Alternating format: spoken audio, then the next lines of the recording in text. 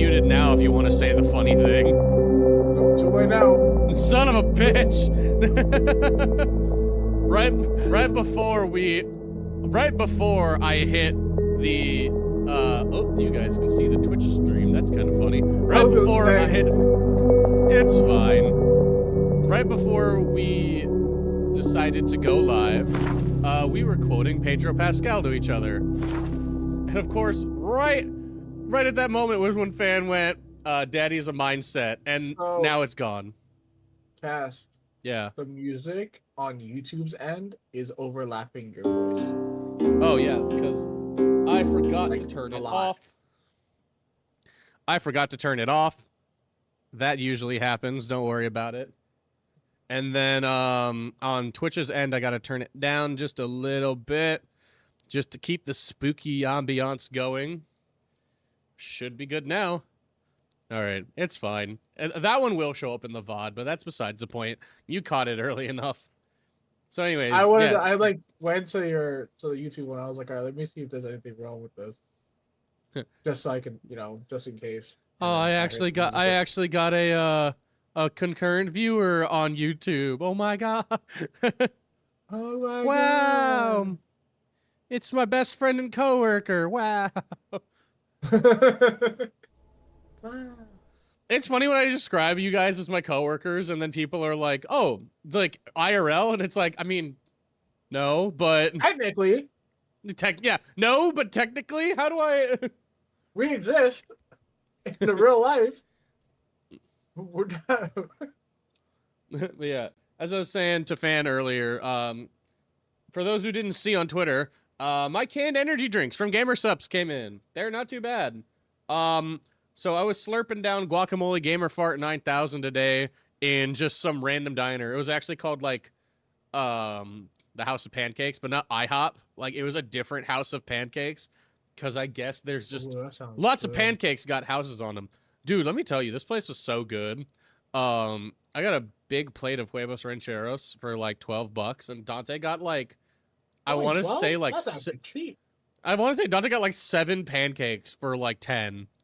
Damn! We were like, oh my god, this place, yeah, bacon pancakes, might I add. Bruh. What kind of name for a drink is that? Yeah, welcome to GamerSups. You got Guacamole Gamer Fart. That's Russian. That's Russian Badger. You've got Doggy Style. You've got Lean. You've got, what are some other ones? Oh, Titty Milk, Anime Thighs.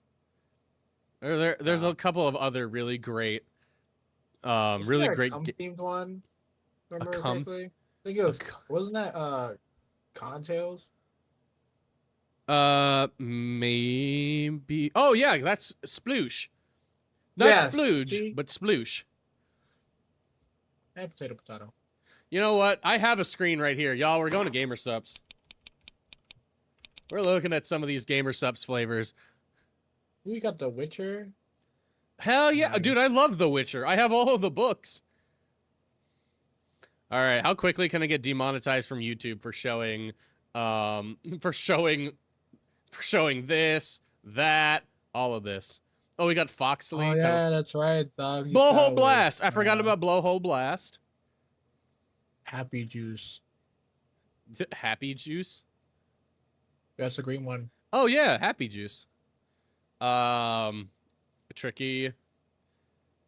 What? Yeah, there's the one we were talking about. Sploosh. Mm-hmm.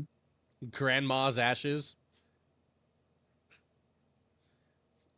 That one that gets slightly cut off. Copium? Yeah, you never heard of Copium? I love that. There's also this one down here. It's the best flavor too. This one's Incel Tears.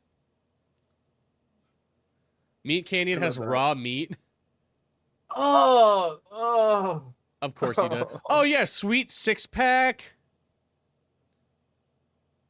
Damn. Hold on, I gotta ban somebody. Get the fuck out of here. Anyways. Good. Excuse me while I ban people. Grandma's Ashes is crazy, dude. It's actually really good. I love the fact that the kitty cat like swipes when you ban somebody. I love that. Oh yeah, I forgot that Buffy does that. She attacks him. There's Anime Thighs. That one? This one? Oh, the Sakura Jujutsu Splash. Kaisen one. Oh yeah, that one too. They have a Jujutsu Kaisen collab and a JoJo's Bizarre Adventure collab. There's Guacamole Gamer Are they Fart still 9000. going for the Yeah, JoJo's collab? I don't know about Oh the my god, they have cups. emotional damage. Yeah. Oh, dude, emotional damage is so good. It's like strawberries and cream flavored. I bet it is good. Emotional damage is so good. I give myself emotional damage every freaking day. Anyways, Oh, I hi love that. everyone. So they're Welcome. doing a Binding of Isaac collab A what? on the very top. A Binding of Isaac? I think that was what it was. I don't. No, Game, I don't have one. uh, Oh, this setup is so good. I know, right? This took me all day yesterday to get set up with my little book, my microphone, my chair. I wanted like, hi, hello. I wanted like this little like I'm reading, like sitting down in a chair reading to you guys vibe. It was great. These names are wild. I wonder how far back the Twitch stream is, like how delayed it is. Because again, I can tell you. for those who didn't see, these from my streams from now on will be in 1440p. I don't know why Twitch decided to give it to me and nobody else. It is roughly a minute behind. A minute. Yeah. That is how bad the latency is. Wow. Yeah. There's no way I can fix that, I don't think. Wow. So much for live stream. Damn. More like mid behind. Yeah, more like mid stream. Wild. Oh, they're doing it with goons. That's the collab that they're doing. With goons. Oh, okay. Also, I think I need to turn you up a little bit. So try not to be I think mine was quiet.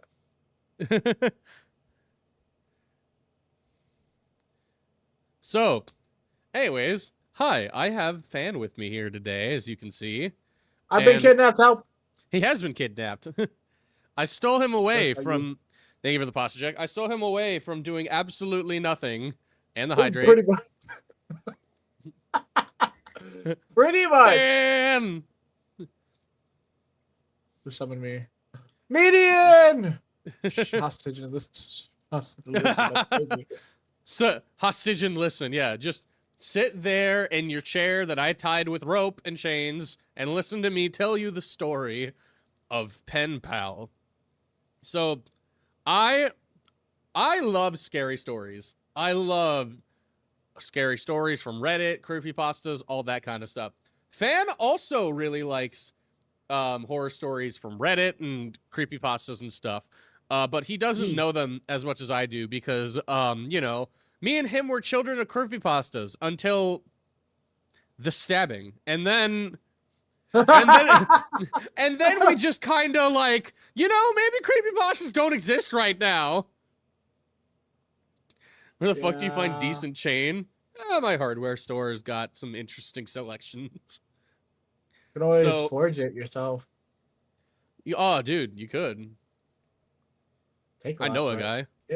Hi, I also know a guy. I bet you do. What do you mean? I just clicked. What kind of rope? Asking for a friend. Oh God, what's the one? Do you ever see that clip with Rose Doodle talking about like what ropes she's into? Mm-hmm. What? Those ones. I forget. Creepypasta kids were odd but great. Yeah, we turned into fucking goth VTubers. Very much, yeah. So I have glow in the dark rope. You have glow in the dark rope? I had glow in the dark rope, but yes, it was glow in the dark. Huh. Now the question is, why would you be using that in the dark? To see it glow. Or crazy furries? Why not both? Why can't we all be both? That furry one definitely is accurate. I got fans' permission to turn him into a furry. Yep. He's got evidence. He's like, yeah, I did. I'm just waiting for the day where he's like, hey, look what I got you. I say, even though I have to get money first.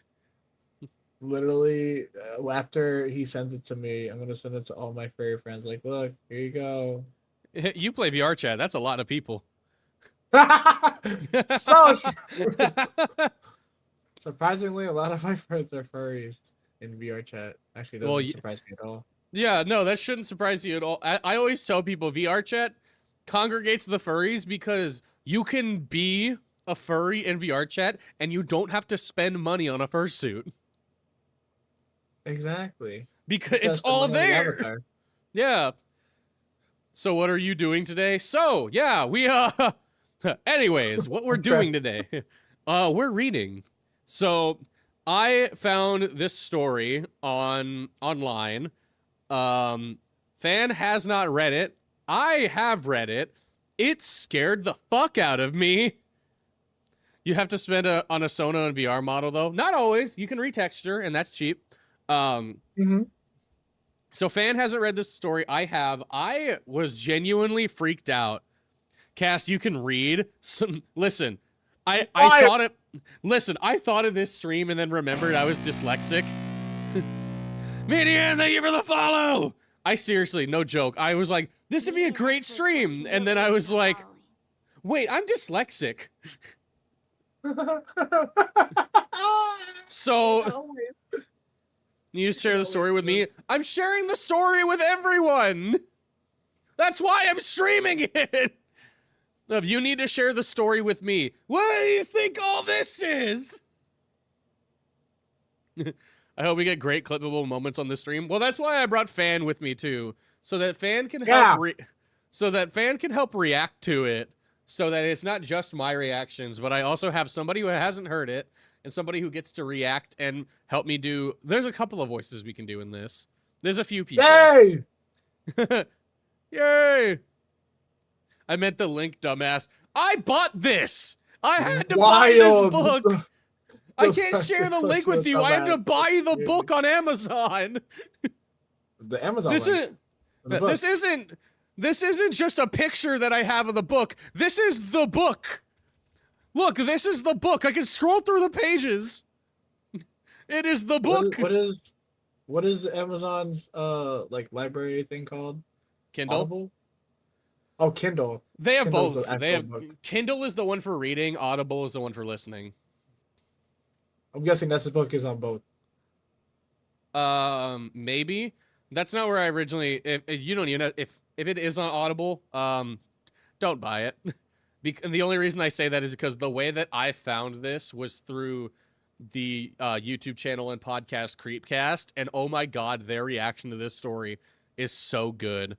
So I don't get scared easily, but this book had me on edge. And the hosts of Creepcast don't get scared easily, and they were on edge. It is, yeah, it's freaky. And it's not, I won't spoil it. But it's not like what you think in like a horror aspect or scary. I know I talked with Fan a little bit about this too. Are you excited? Hell yeah. I love realism horror. Yeah. Makes me have to look over my shoulder every 5 seconds.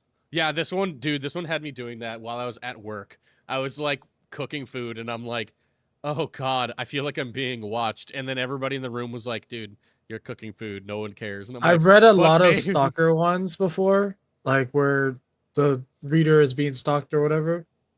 Oh, you'll love this. Those are. Oh hell yeah! You got my attention. You're like, first you had my attention. Now you have my erection. You have my erection. So, this is, as you can see, the novel was written. Actually, you can't see because my microphone is in the way. Okay. Good job, me. As you can see, this book was written by Dathan. I keep wanting to mispronounce that as like Nathan. Dathan. That's what I would have thought Auerbach. Too. Yeah, Auerbach. I don't know if that's how you pronounce it, but I like that Pokemon, so Auerbach. But close enough. This wasn't originally a book. This was actually originally a story on Reddit. So for those of you who don't know, there's a Reddit page called r/NoSleep. r/NoSleep is where writers can go and write their horror stories. So Dathan wrote the first chapter of Pen Pals on r/NoSleep and became so popular that they wanted him to finish it. And so he actually ended up turning it into a big chapter of stories, or a big chapter of stories, a big collection of stories. Already off to a great start. I'm gonna have to read, and then and The then collection of stories. yeah, a collection of different stories that all like relate to each other here. Oh, So like the book "Scary Stories to Tell in the Dark." kind of, but this one's all from the perspective of one guy. So Oh, he started with the perspective of this character, and then it got so popular he just kept doing it. And then by the end of it, he started a Kickstarter actually to turn this into a full book, and it reached its goal. Actually, it did more than reach its goal. He asked for 1,500 to that's pretty cheap. yeah, to get well, he had already written most of it. So just to like finalize some things and then get it published, he raised $15,000. Damn, Yeah. Ooh, I have this book, Taco. It is a good book, isn't it? It's so good. that's insane. So yeah. So he turned it into a book, and yeah, it was originally just a writing project. Like the dude was like, I have an idea, wrote it down on Reddit, and it became a full fucking book. And on Reddit, he used to go, or he goes by, and it actually says here in the book, right up here, 1,000 Vultures. That was his name on Reddit. So I'm excited. I get to sit here, read a little story to Fan, and we get to get his Story time. reaction. Yeah, story time. Fan, are you ready to dive into PENPAL? Yes. All right. The one thing also I will say is that I realized after I bought this book that I haven't read the first chapter. He never published this specific first chapter onto Reddit.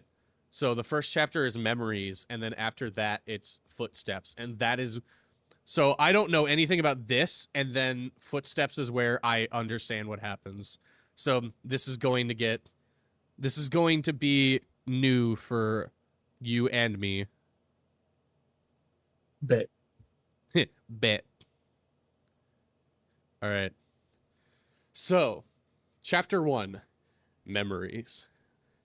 When I was younger, I took a job at a deli that had what the owner called an ice cream buffet. Damn. Damn. An I ice cream want that. buffet. That sounds Where can I awesome. get one of those? More horror stories should start with an ice cream buffet. We were being pursued by a clown, and then we dove into the ice cream buffet. On Thursday, children would get a free ice cream cone with their meal, and they could pick any one of 15 flavors we had. So Baskin Robbins? Well, no, It Baskin's sound like it. Baskin Robbins. Fuck yeah, you guys are eating. Yeah, we ordered Chinese food before this. There are many times when a child had some understandable degree of difficulty selecting their preferred scoop, but eventually, each kid would happily make their choice when the mom or dad urged them along, except that is for one little girl. She couldn't have been more than 6, and when her father picked her up so that she could see through the glass, her face lit up as her eyes moved all over all the different kinds of ice cream that were on display. When her dad asked which flavor she wanted, she must have ignored the fact that he was not speaking about a polarity of scoops. What? That's a big word. I don't understand that. That's more than 2 syllables. Ooh. Ooh. And she excitedly named some and pointed to others. Gradually, the realization began to set in that she could only choose one kind of ice cream. In what store?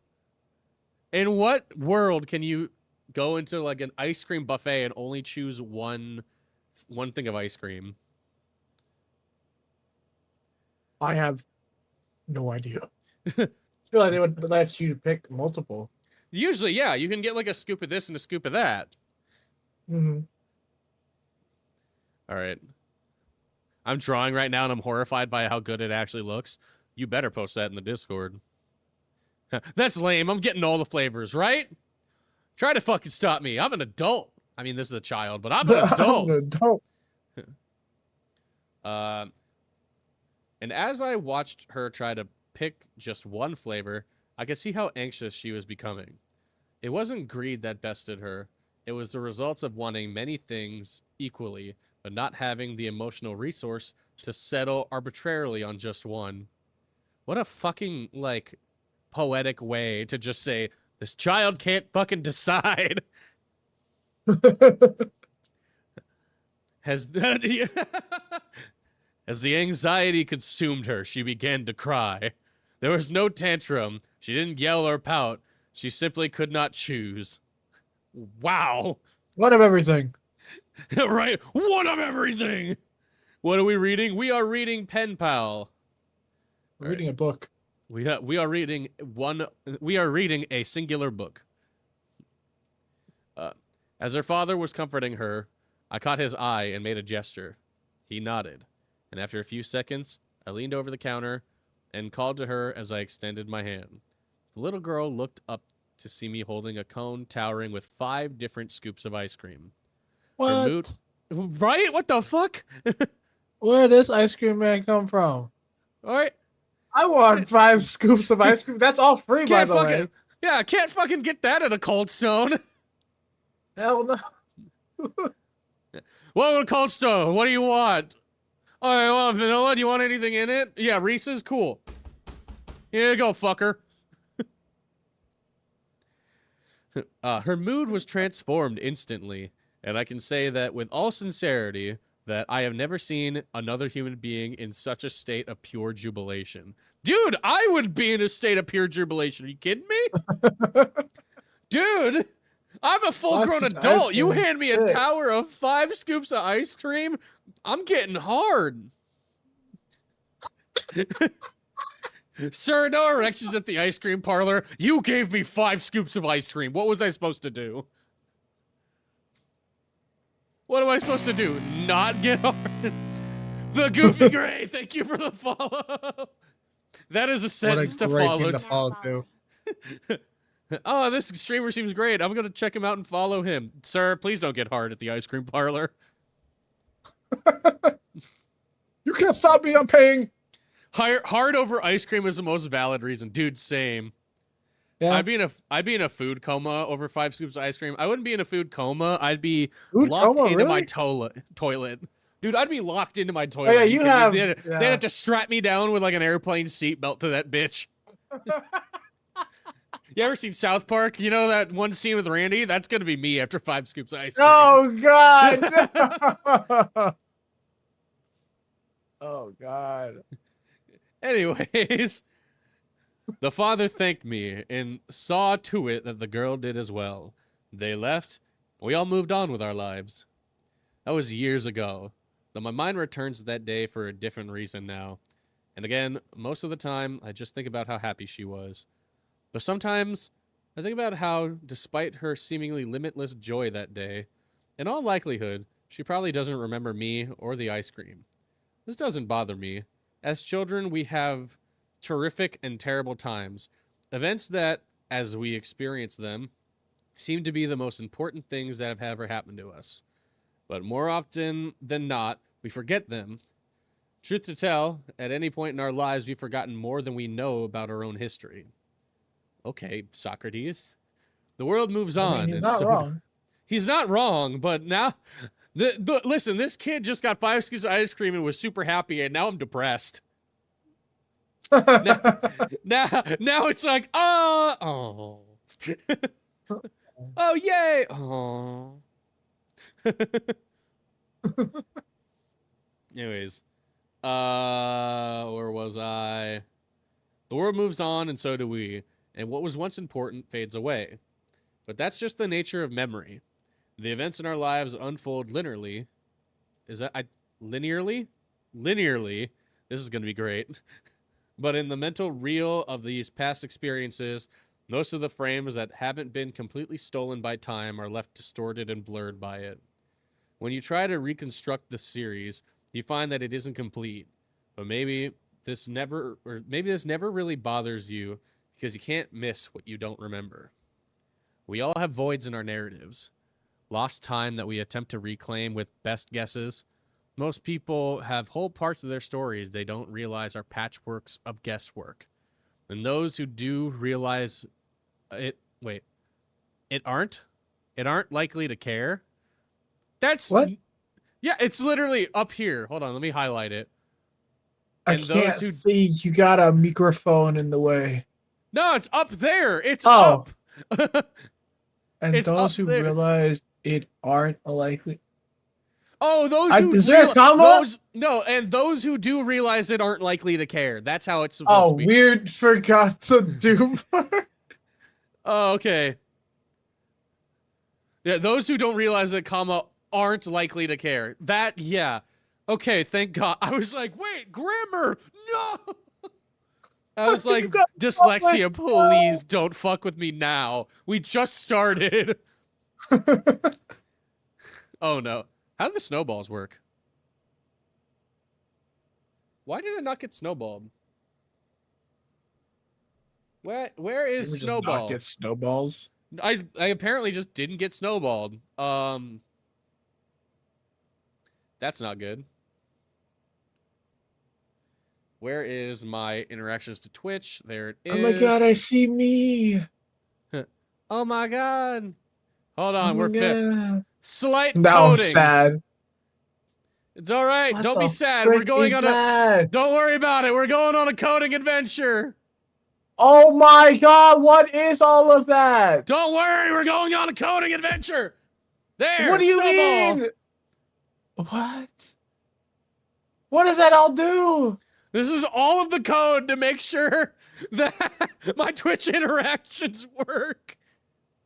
You did all that? Most of it. I could never. This is all the code to make my model work. I didn't do all of that. So that's just for the face. This one is just for the face? Yeah, this one is for the hands. And then this one's for Twitch interactions. This is the one that I did. Fuck. I am connected. Yeah, connected through Twitch. That's all The good. face of despair. Look, I made it work. Snowball. Snowball. Exit. So that's good. Should be fine. Why is it not target? Let's try. So that should be fine now. I have no idea what any of this code means. It takes a lot. Neither do I. All right. Maybe it was because I had to recently like restart my character. That could be the reason. All right, you know, I'm just gonna keep that up, and if anybody redeems Snowball, I'll have to physically do it myself. Gosh, Shadow, hello. That's a lot of code. Yeah, it's fun. When you hit your face after, wait, that reminds me of when I hit you in the face after following you. Yeah, anytime anybody follows me, usually it's supposed to throw something at me, but I also have all of these props here, which is kind of fucking with things. So. Well, anyways, so, grammar aside, the coding is more complicated than the patients in my ER. Well, hopefully they're not coding. I'm glad you know what that is. I was like, nobody laughed. I was like, you know, sometimes I wish it was like stand-up comedy.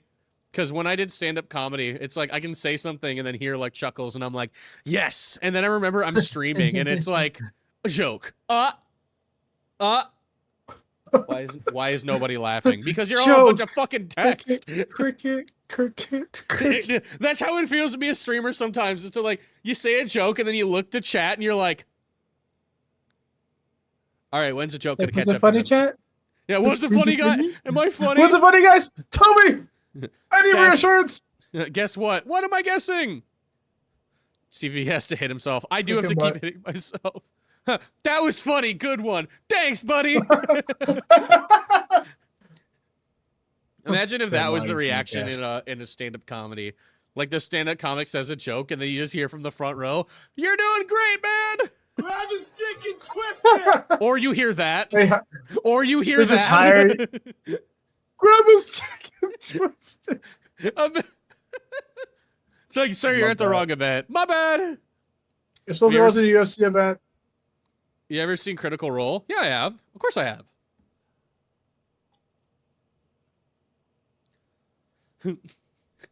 Gabriel Iglesias goes up on stage. You just hear, grab his dick and twist it. He's like, what the fuck? I also love it. I have allowed sound alerts to say grab his dick and twist it 1,000 times, and it still is like, are you sure this is an appropriate message? Yes. Yes. I allow it. I'm fucking meeting Travis Willingham and Laura Bailey in a week. All right, so stream's over, but no kidding. It's like fucking, that's crazy. Okay, fuck you. I'm out of here. I want to meet them. I want to meet. They're awesome. Laura Bailey is awesome. I mean, Travis Willingham is great too. They're all great. Who am I kidding? I Thank you want for to the meet hydrate. McCree. McCree? Mm-hmm. The guy who voices McCree also voices Vecna in DBD. You mean Matt Mercer, the guy who voices everybody? Fucking Mercer. Pretty much. The other Sayu. Yeah, no, there's three Sayus. There's Bryce Papenbrook, Matt Mercer, and Sayu. A photo op for GalaxyCon. Thank you for the posture. I'm fine. And the stretch. I can get something for you and Fan. You don't have to. I was just joking. Okay, give me something. He'll take something. What? Give me. No, I've heard something about kicking his ass. Huh? Oh, not Fan. Okay. I just heard Dante like kick his ass. I was like, what? Oh, the DoorDasher? Why? What? How stupid? Where did you leave the food? Sauce. Oh. Oh, okay. Apparently our DoorDasher has been circling our apartment building. Dante's been watching him. He has no idea where to drop it off. My god, that must have been hilarious to watch and frustrating at the same time. Right. All right. It's like, I want my damn food. Yeah, right. I want my Chinese food. And Fan is a little stinker. You're not wrong. What? All right. Back to the story. What? So where we leave off? We left off at the aren't likely to care. Those who do realize it aren't likely to care. We want so badly to be happy, to live the kind of lives that we always hoped we'd lived, that we give gifts to ourselves by remembering things not as they were, but as we wish they were. Dante is screaming, guess what? Food! Chicken butt. Probably. We had to get the chicken from somewhere. Okay. Also, Dante is screaming, and immediately after she started screaming, I look over the book and I read, all our loved ones pass away or simply leave our lives forever too soon. Damn. Oh, no. She's still screaming. Damn. Anyway, our loved ones pass away or simply leave our lives forever too soon. And we think to ourselves, I wasn't ready for you to leave. It just wasn't time. Because we're never truly ready. Because it's never truly time. So we keep them in our memories. And when we regret that we don't have more memories of them, maybe our minds give us gifts. Gradually, we find ourselves remembering them being with us in times and places that they couldn't have been. And gradually, we stop correcting ourselves because, well, we want them to have been there. Thank you for the wontons. This one. All right, chat. We got a fortune cookie. All right, read your fortune. All right, that's what I'm doing. What's your lucky numbers? This is one. They still do that? Yeah, they do. 38, 42, 20, 23, 48, 26. All right, whoever does the lottery, check if those numbers are good. Yo, my Chinese is squid. Learn Chinese. Squid is yu. All right, now we have to only call Junji Yu. Yeah, we gotta call Junji Yu now. You will be able to escape the stresses of everyday life during your travels. I don't travel. I can't afford that. What if I read while you read? I do need to finish this book. I've been scared to. We'll finish it eventually, but it might be a while. We'll get there. Anyways, I need to eat. I can read for you while you eat. All right, go for it. Can you read right there? Right where it says some memories. Yeah. All right. It's been a while since I've read out loud. Okay. I usually read in my head and let like the book play. I'm now realizing like how hard it is to read like aloud. I haven't done it since like high school, dude. Actually, We were forced to in high school. Actually, no. I just remembered a horrible memory from college. Oh God. So in college, we were reading this book, and I don't remember exactly which book it was, but no, House of Glass. I do remember. It was House of Glass. Oh, that's a good one. Yeah, and if anybody remembers, in House of Glass, the dad in that has a moment where he's a little bit racist, and he says the N-word. And I remember being I remember being in college doing popcorn reading of fucking House of Glass, and yeah, it gets this one kid. Well, I say kid, he was an adult at that time. It gets this one guy. He's this nerdy looking white guy, and I loved him. He was a great guy to talk to, but just the nerdiest looking white guy you could possibly imagine. And he is in the middle of the class, like reading this section of the book, doesn't even pause for a second. Hard R's in the middle of the class. Oh my God. And everybody was just there like, I'm sorry, what did I just hear? This white boy gonna die. Why are you dancing like a fucking like NPC in the game? Dante just stood next to me with fried rice and beef and broccoli, like doing like the choose your character dance. All right. All right. I'm not reading. Some memories slip away through the cracks of our minds, but leave fibers behind so that we know there's something missing. This isn't all bad. In fact, if we remembered every detail of every day, we might find ourselves so fixated on the past that most of our memories would be on us just sitting in a dark room thinking about all of our yesterdays. Too focused on what was to care at all about what will be. And what about bad things? What of those things that we would wish had never happened? We could remember them. Sometimes forgetting is the gift that we were Sometimes forgetting is the gift that we give ourselves, and when we do, it gets back to the void. Motherfucker, are you serious? I'm going to strangle you. Ain't no way. Oh, Never read. All I hear is. Sorry, I had to. I was like, you know, it'd be really funny. Oh my God! It reminds me of that one fucking clip of Legends of Adventurous. She was in the middle of talking, and yeah, he was like, "Oh God, that was funny." It was like, God damn it. Sometimes forgetting is the gift that we give ourselves, and when we do, it's back to the void, and it's time for more guesses towards a better life. But sometimes you realize the memories were always there. You just needed to be reminded.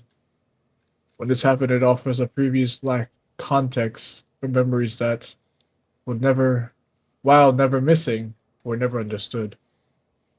If anybody wonders why I look like I'm absolutely freaking the fuck out, it's because I realize I have no idea where I'm supposed to put all this food. Memories extended our lives backward through time, making them feel longer. And that's what we want. So we try to remember But sometimes when we do, we wish that we could just forget again. But I remember everything. Starts breaking into Johnny Cash. What have I become? Don't speak with your mouth full. My sweetest friend. It's not a mouthful. I just constantly sound like I'm full of food because I'm fat. It's like I just constantly sound like a fat ass because I'm a fat ass.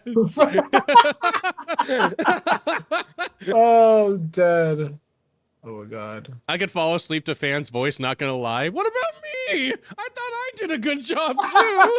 Damn! I can't! I got the whole fucking my desk God. set up and everything. But no, chat's here. Look, chat's down there. Yeah, Jet's on the bottom. Yeah, where you belong, you bottoms. Damn.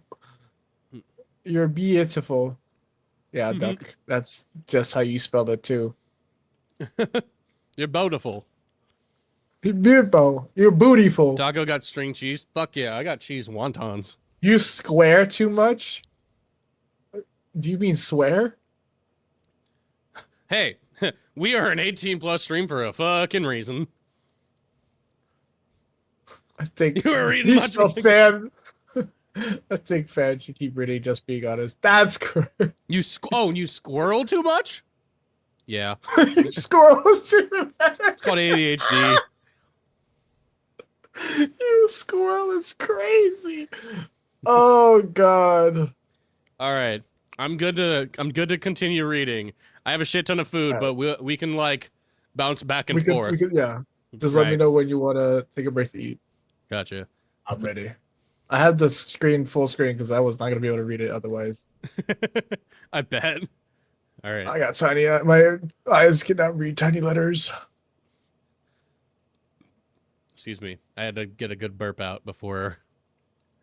The story that I'm about to tell you is the product of my own mental archaeology. Of course, like all great digs, how the artifacts fit together in a timeline is about as immediately clear as which things are important and which are not.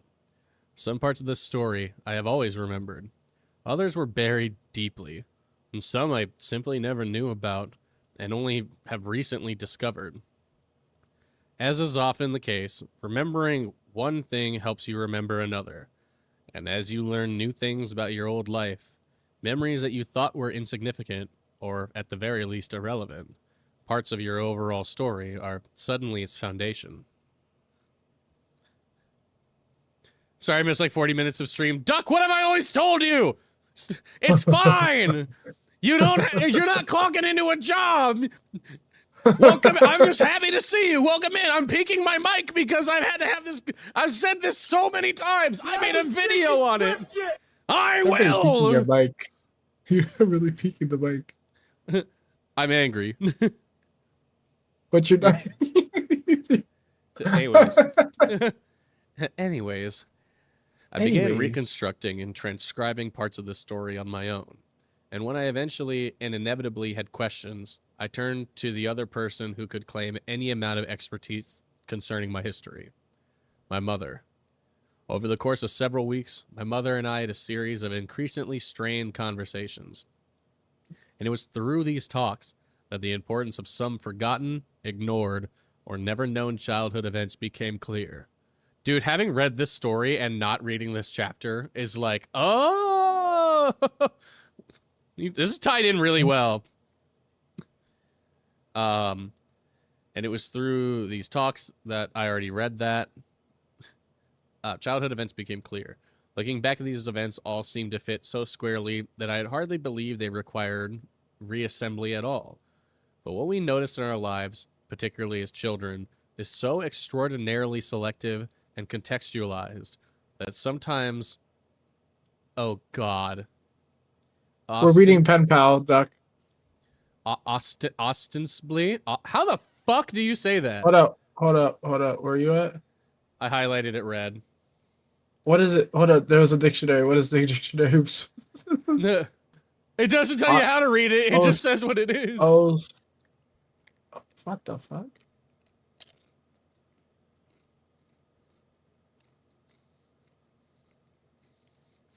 I have no idea. I also do not know. You know what? Hold up. This is why we have Google.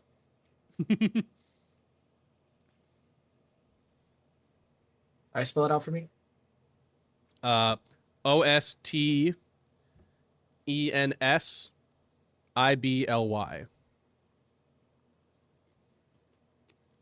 Hello, Floof. Ostensibly. Ostensibly.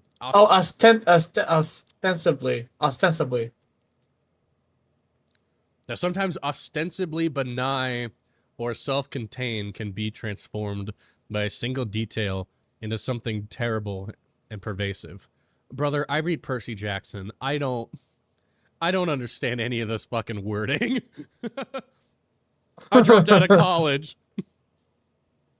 This sounds like some new language. I know, right? This is UK's language. Yeah, This is definitions in the bottom sentence from the UK. Ah, fuck, he's British. I should have brought Junji along. Rooted British man. Here, I've tried to preserve both my thoughts and experiences of my early life, as well as we're the doing it in gradual... British accents? I bet.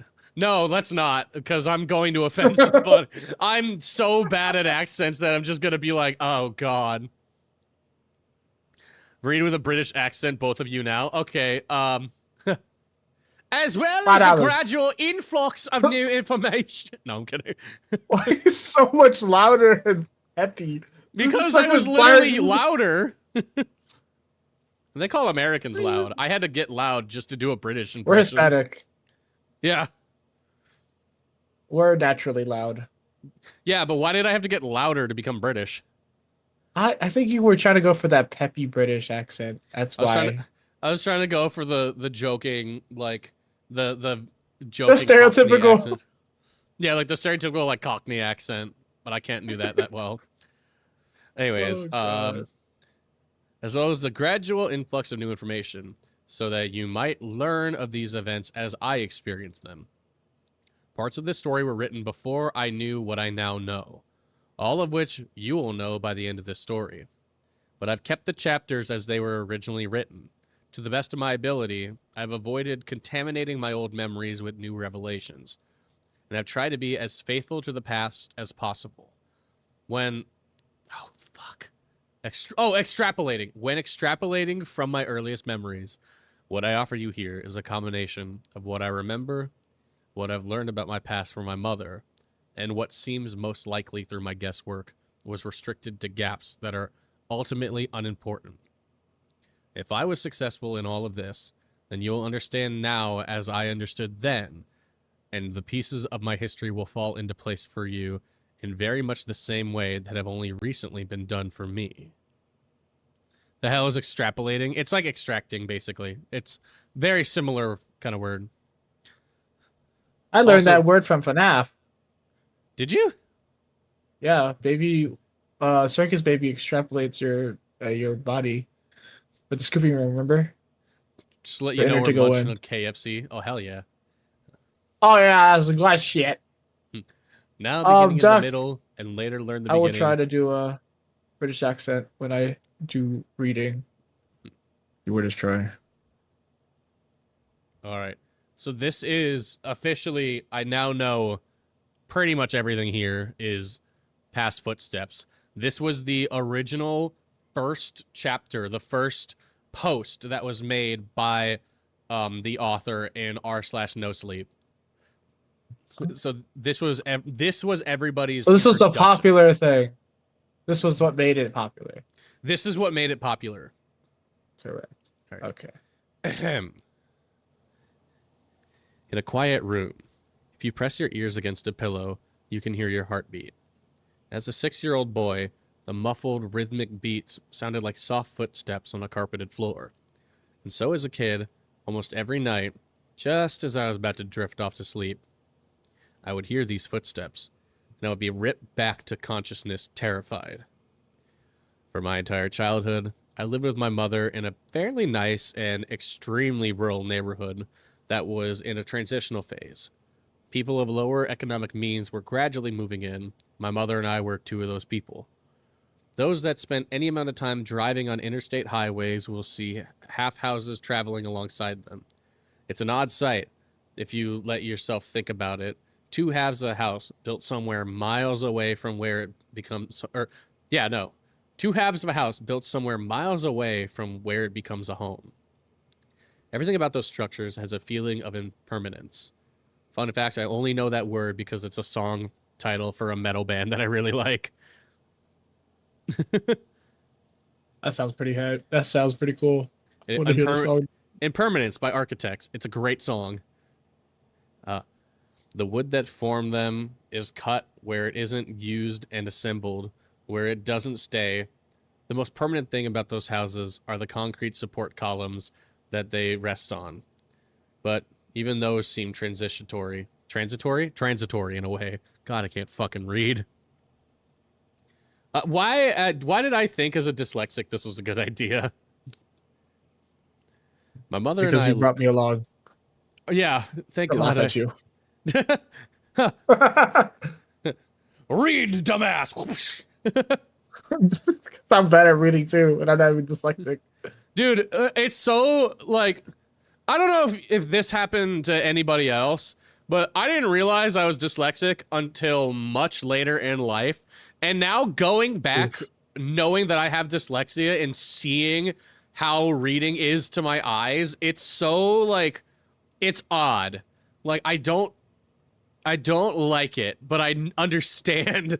So, because a lot of people describe dyslexia as kind of a word soup, but mine is not as that, like kind of as easy as that for me. Like, it looks like a bunch of words. Like, I can see the words, and then I can try and focus in on them. But as I focus in, the surrounding of the word almost becomes like an outline of a blur, and it messes with the way that I read the word because it blurs out certain things and not others. And it's like, So if you see me like leaning forward like this, it's because my eyes are like, hey, we're not used to reading.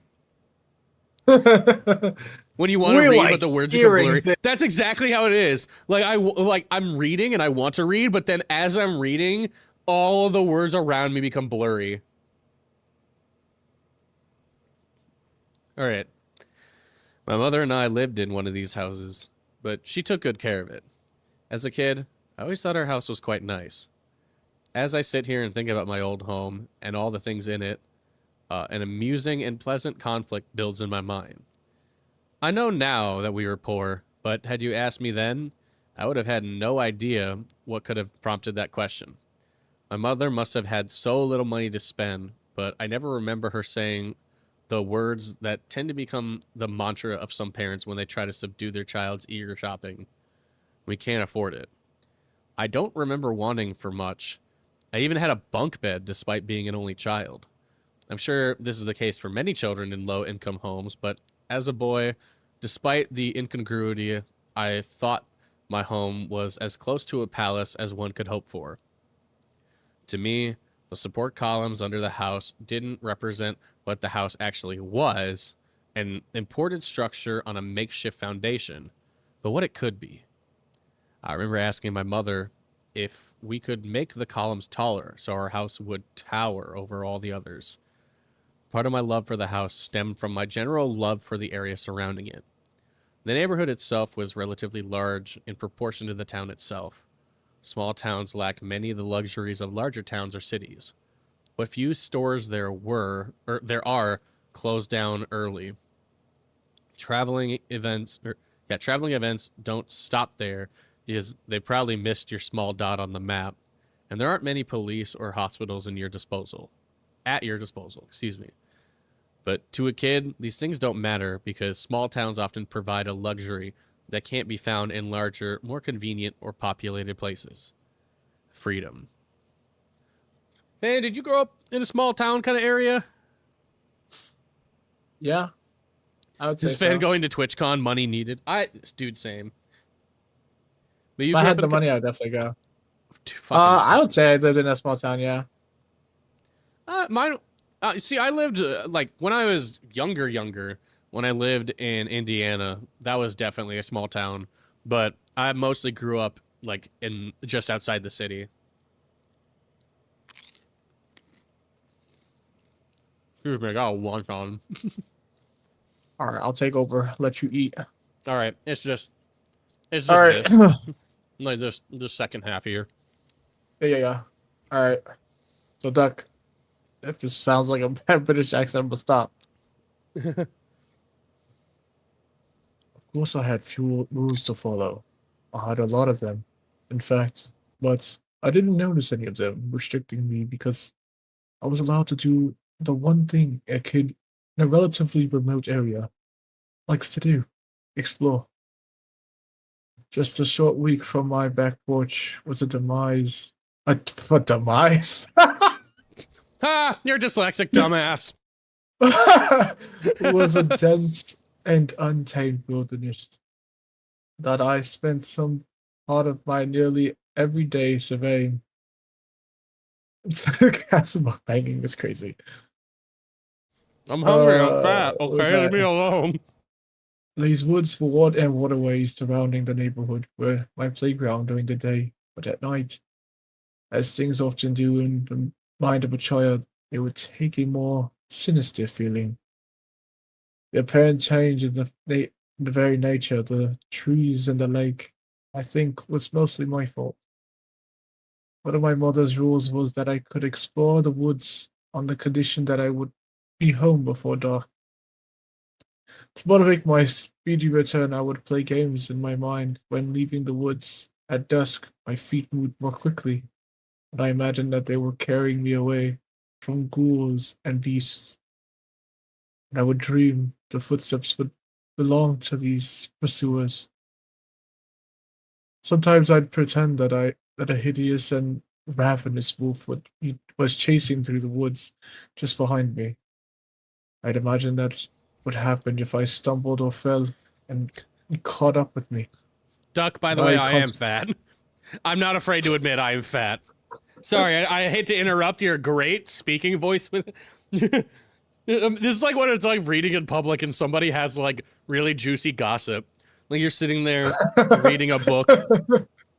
"'Twas the night before Christmas, and all through the house, I'm a fat fuck! Not a... What the fuck did he say? I'm sorry, what did he say? Oh, fucking hell, I love that. Where was I at? Where was I at? Okay, I remember. Other times I'd convinced myself that there was an enormous clutter of spiders descending from the I would not Ew. want to be that guy's mind. Yikes! What? What? As a child, you were thinking of this? This is what you thought was fun as a child? And it's a whole... Oh, no. Why would you think that? Well, I thought some pretty fucked up shit as a child in my... What a clutter of giant spiders is wild. Is this like supernatural horror, stalker horror, or a supernatural stalker horror, or normal stalker? Not to spoil, but I would lean on the side of normal, but it's creepy. It's more realistic, Mm-hmm. so it wouldn't be supernatural. Even though supernatural is technically mystic anyway. Anyways, there was an enormous... I will steal you for another spiders. reading, and I will read you a supernatural story one of these days. Bet. Descending from the trees above and blanketing... Why? Ew. Trees above blanketing the earth behind, because now I have the image in my mind and it's fucking disgusting. And that I was always inches away from being ensnared in a collective web, or simply... What the fuck? This guy is fucking weird. Or simply overwhelmed by their numbers and tackled by the sheer weight of their individually weightless... What? Huh? Yeah, weightless bodies, because they're small spiders. How? He's saying that he imagines Okay. himself simply being overwhelmed by the sheer number of tiny weightless spiders. Which, by the way, brother, you need therapy. Bro, you need therapy if this is what's popping in your mind. Oh my god. Yikes. That's like my worst nightmare. Jesus. Brother, ew. The thing I imagined the most, I think, was that if I didn't make it home before the sun went down, my mother would be gone, and that everyone would be gone, and that I'd be alone. I'd be all alone. I always made it back at home the quickest when I played that game. It didn't take long for these games to become a reflex. And the fear would appear without any effect. Some night I would spill into the house so frantically that I would startle my mother. But this was the winter of the first grade of elementary school. So I tried to compose myself and pretend that I was merely worried about getting home too late. The things that I imagined in the woods just before nightfall created a feeling of general uneasiness in me when the sun retired. My home offered refuge from the terrors. The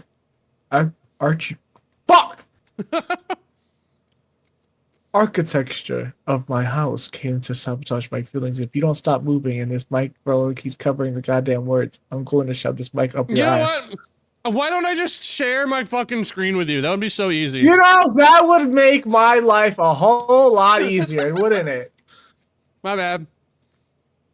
Sorry, I'm enjoying my fried rice here, man. This shit's good. I'm sharing my screen Over with here you. struggling as you're moving. I'm over here like, oh, this food's so good. And Van's like fighting for his life, like, the spiders overtook my body. Okay, where was I? Okay, I found it. I'm sorry. The concrete stilts that raised my house above the earth left a void just below the entirety of the floor of my home. Gradually, my mind came to fill this crawl space with imaginary monsters and inescapable scenarios. And they would consume my thoughts whenever I was awakened by the footsteps. I told my mom about the footsteps, and she said that I was just imagining things. It seemed an inappropriate accusation given my tactics for making curfew, but I persisted enough that she blasted. But anyway, I started blasting. I started blasting. Next page. Hold on, I'm swallowing. Mama didn't raise no bitch. All right, I'll read the left side, and you can read the right side. Sound good for now? All right, bet.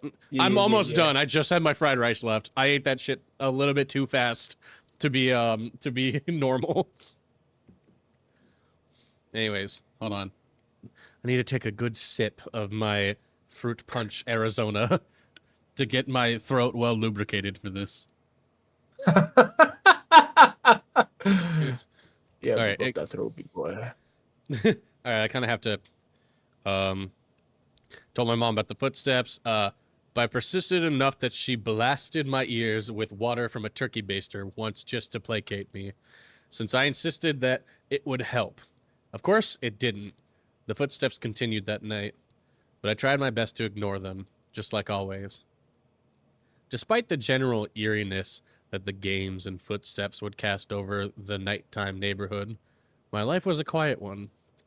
I had adventures by myself, or more often with my best friend Josh, but I suppose every kid has their adventures.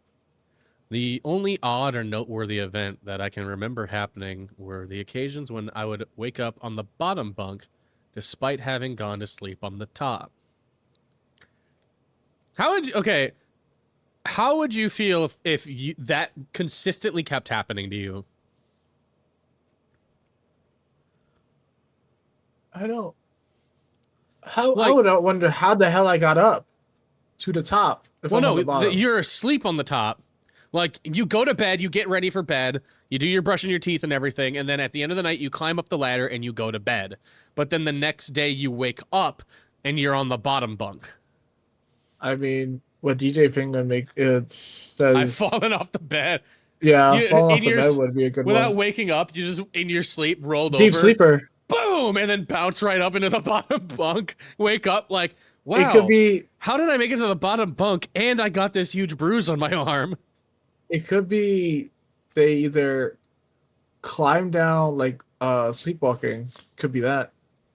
Yeah, which I think it does say that kind of later. What's going on in here? We're reading. It's story time. We're reading scary Or reading stories. hentai. That's the after He show. reads No hentai. kidding. After show. Sign me up. The tentacles reached up my leg. No kidding. That's not what we're reading. I went to bed in my room and woke up in a hammock in the backyard. That What? okay, listen, this with how this book goes, I would if I read this book and then had that happen to me, I would shit myself. That was a bad time to take a drink. Listen, I'm funnier than I let on sometimes. I swear. All right, anyways. Where was I? Despite having gone to One sleep on night. the top. No, it'd be this would only happen every now and again, but it wasn't really that strange since I'd sometimes get up to use the bathroom or get something to drink and could remember just going back to sleep in the bottom bunk. Okay. This would happen frequently enough to remember, but infrequently enough to dismiss it in itself. Waking up in the bottom bunk never really bothered me, but one night, towards the end of winter in first grade, I didn't wake up on the bottom bunk. I heard the footsteps, but was too far gone to be woken up by them. When I awoke, it wasn't from the sound of footsteps, but the feeling of biting cold and violent shivering. As I opened my eyes, the clashing of what I expected to see, what I had nearly always seen when I woke up in a place other than the top bunk, and what I actually saw, frustrated my senses as the mind tried to reconcile my expectations with actuality. I saw, or rather, my mind showed me, the red cylindrical bars that supported the mattress of the top bunk. But beyond those, I saw stars.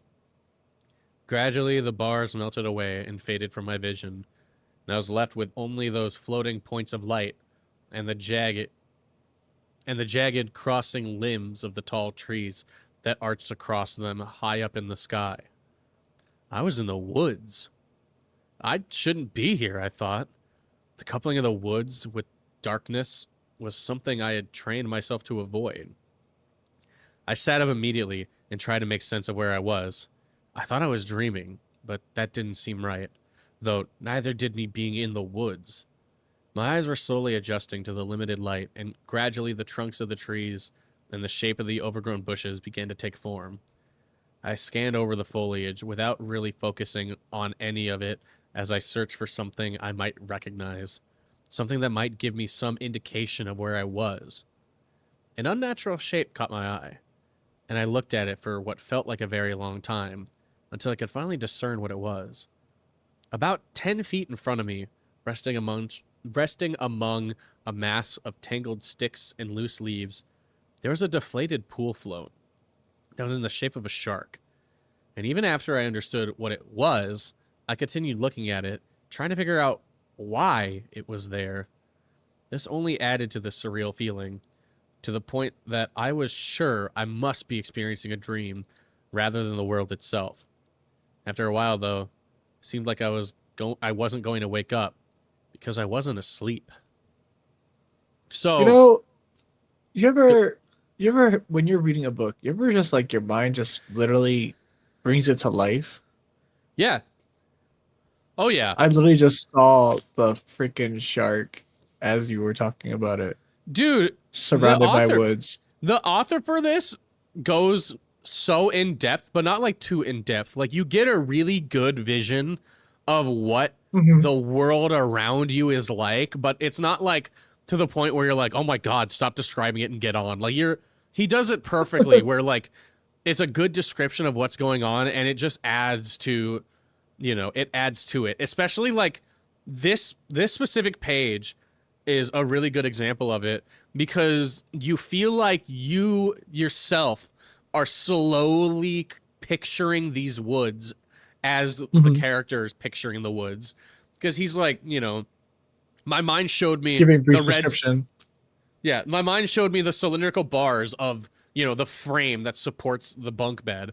but but as I was waking up more, you know, it started to like disappear. You can almost see in your mind like it just kind of like disappearing, being replaced by the tree trunks. He's so good at describing Mm-hmm. this. And also, it's fucking terrifying. Just like, because have you ever like, when I was a kid, like I would fall asleep in the car, and my parents would put me like in the Bed. room, and in the bed, and you kind of had that moment of like, oh yeah, no, I fell asleep in the car. I know what's around me, but then you wake up and you open your eyes and you're like, wait, this is not the car. Where am I? So I was one of those kids that was like, oh my god, I just teleported. I wouldn't see it as a bad thing. I'm like, oh, I can teleport in Superhero. my sleep. But only in my sleep. Only when I'm sleeping. Imagine that is your superpower, and it's like, we need to get there fast. All right, everyone, hold on. And you just like grab a bat and hit yourself in the head to knock You yourself have to out. go Everyone, hold unconscious. on. Wham, man. Then they're like, what the fuck? Oh shit, we're here. Just still on the ground, just unconscious. Big freaking Yamcha swollen death pose. bruise on my head. That's the Yamcha death pose. Okay. I stood up to orient myself, and I caught a flash of some trampled shrubs that looked like a path. The woods were thick behind it, so I turned to look elsewhere. I didn't recognize this place. I played in the woods by my house all the time, and so I knew them really well. But I had only been in them when I was fuck. But I had only been in them when it was. I was reading it correctly, but my brain started fucking tripping out. No, mine does that too, but I also just imagine like a little like first grader standing in the woods like, fuck. Let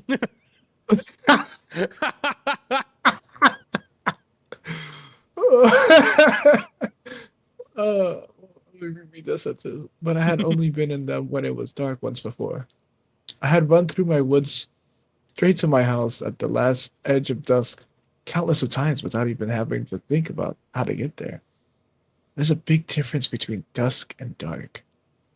And as I stood there taking all that there was to see in the dim light, it started to creep into my mind much more forcefully that these might not be the woods, my woods after all.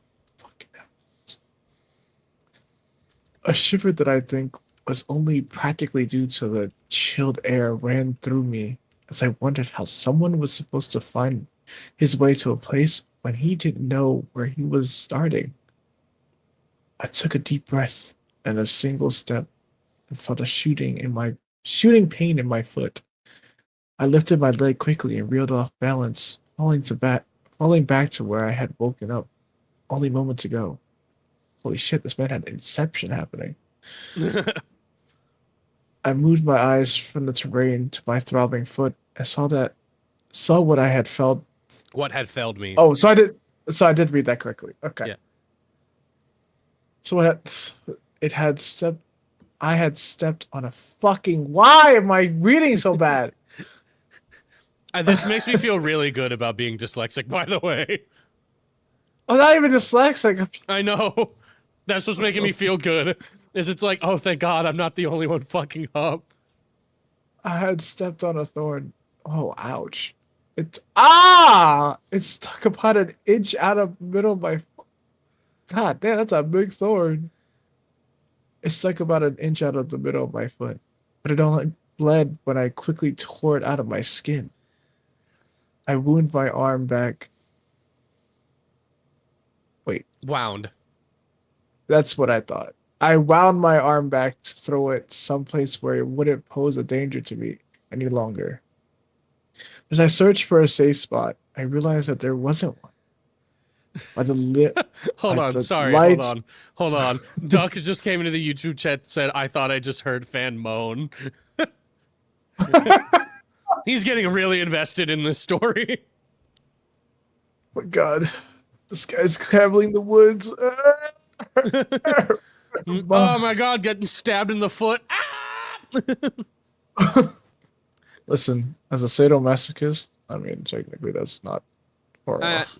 Fair, but also like, Can you imagine like being a child waking up in the woods and then it's like, ah, this sucks, and then immediately stepping and getting like a thorn in your foot, like, or like a nail, because basically it sounds And like, it was a big ass thorn too. yeah, dude, that's not a rose bush thorn. That's like, ugh.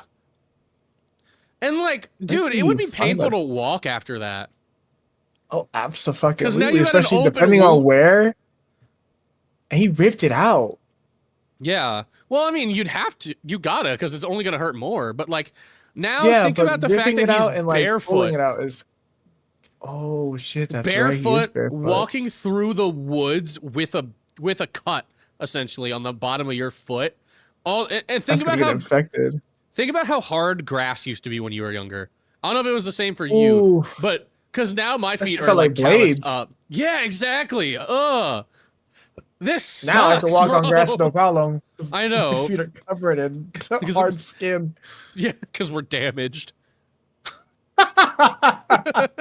You're so right. We're battle damaged. This child has not yet seen battle. It's starting to. By the light of the moon, I could see. Okay, I could see why they sound like I said a moan. It's because I was breathing because I took a deep breath. By the light of the moon, I could see that thorns were Oof. everywhere. Oh, that's so much fucking worse. It doesn't matter Why? where you stab, bro. How does that even happen? Like, if it was like Yikes. sticks, because already walking on sticks and barefoot would suck. But to have thorns everywhere? What? Why Where would that even are make these- you?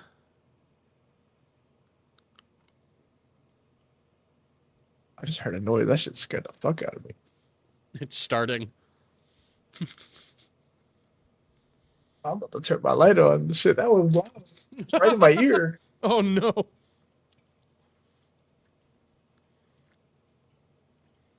I'm not gonna lie, this is what this story does to you. It makes you look over your back like, oh, what is going on?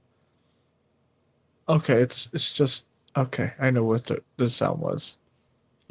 It just sounded like it was right next to me, and I was like, "Oh, Nope. nope, goodbye." The whole ground was laced with this natural barbed wire. I had been lucky to only step on a single thorn just then, but as this occurred to me, I became conscious of the rest of my body. Don't tell me you're covered in it. I looked at my Oh. other foot, but it was fine. As a matter of fact, so was the rest of me. Oh, thank God. I searched over my legs and feet with my eyes and hands. No cuts, no scrapes. I didn't have another scratch on me. I wasn't even that dirty. I cried for a little bit and then stood back up. Yeah, Mario. Hmm. I opened my mouth and filled my 6-year-old lungs to capacity. And just as I was about to scream for help, my breath hitched in my throat as a thought lodged itself powerfully in my mind. What if someone heard me? I held the air tightly in my chest and stood puzzled by my own question. I needed help. Shouldn't I hope that someone would hear me at all? Shouldn't hear me? Question mark. All at once, I began to think. I needed help. Shouldn't, or it's like I needed help. Shouldn't I, or shouldn't I hope that someone would hear me? Like I forgot the question mark. Yeah, because you went hear me all at once question mark, and I'm like, that's not where that question mark is. Yeah. Wait a minute. My brain starts reading on its own. I'm like, where am I at? Actually, where am I He's reading? creating his own story. All at once, I began to think. Wow, I really sound like I was wondering when I said that. all at once, I began to think of the fiends and monsters that I had imagined stalking and chasing me through and out of what might be these woods. I found myself wishing I had never played those games. I let the air escape slowly to give myself a last chance to use it just in case I changed my mind and wanted to yell. I didn't. I would have found my own way. I didn't know which way to go, so I just picked a direction and began walking. I walked for what felt like hours. I tried to walk in a straight line, but there was no path to follow. I made sure to course correct when I had to take detours around tree limbs that were too entwined to move through, or patches of thorns that were too broad to step over. Every time I would make my way past one of these natural obstacles, comma, Comma. I would where be is the confronted. sentence that? Yeah, go What ahead. was that? Oh, ha! Go ahead, This is kind continue. of funny. I gotta redeem. Give me a second. Radam. I would be confronted with a seemingly identical Oh my tapestry of god. foliage, and the feeling of hopelessness would begin to assert itself a little more. I just wanted to see something familiar, and each time the woods appeared particularly thick, I thought I had found my landmark. Yeah, I did read that right. Marking the outer edge of my usual explorations. There was an enormous pile of discarded, decaying Christmas trees that my best friend Josh had found once during a game of hide and seek. Although he had been driven out of its concealing shelter fairly quickly by fire ants. Oh, fucking Oh, hell. fuck that. I'd rather take the Oh. thorns. Shit, I'd rather take the thorns than fire ants. Have you ever been bitten by fire that. ants? I agree with you. Oh my god. Oh, Okay. I remember. Okay, sorry, this is a side tangent. I remember when I was younger, me and my family went to go take a photo. We were taking a vacation somewhere, and my mom was like, "All right, just stand over there and like, we'll begin taking a photo." And like, I didn't think about it, but like, I was standing right where my mom told me to stand, and like, my foot hit this patch of like soft ground, and I was like, "That's whatever." And then like, all of a sudden, as my mom was taking photos, I'm like, ow, ow, oh, ow, oh, I had stepped in a fire ant's nest. How Oh did you not see it? They're such Because- the bright red. Well, the ants are, the hill isn't. Oh, it just happened to not be okay. I just happened to Yikes. like not be paying attention because my mom was like, "Oh, go over there, go over there, go over there, like stand right there." And I was like, "Oh, okay." So I just plopped down and I was like, "Right here?" Yeah, I just wasn't paying attention. Neither of us were really paying attention to where we were standing because it wasn't like we were like in a spot where you needed to like be careful about where you stood. We were just off the road somewhere, I think. And then like just taking a little family photo. And yeah, just the fire ants climbing up and biting my legs. That shit sucks. I'm sorry, cow killer ants?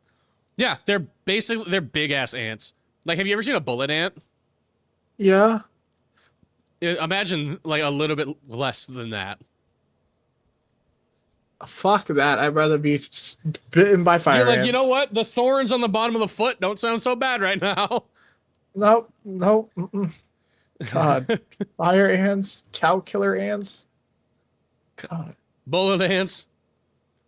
You ever Bullet seen- ant, man, isn't a bullet ant the one that has like the most like painful sting? It's got Or a bite? specific venom in its jaws that Yeah, that makes cause you feel what like is- you got shot by a bullet.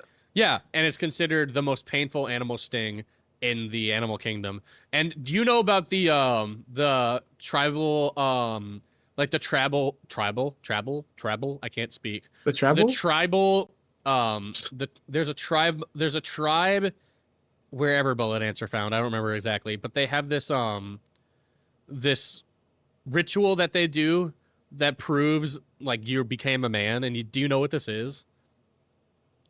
Are you telling me that they make you get bit by a bullet ant to be considered a man? Not just one. I'm sorry. How So- many? The ritual to become a man in this tribe, I don't know exactly what it is, and this is entirely true. The elder would go out and he would find it and he would knit these gloves. They look like oven mitts, and he would pick the fire ants up and stitch them into the gloves so that they were still alive and their jaws were facing inside.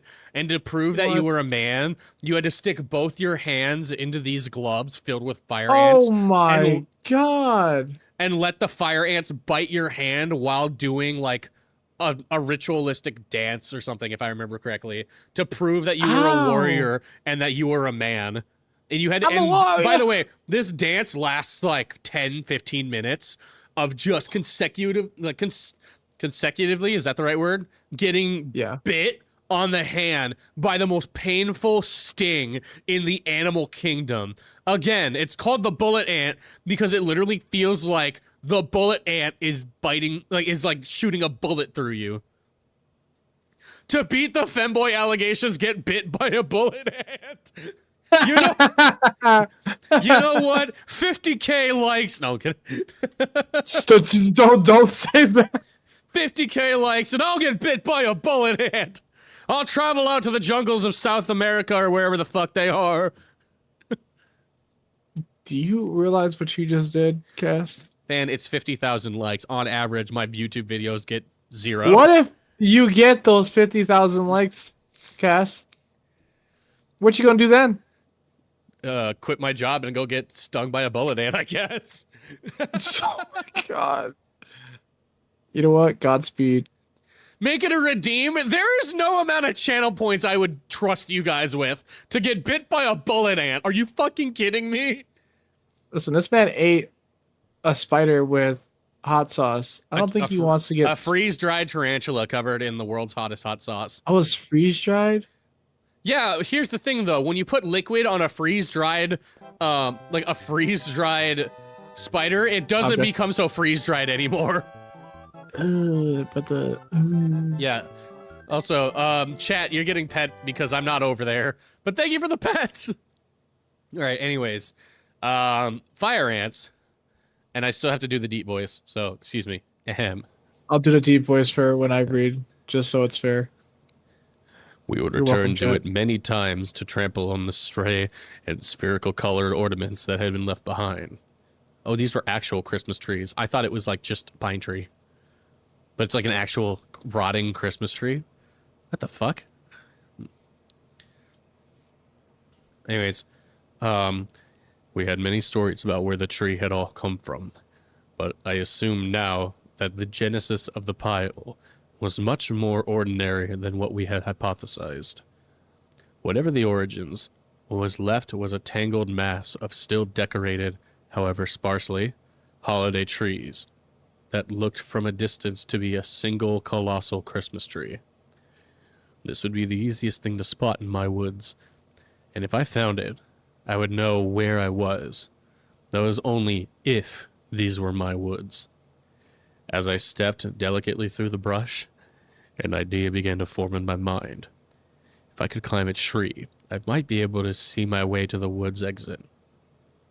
I became less despondent and began searching the canopy for a proper scouting position. And none of these trees seemed tall enough. But if I could find one that was... Oh, if I could find one that was... Sorry, I can't read. I might be able to see a house. I might even be able to see my house, I thought. I stood still and balanced carefully on my now aching feet. The tree that loomed over me when I had woken up in these woods had been tall, I recalled. But I struggled to remember just how tall they were. What about the branches? I mumbled to myself. I remember seeing branches above me. And if they grew low enough, I knew that I would be able to climb up the tree. If I could find my way back to that spot, I could work my way up the tree and possibly see a way out. But that would mean going back. I shifted on my feet and tried to make the best decision. Turning around, I took a few steps back towards the direction from which I had come, and I froze as a phrase echoed in my head. How far can you go into the woods? I've been tortured by this question for well over a year, and I stood there a bit bewildered by the fact that it had suddenly come rushing back to my mind. On an afternoon, towards the beginning of kindergarten, I had come home from exploring a part of the woods that I had never seen before. I was excited to tell my mother how far I had gone, and she seemed, even if it was only humoring me, to be equally excited to hear it. Alright. Just looks like the hand is playing the piano.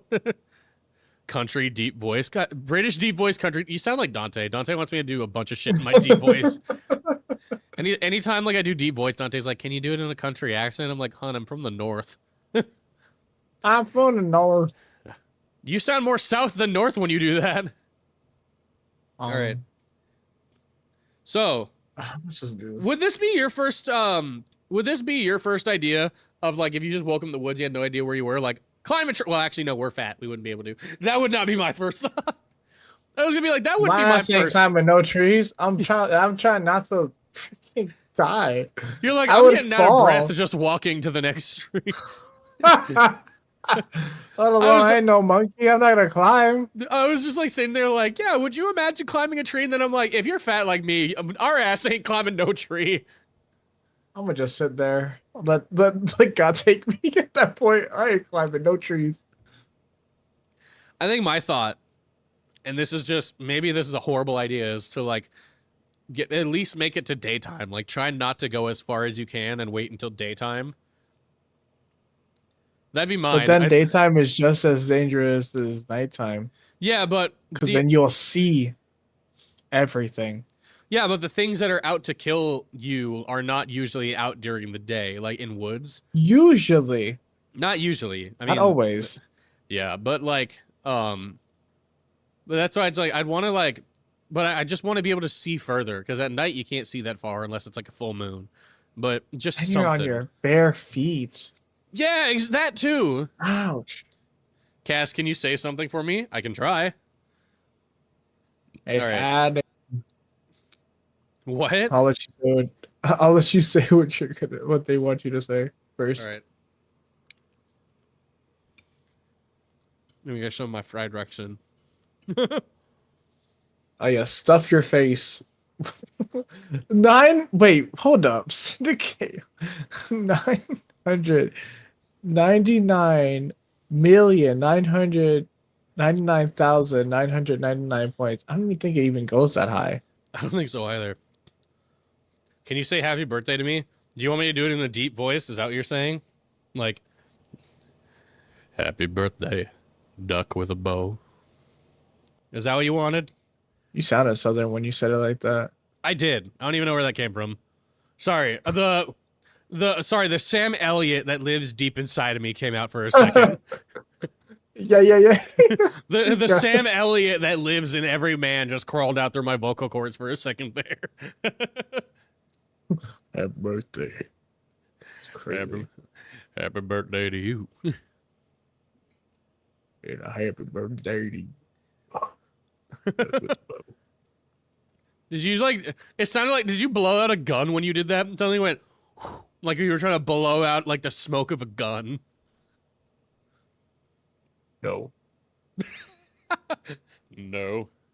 All right. If you're going to do this in a deep voice, you might want to like turn your microphone up a little bit because it is cutting you out a small bit. Okay. Or you can do it in the perpetually horny voice.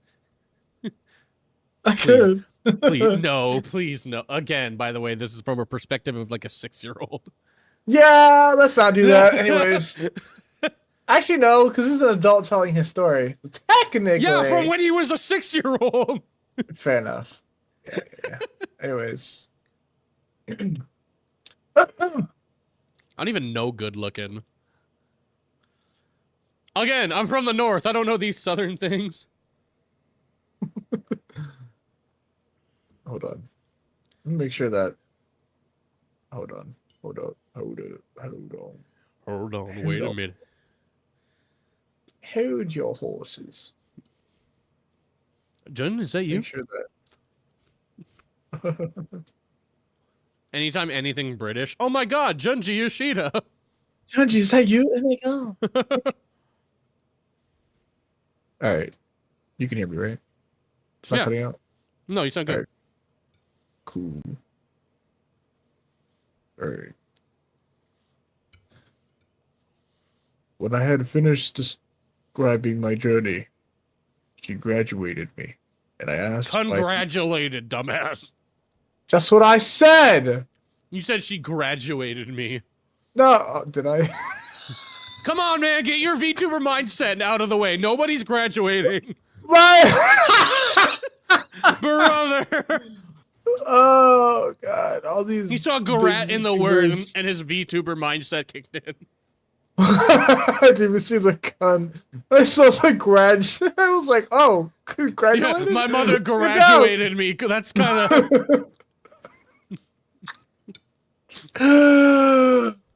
Anyways. She congratulated me and asked if I thought I had finally seen all the woods there were in our neighborhood. I told her that I didn't think so, but that I wanted to. She smiled as she asked, "So how far can you go into the woods?" Hold on, pause for a So- second. What mother is just encouraging her child to go further and further into the woods that he could maybe get lost in and never be found again? What the fuck? What are you? Hold up, Duck. What are you talking about? I ain't no femboy. No, I'm that's a what Duck's worm. saying. Phantasm will never beat the fem. Oh wait, Yeah. no, yeah. You know Yeah, what? you heard that. You read that wrong. Clearly, because we're femboys. Damn it. What do I have to do to beat these femboy allegations? I'm a fucking 6'3" fat Mexican. What do I need to do to beat them? You ever seen a 6'3" fat Mexican femboy? You know, there's probably someone out there. That's Honestly, a femboy. I don't want it to be me, but I'm curious and kind of. It's like I don't want it to be me, but I'm a curious man, and I kind of want to see what that's Listen, like. 50 gifted subs, and we'll put Cass in thigh highs. I'm a VTuber. They wouldn't even fucking see it. That's a good point. That's a good point. Great, Can great. you imagine like 6'3" fat Mexican just being there, just like, like fucking, hey papi, and you're like, no. It's like, you look up at them. No, I'm No. good. Well, I'd be eye level with them. Thigh Cass's model. I wear jeans. Dude, I should make a VTuber model where like the bottom half I'm not wearing like any pants, just underwear, and just every now and then stream with it and not tell anybody. You know, fair enough. You don't even have legs, right? I don't have anything past the knees. No, I was too poor to afford. Thank God past the feet. knees. They took I my dick. was too. I still have that. You were like, listen, I know you only do from the waist up, but like, really need you to get Just my give cock me in my my VTuber knees. model. I need my dick. If you could give me my knees and my dick, we're good. Cass, why are you getting freaky What? deaky? I'm part of a team called V-Generates. That's why. Yeah. Beat the femboy allegations. horny on is the main. real quest. Dude, we're horny in every channel of the Discord. What do you mean? Exactly. All right. Sorry. I just wanted to point out like how weird it is. Cause like, listen, I don't know about your mom growing up, but my mom was like, My mom would beat my ass if I was going. no, to wood. exactly. My mom would beat my ass if I like, crossed the line into the neighbor's yard or anything like that. Yeah. And you then can clearly like, tell these people are white. yeah, seriously. And she's like, oh, son, that's great. How far into the woods can you go? Can you go so far that you won't be able to find your way back? It's like, bruh. It's like, yeah, mom, I went so far, I got lost. Wow, you proud of me, mom? Like, Yeah. what? And also, what kid is going out into the woods that far? Listen, there's some fucking Dora the Explorer types out here. There's some white-ass kids out there. Damn right. They become this. Oh, no, that's the whole god. No. No. Roblox stream Can't when? make that I joke. don't- I don't know. Can't make that joke. Nope, can't make that Fan, joke. we're live! Fan!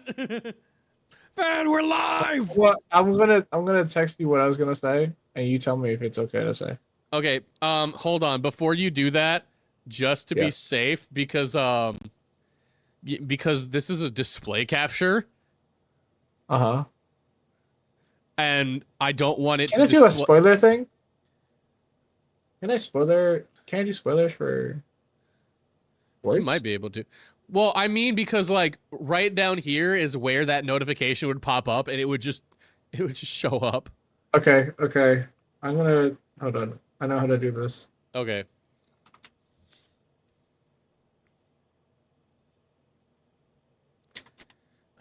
Fan is typing. My Discord says P is typing because I'm in streamer mode. Oh, not tabs. Stupid.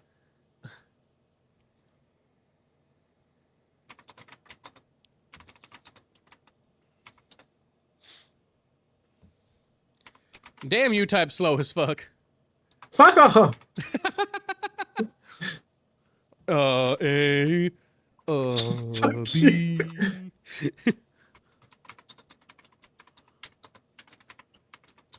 Y'all can hear that mechanical keyboard he's got. Fuck off. Oh my god.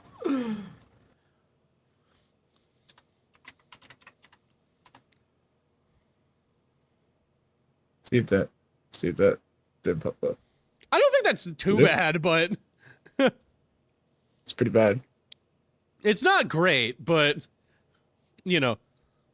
It's not demonetizable, but it is. Yeah. It's pretty fucked It's up. pretty fucked up, but it's not that fucked up. On this episode of How Fucked Up is Fucked Up, It's like on a scale of, I don't know, 5. his fingers are only good for certain things, and typing is not one of them, unfortunately for him. You right. I can hear you typing from Florida. Jesus Christ, man. Okay, so okay, we're gonna fight And then Duck's asking about a Roblox stream. Hey, fan, you want to play Roblox later? today. after we're done reading this book. Today, No, eventually. bet. All right, I'm dragging him along for a Roblox stream eventually. Yay! Yay! Roblox. All right. Anyways, Speaking of Roblox, did you see that they're trying to encourage dating in there? oh fuck off! No. I'm Fuck so dead no. ass. No, dude. It's Oh, dead ass. It's already bad enough on VR chat. We do not need Roblox dating sites. God. Dude, That's a child's game. Okay. that Please is. get the adults away from. It's like Stop. Let's not. Stop. imagine a dating in Wizards 101. It's happened before. What do you mean? I don't. All right, I What do you hate mean? that. I hate that. Bro, Roblox ignores all predators. I swear to God, they don't even ban their accounts. They do. What the They do. They do. Just like VR chat, they do not care. dude, dude, it's so funny to see like how out of touch some of the VR chat developers are. Like, they're great people. You know what's and funny? I've met them, and they work really hard on what they do. But like, they're so blind to some of the shit that goes on there. It's funny because the developers are not doing something. The community is. They see Yeah. that you're a predator. They will make sure that you lose that account. That is VR chat in general. Is that the developers are they do what they can, but like they do like the bare minimum, and then the community is what like the community is the driving force behind VR chat. Like, there no exceptions. The community is VR chat. They are, what keeps that shit running. And to answer your question, Syndicate, I don't know.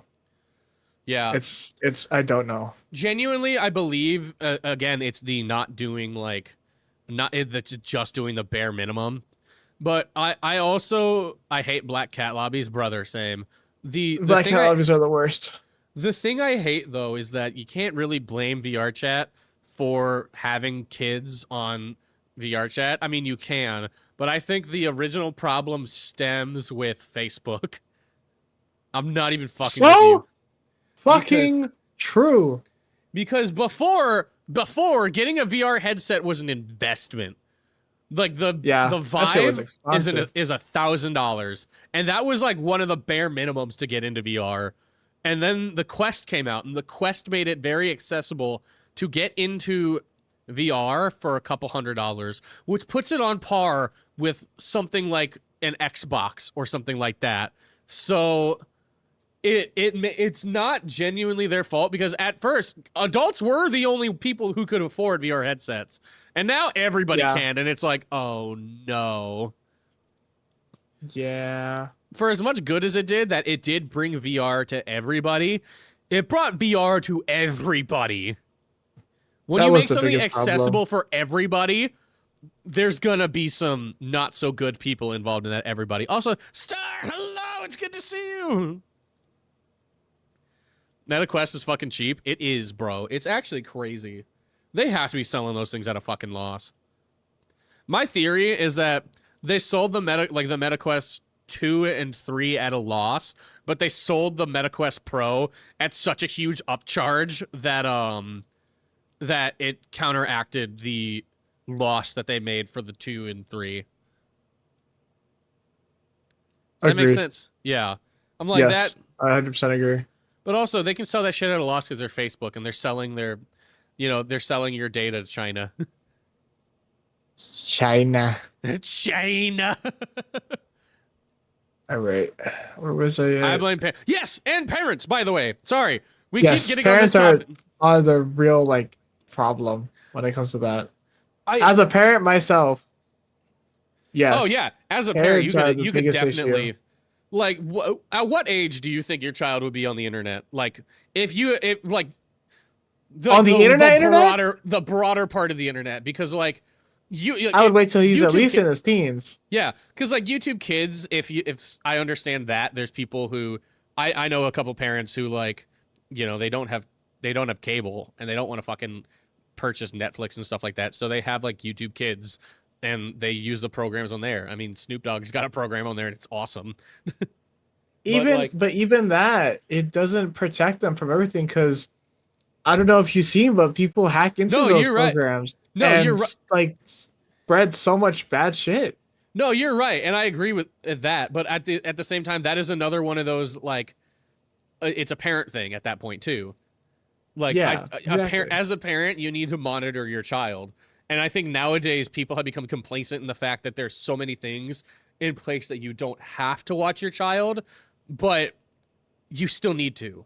And I think some people, I agree, especially some parents now, parents need to act like parents. Yeah, like nowadays parents, like as somebody who has family members who are parents, and some of them are like, yeah, I just do this. Like, if I do this, I don't really need to watch them. And it's like, yeah, but they're your kids. So like, you do need to watch them. And again, this is coming from me who isn't a parent. I don't know if it's a lot different for you, someone who is a parent, but how old are you? I'm 25. always watching my kids. Whether they're on their tablet, I'm watching everything that they're watching. When he's on like Xbox, I'm watching everything he's doing, making sure no one's messaging him. He tried playing Fortnite, and I was like, no. Yeah, He tried playing Roblox, I was like, no. Yeah. Because I know, fucking, there's weirdos everywhere, and I'm trying to keep my kids as far away from that. No, seriously, I agree. There's weirdos everywhere, and it's like, I can't, I don't. This is why, okay, I'm not calling anybody out for this, I swear. But I did. Calling them all out. I'm not calling anybody out in particular, so I'm not going to say a name. But I met and stopped talking to somebody recently who is a VTuber because I joined their Discord and we were having a good time.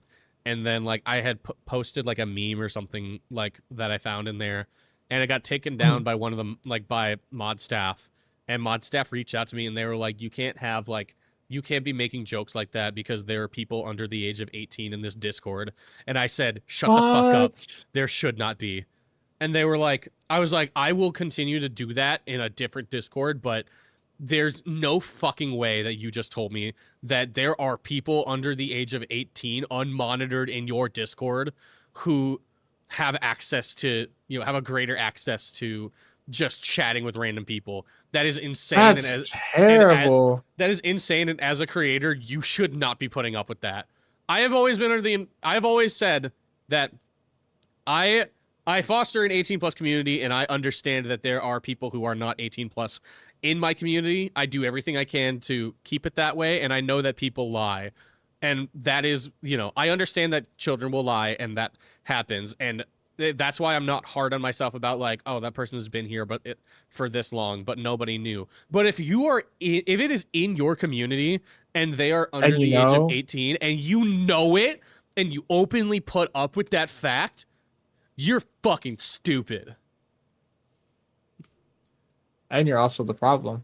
Yeah, you are. You literally are. And I'm like, I was just sitting there, I was like bewildered. I was like, bro, there's no way. And I'm like, listen, if there's people under the age of 18 in this server and you know about it, and you are catering to them because I can't say this joke because of that or anything like that. I can't be part of you. I can't be part of you. I can't be part of this community. That's That is a red flag. I'm out. I make sure that everyone in my community, at least in my servers, because sometimes some Yeah. people follow me and I don't know if they're 18 or not. Yeah. Because if they're not gonna speak, I won't know. Yeah, But exactly. everyone in my Discord server, I know every single one of them, and I know every single one of them is 18. Anyone who I don't know that's in there, I make sure they're 18. Because if Yeah. not, you get out. Yeah. I don't. I have a zero tolerance for that. Yeah. It's like, listen, you can come back when you're 18. I'm not gonna permanently ban you, but I'm just saying, like, Yeah, come back when you're older. I'm not responsible for you, and I will not be responsible for you or what happens to you.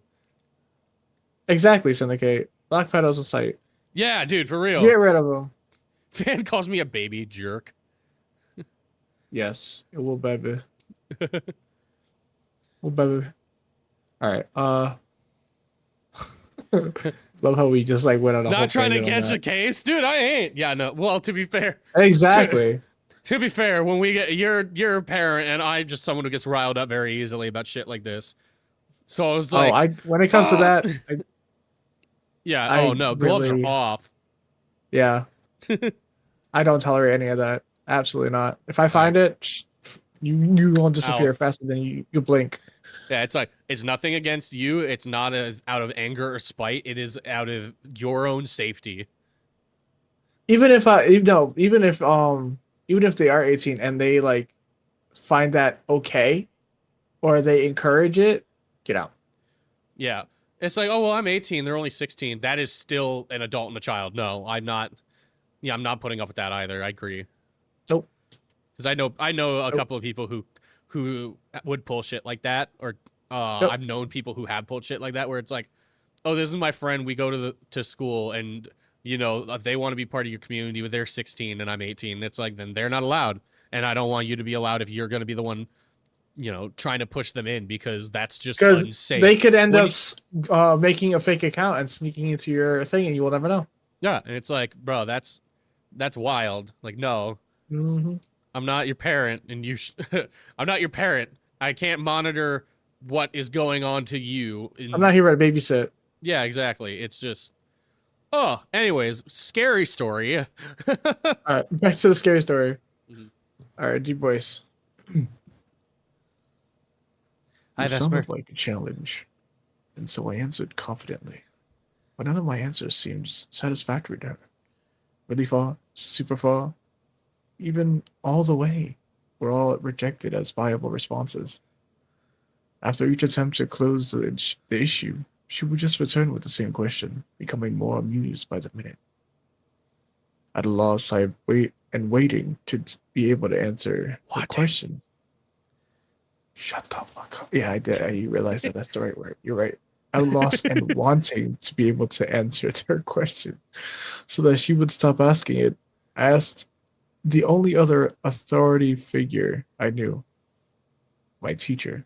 Where your dad at? She gave me Dead. such No, a I'm dumb kidding. question, right?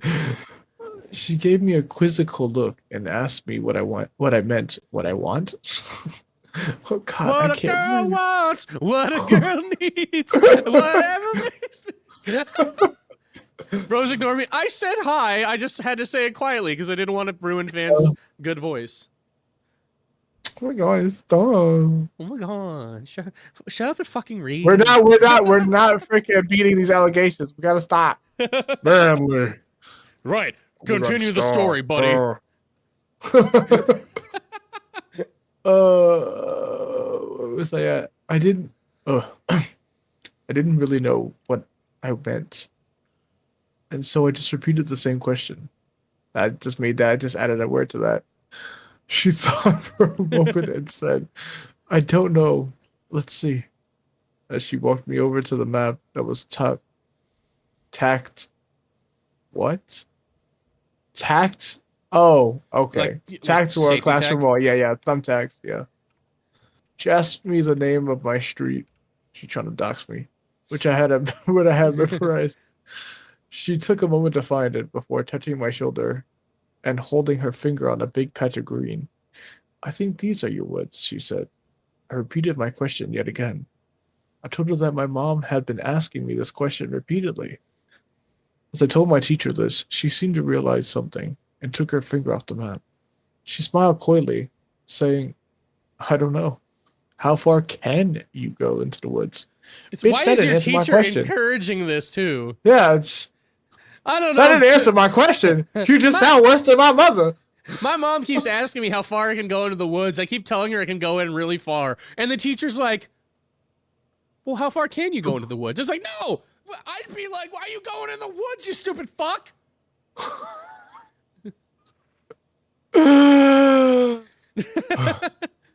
I know it's good when I get the like the gasping for air mummy sound. Teacher kind of sounded God. creepy. Dude, kinda. My bad. Shut up! I'm pretty sure she's not supposed to sound creepy. I just made her sound really That's creepy. just him. He sounds creepy. That's just me. As I stood there in the woods with my arms tucked inside my shirt to avoid the frigid air. He's that's also right. he's in probably the winter. No, yeah, he said it's just at the beginning of winter. Like right Man, before that winter's boy's about to start. freezing. You can't even just sit there because you're gonna freeze to death. You Shadow have to Queen move. says you should read chat.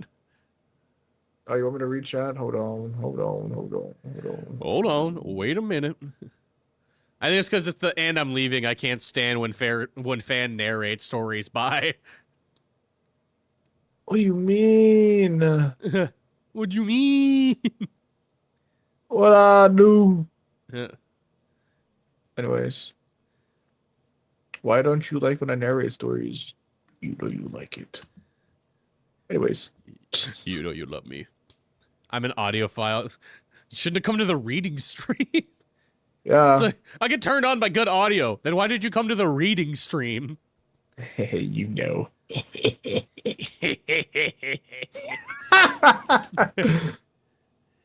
As I stood there in the woods with my arms tucked inside my shirt to avoid the frigid air, I thought about this question. I remembered how I came across the answer.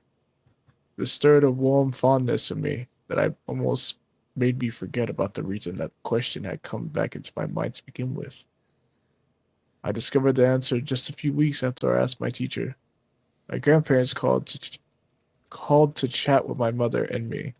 But when Mom handed me the phone to talk to my grandfather, Pop, I thought I could have a little fun and be on words.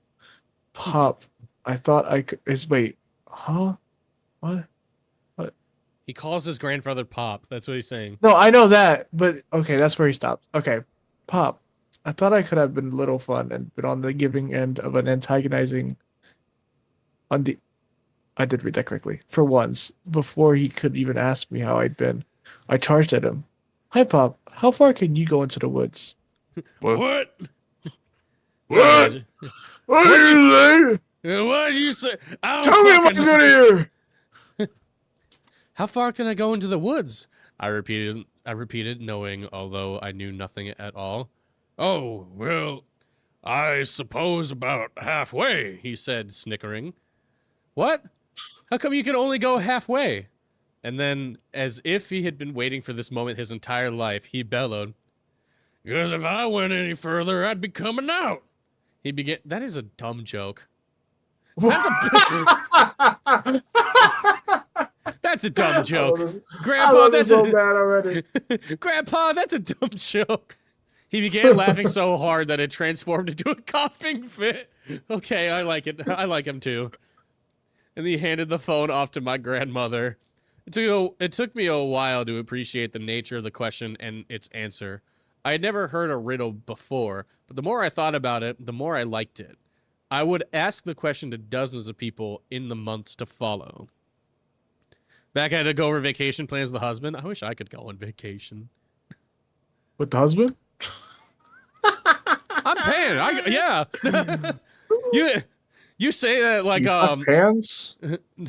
brother, you say that joke like when I was younger and everybody was making like gay jokes and they would like be like, "What are you, gay?" And I'd be like, "Yeah." And it's like, What are you, gay, man? It's like, "What are you, gay?" And it's like, "Yeah." Oh.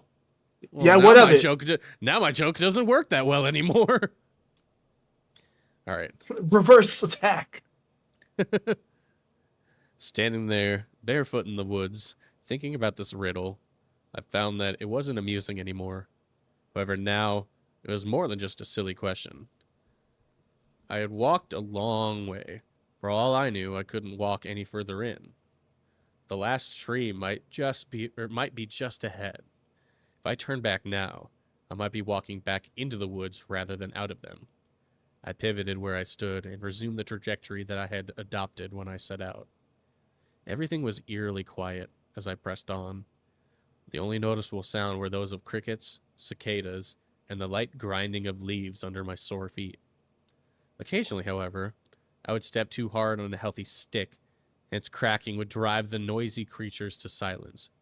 I would stand there paralyzed by the sudden hush, and I would hold my breath and listen for sounds I hoped not to hear. When the insects resumed, so would I. Desperate to keep their noise, I trod carefully in the undergrowth, but it was thick, and here and there, my foot would press down on a stick just enough to snap it. The bugs would arrest, and so would I. This relationship persisted until the last interlude that I remember. I broke a stick, the insects hushed themselves, but instead of the expected silence, I heard what sounded like an infant crying in the distance. Nope. Nope. No. Why is it always an infant crying? Why? Why is it always a baby? Why the fuck is it always a baby? Nah, we're good. I would leave. Leave? Well, that's what he's trying to do, fan. I will walk the other way. I will walk the other way where I didn't hear that baby crying. Do the background noise to my Magic the Gathering match.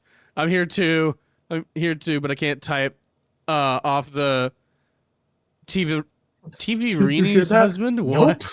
Nope. No. No, I did not. Anyways, Reenie's in YouTube chat. Hi, Renee. Hi, Reenie. Don't forget, we gotta plan our Keith and Varuna D&D session again. I lost track of. Oh, there's the infant crying. I could feel the blood draining out of my limbs as I listened to this wailing that didn't sound as far in the distance as I wished it to be. I felt a churning in my stomach and a weakness in my legs. Standing completely still and beginning not to make any noise, and being careful not to make any noise, I waited, but the sound didn't stop. Suddenly, another sound joined the chorus. A large stick snapped behind me. I panic. I think now, as an adult, the sound I heard that night was a cat either heat or rage, or a cat in either heat or rage, but I had no thoughts in my mind as I ran veering in different directions, taking as much care as I could to avoid the big thicket of bushes and collapsed trees. I was paying close attention to where I stepped because my feet were in such bad shape, and I suppose I instinctively wagered that it would be better to move less quickly than not at all. I paid too much attention to where I was stepping and not enough attention to where those steps were leading, because not long after hearing the cry, I saw something that filled me with such despair that I find it difficult to articulate its potency even now. It was the Ain't no way. By the way, I'm done with my rice, so I can continue reading. Okay. If you ever want to pick up, just let me know, and I'll let you pick up afterwards. We could do the back and forth if you want. We could, but now I'm like reading into the good part, and I'm like, I want to keep going. I was right back where I had woken up. I stood there, dazed, staring at the pool float. It looked oddly familiar to me now that the initial mental haze that had plagued me when I first awoke had dissipated. I wonder if that was because it was the only thing in the woods that I actually recognized, that didn't seem quite right. I shook it off and attended to what really mattered. I had traveled for what felt like a great distance, but I hadn't really moved at all. This wasn't magic or some supernatural folding of space. I was lost, utterly and completely.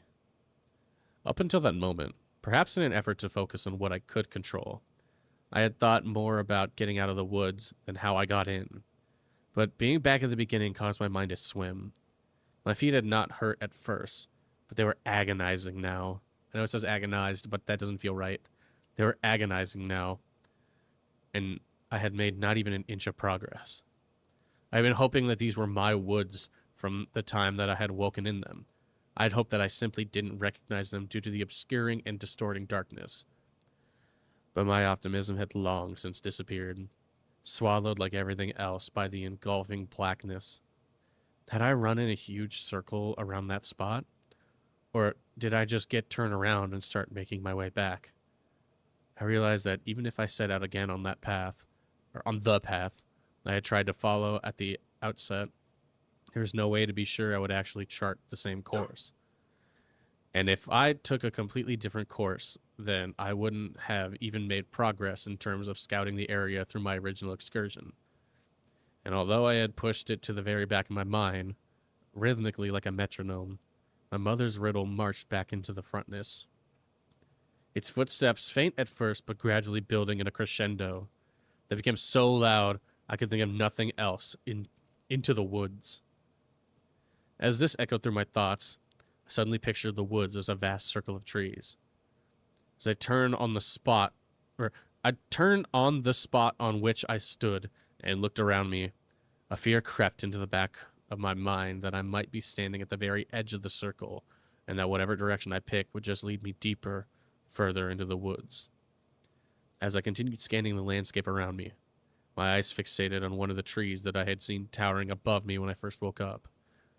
I looked at it dully, the way you gaze at something when you aren't actually seeing it, despite how unshakably fixed your eyes had become, like staring at a wall. Like staring at a wall when you're lost in thought. Slowly, both my eyes and mine regained their focus, and I moved my head up. It was tall. I forced the despair out of myself and made my way to the tree, being careful to avoid the thorns that were blanketing the ground. As I stood in the exposed root of the tree and looked straight up at the height of its trunk, I thought the tree must surely be tall enough to allow me to see my way out. I reached my hand up and grasped the lowest limb. But as I tightened my grip, my arm began shaking. Trying to steady myself, I moved my other hand up onto the branch. But when I tried to pull myself up, I felt my body protest. I remember thinking that night it was simply too cold to climb the tree. But I know it wasn't cold that stopped me. It was fear. I released the branch and looked back at the spot where the night had started. I could still see the place where I had woken up. It was a relatively clear spot in the middle of an otherwise debris-laced ground. As if I had tried to make a snow angel in the dirt and given up in the middle of the project, it was a strange sight, not any stranger than the rest of this place. Fully conscious of my feet's condition, I walked back to the small clearing, sat down with my legs crossed. What if there's no way out? I questioned torturously. I was too defeated to feel anything but apathy. I turned my attention back to the tall tree and the stars above. Looking upon it all with listlessness, tracing my eyes over the stars, I had an epiphany. I heard so much about the explorers navigating the world by sea, traveling to undiscovered lands and building new civilizations. I had learned that they could do the same by following the stars. And my spirit rose in a flash as I realized that I might be able to do the same. At the time, I thought the North Star was just the brightest star, so I looked for and found one with the most brilliant shimmer. I followed it. I was careful to keep the star that I had picked in my sight at all times. If I reached a point where the trees were obscured too much for too long, I redirected myself on a path that avoided them. I ignored every sound that tempted to whip my body around to confront it. I ignored every sound. That tempted me to whip. Oh, okay, I understand now. Sorry. And despite the pain, I surveyed the ground primarily by feel of my feet rather than the sight of my eyes, knowing that if the star was lost, so would have been my way. Eventually, my surroundings began to look familiar. A network of fallen trees that I recognized as the one I used as a balance beam offered my first legitimate sign of hope. Though I walked around and not across them this time, soon after I came upon the Christmas tree pile, its scattered ornaments glimmering dimly in the weak moonlight. It gave a wide berth to avoid the glass shards that might still pepper the ground from the times that my feet when they were less vulnerable. Oh, okay. So like when he had shoes. Oh, so I just saw that somebody Yeah. snowballed me, so I have to. Where is it? Ah, my face. Anyways. Had pressed down upon the glass balls of holiday flare and crushed them. My nerves were beginning to calm, and when I saw the dirt void called the ditch, I knew that I had made it out. The feeling of relief that washed over me brought with it a smile that was more sincere and joyful than any I had ever worn on my face before. Despite the impulse to quicken my pace, when I had my bearings restored and no longer had to watch my North Star so vigilantly, my feet were in so much pain that I had to be mindful of each step. A distance I had covered in mere seconds, and in my nightly exodus from these woods seemed to be never-ending. I walked with a limp in both legs, in an attempt to avoid putting too much weight on either foot. But when I saw the edge of the woods, dirt floor cut off by the paved cul-de-sac of my street, I grew so happy to be close to home that I broke into a light jog, despite how much it hurt. When I actually saw the roof of my house over a lower set neighboring... Wait, the roof of my house over a lower set neighboring house, I let out a light sob and ran faster, wincing with each step. I just wanted to be home. I had already decided that I wouldn't say anything about this to my mother because I had no idea what I could possibly say. I would get back inside, somehow clean up and get in bed, if I were lucky. She would never even have known about my odyssey. Anything that I might say would sound preposterous, and the thought of this whole experience reaching its end strengthened my resolve to leave it in the past forever once I finally shut the door behind me. However, my heart sank as I rounded the corner and my home came fully into view. Every light in the house was on. Ooh. It's like, oh, I'm just not going to tell my mom. Oh, fuck. Oh, shit. I have to go because I'm about to go camping. Ooh, have fun camping. That sounds awesome. Don't get attacked by a bear. Yeah. Does this story about being lost in the woods make you feel good about camping? I hope it does. I knew my mom was awake, and I knew I would have to explain, or at least try to explain, where I had been. And I couldn't figure out where to start. My run became a jog. Wasn't it already a jog? Which became a walk. I ducked under the lowest branch of a large pine tree that stood outside our property and carefully lifted the metal latch to the gate on the chain-link fence that enclosed our backyard. Slowly, I pushed open the gate in an effort to quiet the squeaking hinges. In about 15 seconds, I would knock on my back door in an attempt to explain myself, but I was still reflexively thinking to avoid being caught. I saw my mother's silhouette through the blinds, and although I was worried about how to explain this to her, suddenly didn't matter anymore. I was home. It was over. I walked up the couple steps of the porch and put my hand on the doorknob.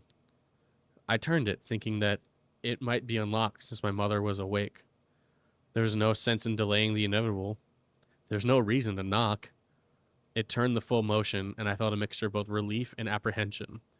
I was just about to push the door open when two arms wrapped around me and pulled me back away from the door. What? Uh-oh. So he was about to open the door and somebody just grabbed him. Come here, boy! Get over here! It's Oh, Scorpion. hell nah. Oh shit, even worse. Oh, right. This couldn't be happening. I had evaded and outran my imaginary pursuers countless times in my nightly scrabble from the woods, but this wasn't imaginary. I looked at the silhouette in the window and tried to reach out, the arms constricted around my chest and lifting me off the ground while I struggled against them. I looked down at the appendages that had ensnared me. They were small, but there was something covering them. It looked like fur. I squeezed my eyes tightly shut. This can't be happening. My mind roars. The monsters were just pretend. I opened my eyes again, and I looked at the arms that were crossed over my torso.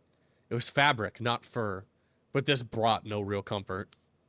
I was still being restrained. I still needed to get free. I screamed as loudly as I could. Mom, help me! Please, Mom! The feeling of being so close... Mother! The feeling of being so close to safety, only to be physically pulled away from it, filled me with a kind of dread that is, even after all these years, indescribable.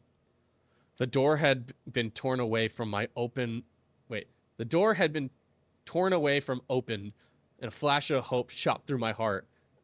But it wasn't my mom. It was a man, and he was enormous. I thrashed violently and kicked at the shins of the person holding me. But even if I succeeded in escaping my captor, I knew that I would only have to get away from the person who had just come out of my house. This hulking figure who was now steadily approaching me. He reached his hand out for me and extended it out of the shadow that had been cast on him by the porch light, just above his head. It was a cruel, cracked claw, badly burned with the consistency of a plastic bag that had melted and cooled. Ugh. Ooh. Damn. That's a description. He musty, crusty, and dusty. Imagine saying that to somebody, and it's like, what? Oh. Oh, okay, man. Right. Up until that moment, I had never imagined that I could be in any legitimate danger from which my mother could not rescue me. But as I watched the man close the distance between us, and I felt my captor's grip grow ever tighter, my fear joined with rage. My mother simply could not be gone. Let me go! Where is she? Where's my mom? What did you do to her? As my throat stung from screaming, which I didn't really do as well there because I'm not screaming. I was drawing in another breath. I became aware of a sound that had been present for longer than I had perceived it. Honey, please calm down. I've got you. It sounded like my mom. The arms loosened and set me down. And as the man who had been approaching me leaned down to put his hand on my shoulder, he eclipsed the porch light with his head, allowing me to see more than just his frame. He was a large man with a tremendous burn scar on his left arm. I broke my eyes away from it and moved them up to his badge. He was a police officer. I turned to face the voice behind me with hope that was still tempered by fear. It really was my mom. The dark brown curls of her hair brushed my face as she knelt down to embrace me. I was finally safe. Tears started flowing down my face, and I sobbed heavily while the three of us went inside. Thank God, right? I was about to say. I had a feeling it was a cop, though. Yeah. He does a good job of making it like, oh, I hope it is. Because were you like, I think it's a cop, or God, I hope it's a cop? I thought to myself, I think it's a cop. Yeah. Sorry, take a drink of water. So cast. Yeah. Yeah. Yeah. Where were you? The back door opened to a narrow hallway. On the right was a door that opened to a bathroom, which was connected to my room via another door. There was a faint smell of mildew that emanated from the bathroom. Nightmares of villains and that's just being poor, man. The smell of mildew is just it's just a sign of being poor. I should know. My bathroom smells like that. I don't have a fan in my bathroom, so it's constantly like, smells wet. Stinky. Smells wet. My bathroom just constantly smells wet. It's terrible. You know what? That's valid. All right. There's a faint smell of mildew that emanated from the bathroom. Nightmares of villains and ghouls that hid in my bathroom meant that I would never draw the curtain close when it wasn't when I wasn't in the shower, and I would only mostly draw it closed when I was. Because of this, water collected in its folds and filled the whole area of the house with that faint smell of watery rot. Actually, that's kind of... I literally just got rid of shower curtains because of that. My shower curtains were a little bit too longer than the actual shower was. So I recently cleaned my bathroom, and as I pulled back, because it basically you know how you always enter in through one side of the bathtub? So I finally pulled back the other side that was more towards the shower head and realized that the edge of my shower curtain was just moldy as fuck. And I was so grossed out. I was like, oh! And I was like, no, we're getting a new shower curtain. Fuck this. No, I'm not cleaning it. We're just getting a new one. Burn it with fire. Burn it. I was legitimately like, nope, burn it with fire. And I got a new one. It's really nice. It's black. Like my soul. Exactly. To the left were our washing machine and dryer. My cat was sitting on top of the dryer, and I gave him an absent stroke as I walked past. That's a sentence. Why you gotta say it like that? I gave myself an absent stroke earlier today. I'll get a stroke. About to get a stroke. After this stream, I'm going to absently stroke myself. No! Oh, no! Oh, I'm clipping that.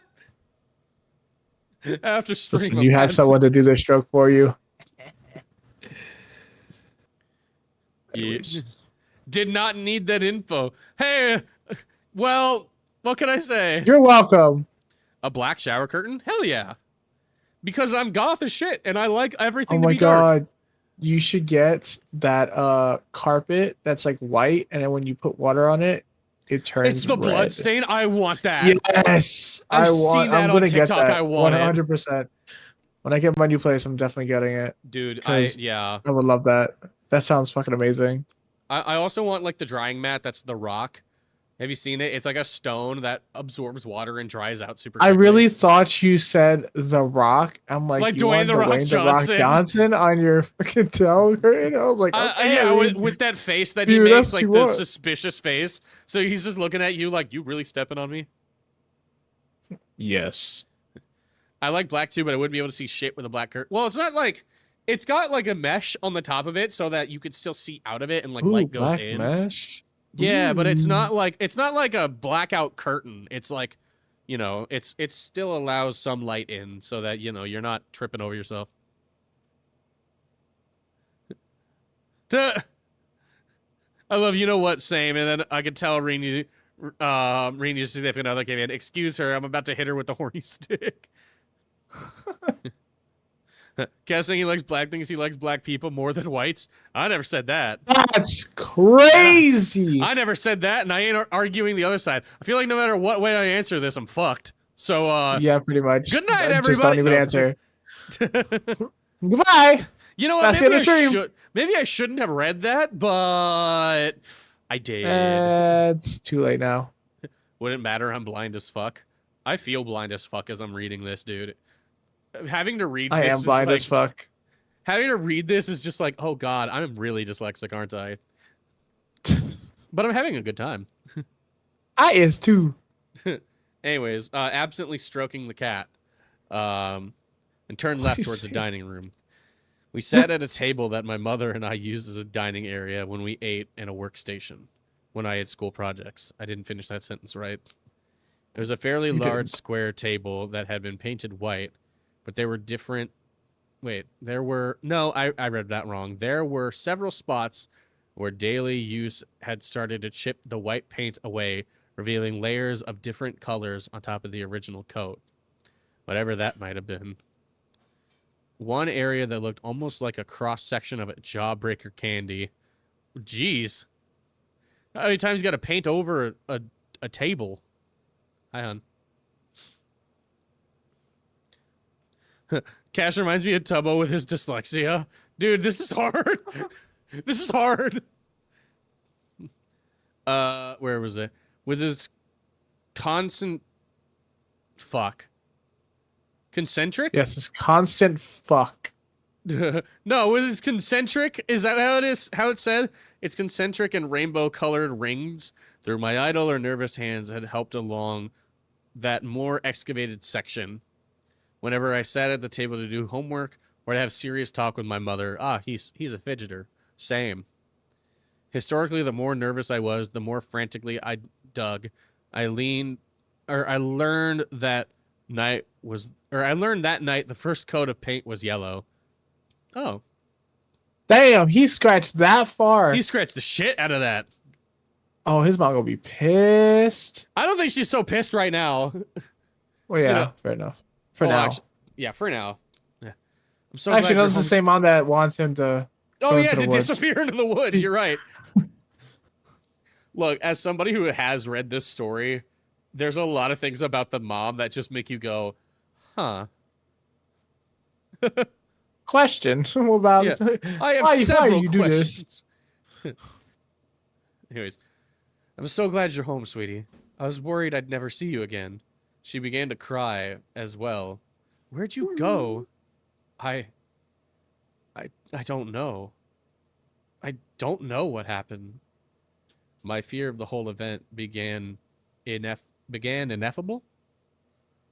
Is that a word? Began ineffable was coming true. What do you mean you don't know what happened? Where have you been? Oh, look at you. You're filthy. She surveyed me now that we were in better light. My God, your feet. I looked down and winced. The top of my feet were caked in a thick, dark coat of my own blood. Damn. Oh, God. Oh, that sucks. That sucks, dude. Damaged glass. Damn. Oh, yeah. They've already begun to crack. Oh, with the pattern. Okay, you scared me. Okay. I was like, damaged glass. I was like, when did he step in glass? I thought with the That's what Christmas tree. Because I mean, like, he would have said it at least. That, True. hey, ow, I stepped in a, broken ornament or something. yeah, true. Already began to crack with the pattern of damaged glass. As I moved my feet against the linoleum, I could feel that the blood was acting as an adhesive. Ew. I can hear the sound of my skin peeling free from the floor as I lifted them. Brother, you didn't have to go into that much detail. Brother, you did not have to put that part in the story. Holy fuck. Adrenaline? It's gotta be at that point. Fuck. Oh my God. Jesus Christ. Also, immediately, you went into the woods. Baby, we talked about this. I can't believe you. We talked about this. You kept asking him how far in the woods he could go. Why is it now a concern? She's contradicting herself. She's trying to save herself. She's gaslighting us. My own mother Oh. gaslighting me. Actually. Crazy. I love that.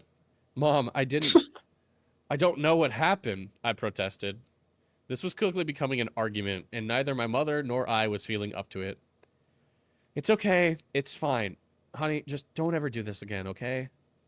I'm not sure me or my shins could take it. Because he kicked the shit out of her. Oh, fair enough. A little laughter broke through my sobs as I smiled a bit.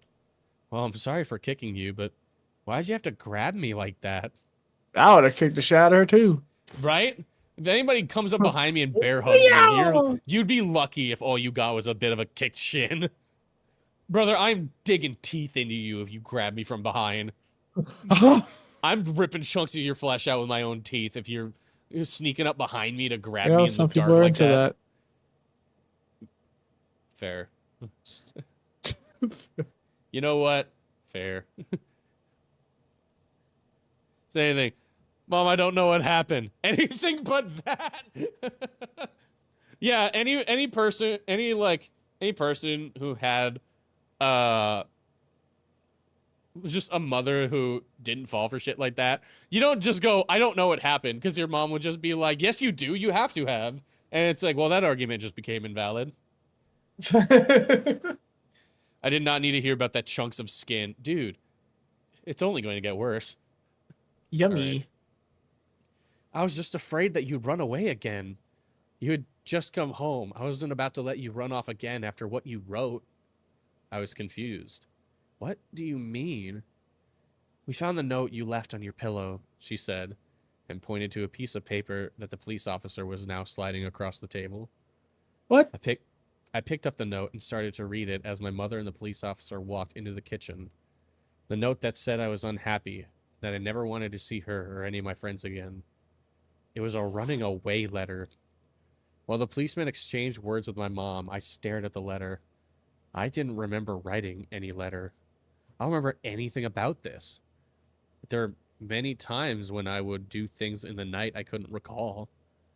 I kept reading the letter as I thought about how I would sometimes use the bathroom without remembering getting up, or would wake up and be so tired that I didn't even remember the ride to school. But this was different. This was wrong.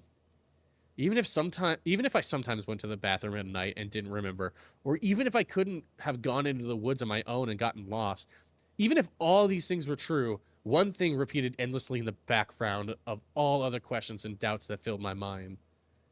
That isn't how you spelled my name. I didn't write this letter. What the frickle frack? And that, do you see why that is the popular Reddit story? That's not how you spell my name.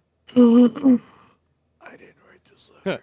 I, Street's husband, I have one now to she is going to murder me.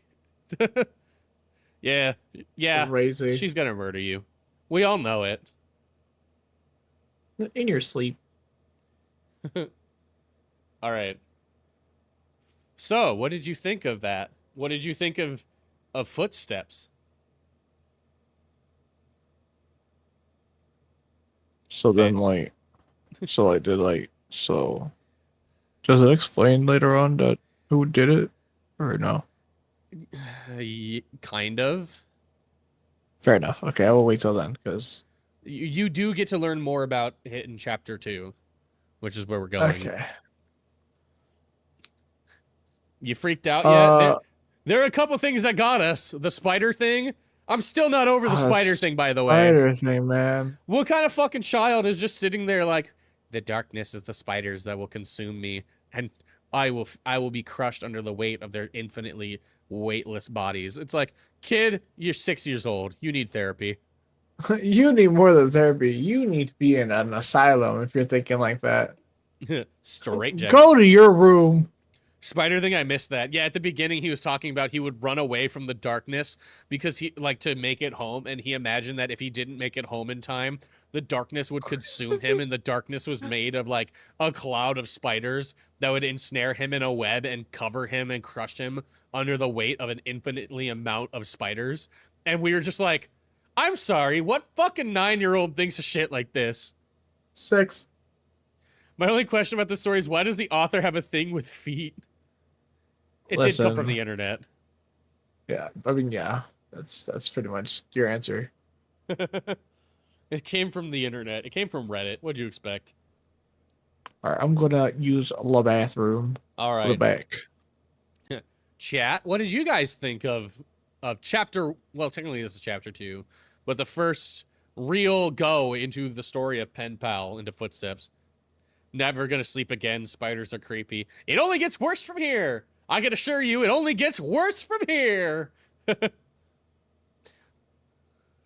Amazing. Dude, this story is so good. I'm so glad that I could read it to Fan, because I love this story. It's so good.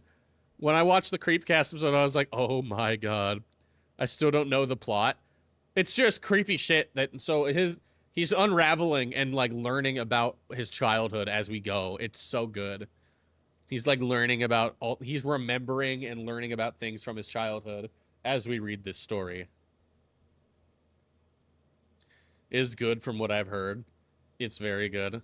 I'm excited. I'm excited. By the way, I got my tour box in today. For those who have been keeping track, my tour box is a editing tool that I got. And I'm really excited to get using. I tested it out and I got it working. I gotta go though, Cats and Phantasm. Thank you so much for wishing me happy birthday. Have a happy birthday! Thank you so much for being here. If you want to catch the rest of the story, we're gonna be reading more of it tonight. I missed a lot. That's all right. If you missed a lot, I can explain some things. And like I said, we will be continuing to read this story because it's really good. And I have this whole scene. I have this whole fucking thing set up, so I'm gonna be using it again. This took me all day yesterday to get set up and get the right 3D models and everything imported. I had to import this book. All right, you see, hold on. You see this book right here? I had to import this book, get it flipped, and made sure it's in the right position. You know what's really funny about it? You know what's really funny about it? Let me show you this. The book is fucking upside down. I couldn't figure out how to get the book in the right orientation, so it's just upside down. I'm reading an upside down book, but you guys will never know when I do this. Please do more stories. I am loving this. I have been wanting to do, like, because everybody always talks about my voice, which is kind of the one thing you can't talk about when I'm a VTuber. And, I've always wanted to do, like, readings and stuff like that. I actually thought about one of these days doing a like a second channel where I just do readings and stuff. As I had a friend who did that. She unfortunately no longer makes content.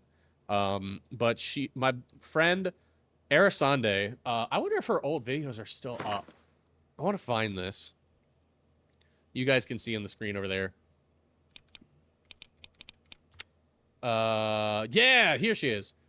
Arisande was a good friend of mine and a VTuber, and she used to do these, her Merbun tales, where she would read, and God, I miss her. She doesn't do content anymore, unfortunately. It was just one of those things that never took off for her, which it unfortunately happens to a lot of VTubers. But yeah, I've wanted to do something like that because I love scary stories and I love reading them aloud. And obviously you guys like hearing my voice apparently, so I'm like, I should do this more often or do live streams where I just read. Because I know our boss Ringo does that, if I'm not mistaken. I'm pretty sure Ringo has done reading streams before. I remember she did a creepypasta one, and I wanted to join her, but I couldn't because I was busy. But I wanted to. Damn, boy. He taking a long time to piss. Yeah, anyways, I got my tour box in. It's my little device that I use for editing. I also have it set up, actually, for streaming right now. So all the buttons can correlate to me flipping pages. Are you going to do the whole story or split it into lives? I want to do the whole story. That being said, according to Amazon, right down here, we have 8 hours left of the book. And we're almost 3 hours into the stream. We just did chapter, like, 1 of 4. Well, technically 5, but I like reading, so listening is a nice change. Yeah, I want to do this. I want to do a couple of streams where I bring my friends in. And I read them like creepypastas and like scary stories and stuff who haven't read it. Because like We should do that weekly. You want to do that weekly? Fuck yeah, we could take turns reading scary stories. You can do that. I'm down for that. Hell yeah. Next Thursday would be perfect because I'm at my parents' house and I won't be able to really stream from there. Bet. I gotta go. Look, Cass, Phantasm, thank you so much for wishing me happy birthday. Happy birthday! Oh, I said like that. You're welcome.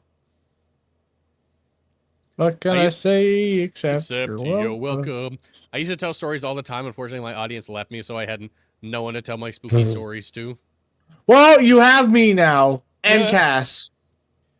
Well, nah, I don't know about me, bro. No, I'm kidding. Damn, that was a That's crisp crazy. one. What was that, monster? No, kidding. So, hold on. I wish. Let me see if the fat ass in me can guess this. Yeah. Yeah. You're gonna be the drink whisperer? Yeah, do the drink whisperer again. I wish. I'm so gonna get this wrong, but the nice crisp crack. It felt it felt refreshing. It felt like a very good cold drink, whatever it was. I have a feeling. I can taste it in the air. Sprite. Wrong. Fuck. All right. Anyways, what was it? I'll give you another guess. Is it Dr. Pepper? I wish. Give you one more guess. You wish.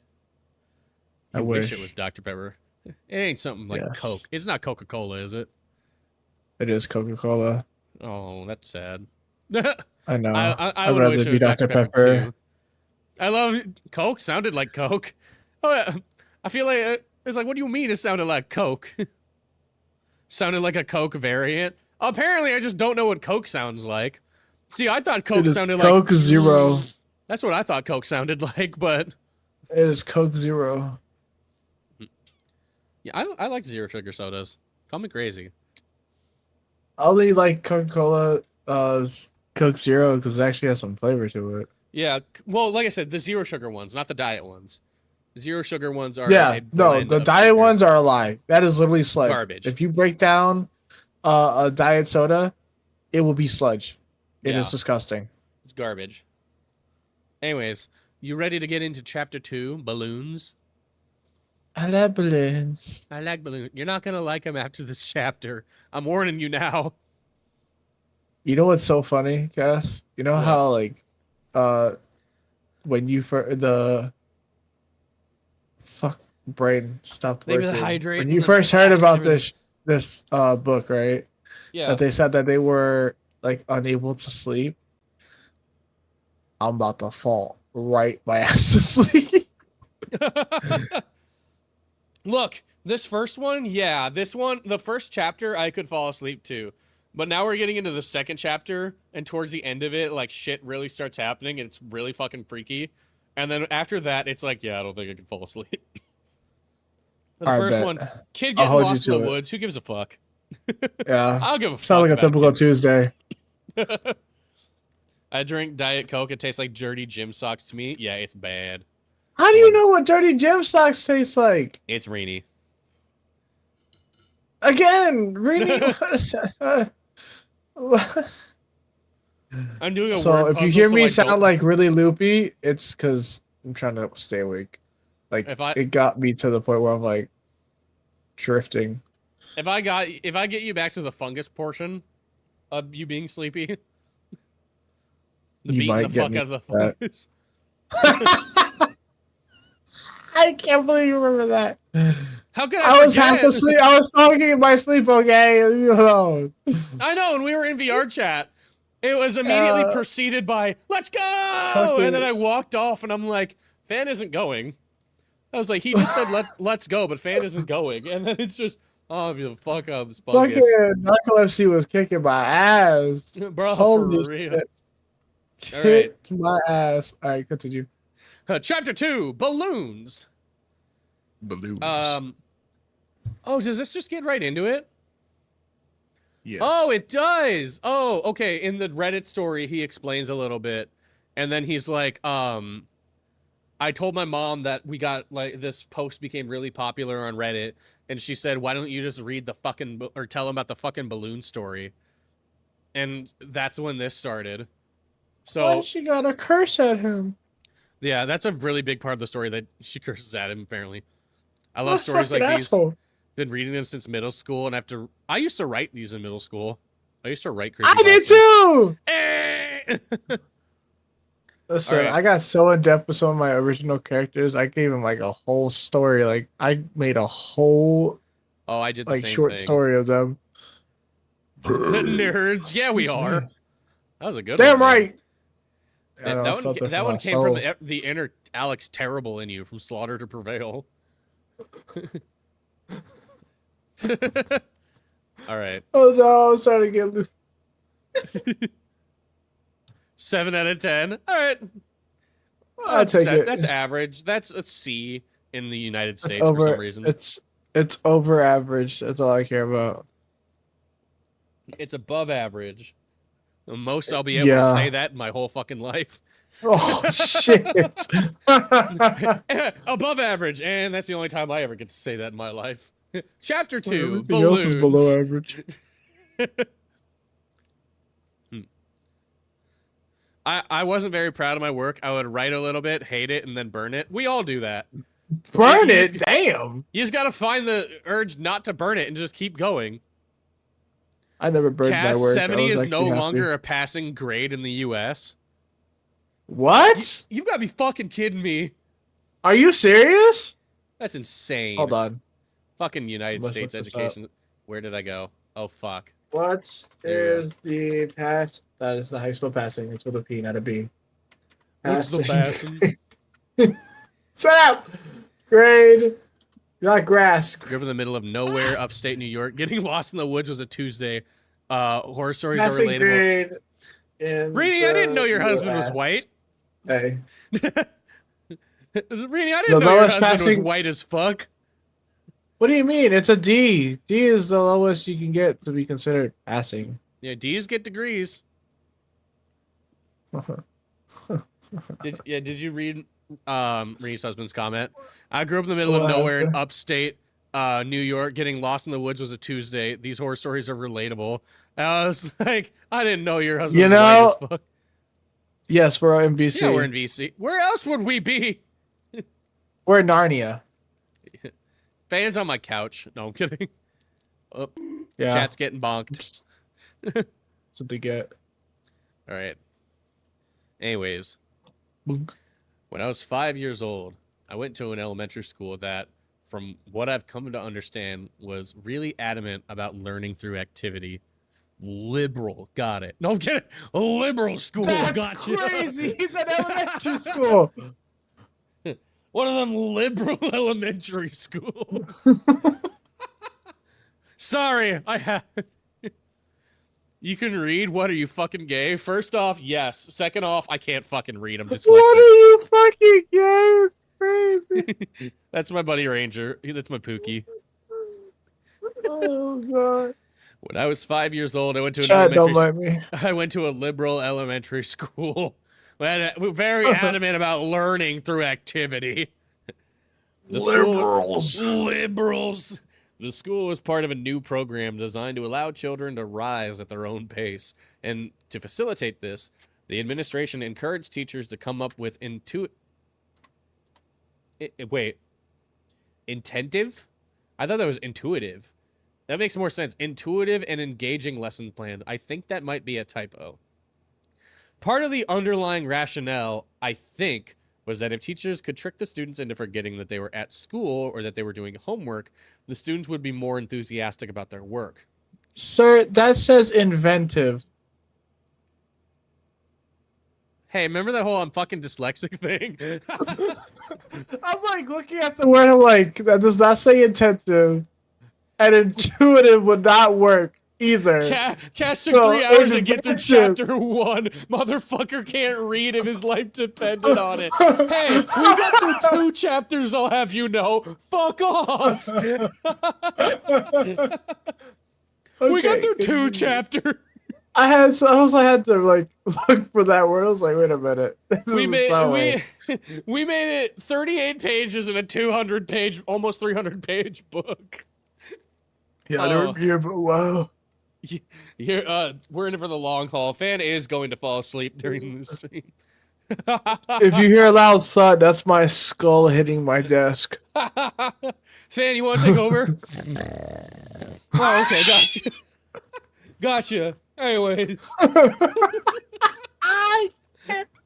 It still took 3 hours. That's so fair. Wild. That's so fair. Oh, anyways, God. Okay. The school was part of a new program. I already read that. Inventive.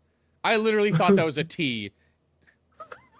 I shit you not, I thought that V was a T. I'm so fucking dyslexic. Part of the underlying rationale, I think, was that if the teachers could trick the students into forgetting that they were at school or that they were doing homework, the students would be more enthusiastic about their work. Moreover, if students cultivated an eagerness for school right out of the gate, then the general apathy that has its way of creeping into most students as the years go by could be staved off. Jesus. I don't like the way they said it like that. He's not wrong, but... Look, Cass, Creeping into 92% most students is sure creepy. that's your name. I'm really bad with names. I mean, to be fair, it's not my government name, but continue. You made it through 1 chapter while being dyslexic. You're a goddamn hero. You hear that, fan? I should get a special parking spot at grocery stores. I'm a fucking hero. Right next to the Tesla. Right next to the Tesla parking, wedged in between the firefighters and the Purple Heart members. I should get a read a book while dyslexic parking spot. It's like handicapped, expecting mothers, read a book once, military veterans. That's how it should be.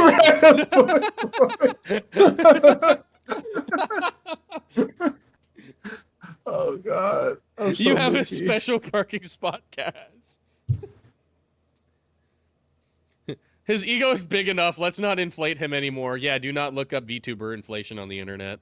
They have those special parking spots everywhere. You just need a special sign for it. It's like, if you can read this sign, you can park here, and people go past it, and they're like, fuck, I guess I'm not going there. There's a sign.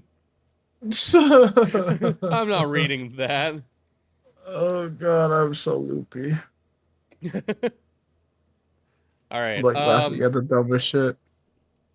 To this end, each teacher was given the latitude to create his or her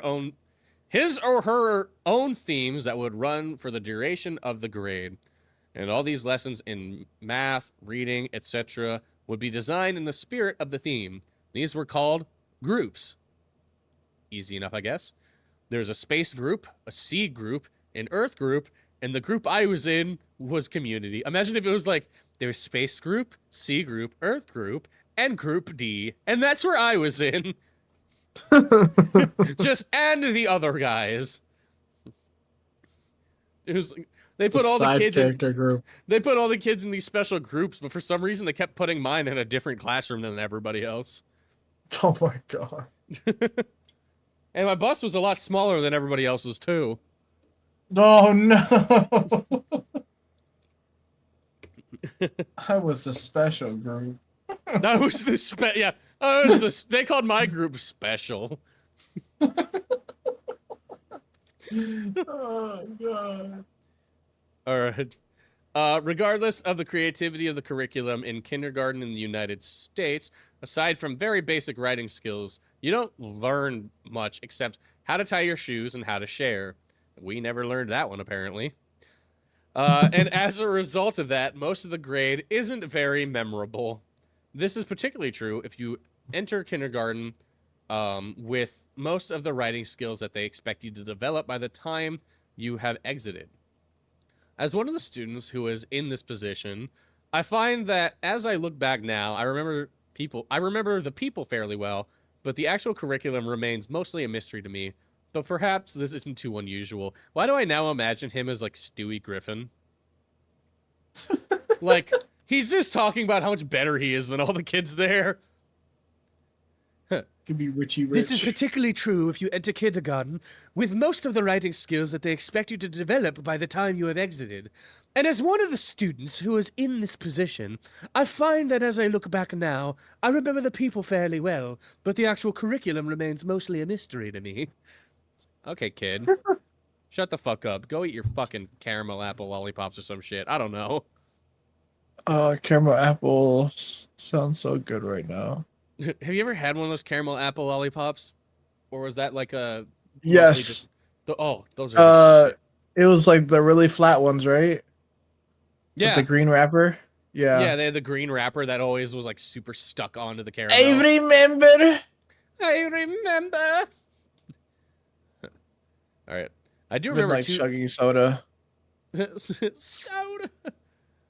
All right, I'll finish this page and then we'll have you read, and so we can keep you awake a little bit longer. Sound good?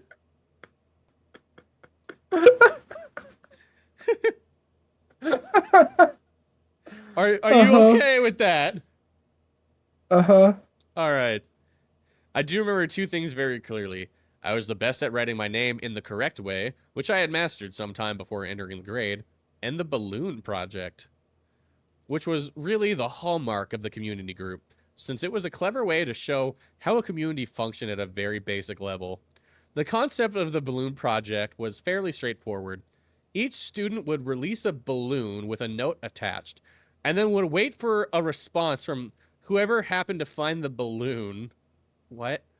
We would ask them to enclose a picture of the area, if possible, and provide a return address so that we could become PENPAL. No wonder you got fucking kidnapped. Jesus!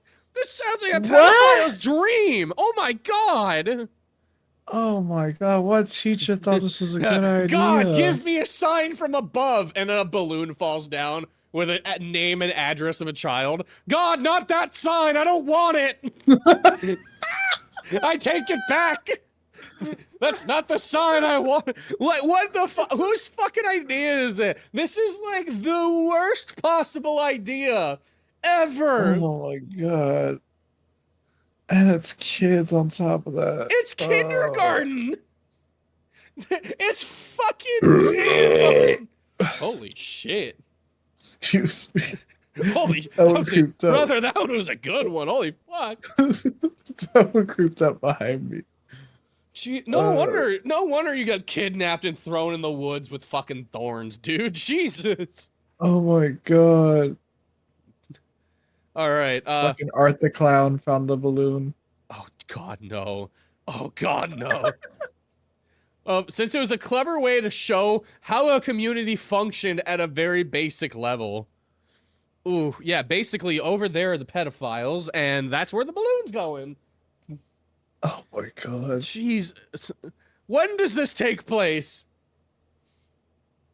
When do you think, when would this possibly take place? I'm assuming It like, had to be before the. No, wait. He said he had. No, wait. well, it's gotta be before the internet. It has to be before the internet. What game is this? We're reading a book. I love that. What game? This is a book. We're reading a book. What game is this? We're reading. All right. Yeah, anyways, the concept of the balloon project was fairly straightforward. Each student would release a balloon with a note. Oh, wait, I already read this. What the fuck? Where was it? The teacher would post each picture on a large map that she had hung from one of the walls of the classroom. And this would help us see not merely how far the balloon had traveled, but how important communication was in bringing a community together. Could you imagine just... This is the thing that pops in my mind that's horrible. It's like the fucking image comes back to just some dude schlong, and she just posts it up on the board. Oh. It's like, Jimmy got this response back from his pen pal. Oh. Because this is fucking creep. This is just terrible. Whatever teacher designed something like this is fucking horrible. A book or creepypasta? It's a book. Yeah, it's a book. It's a Reddit. It's a Reddit It's a story. Reddit story book. that got turned into a book, but it's really good. Anyways, and this would help. Yeah. So how important it was bringing the community together. I remember our projects being on a Friday because the culmination of weeks of discussion and preparation for this exciting event, exciting indeed, made it feel as if I was having a 3-day weekend. The rocky start with which I had begun kindergarten had finally smoothed, and I talked excitedly with my friend Josh each day as we eagerly awaited the Friday's lunch. Why is it gotta be a Josh? Wait, no, Josh is the guy with the Christmas tree, right? No, Josh is just his friend that he goes Yeah, out. but that he brought up about the Christmas tree. Well, no, they found the Christmas tree was just thrown out by somebody, but they were in the woods and they found the Christmas tree. Yeah. Oh, okay. They're just saying like he threw this fucking toddler threw a Christmas tree in the woods. Yeah, he just Hulk. Like fucking the dude from Durarara with the fridge. Oh my god, Durarara, such a good anime. I literally stare at a poster of it every day. It's hung up on my wall. All right. Is it a poster of her? No, it's a poster of all the main characters in like a police lineup. It's really. That's actually pretty fucking cool. It's dope. I got it as a I got it at a convention, my first anime convention actually. Oh hell yeah! Does this mean I could send you both the first chapter of my book? Yes, I'll read it on stream. No, I'm kidding. Yeah, of course you can. Always. All right, fan. I will read it on stream. Are you ready to read this on stream? Yes. Yeah. Okay. Let me get up. Ugh. I'm literally like reading him to sleep. This is like a bedtime story to him. Honestly, I'm a horror fanatic. This is light work from the shit that I watch. Light work, no reaction. Call an ambulance! Call an ambulance!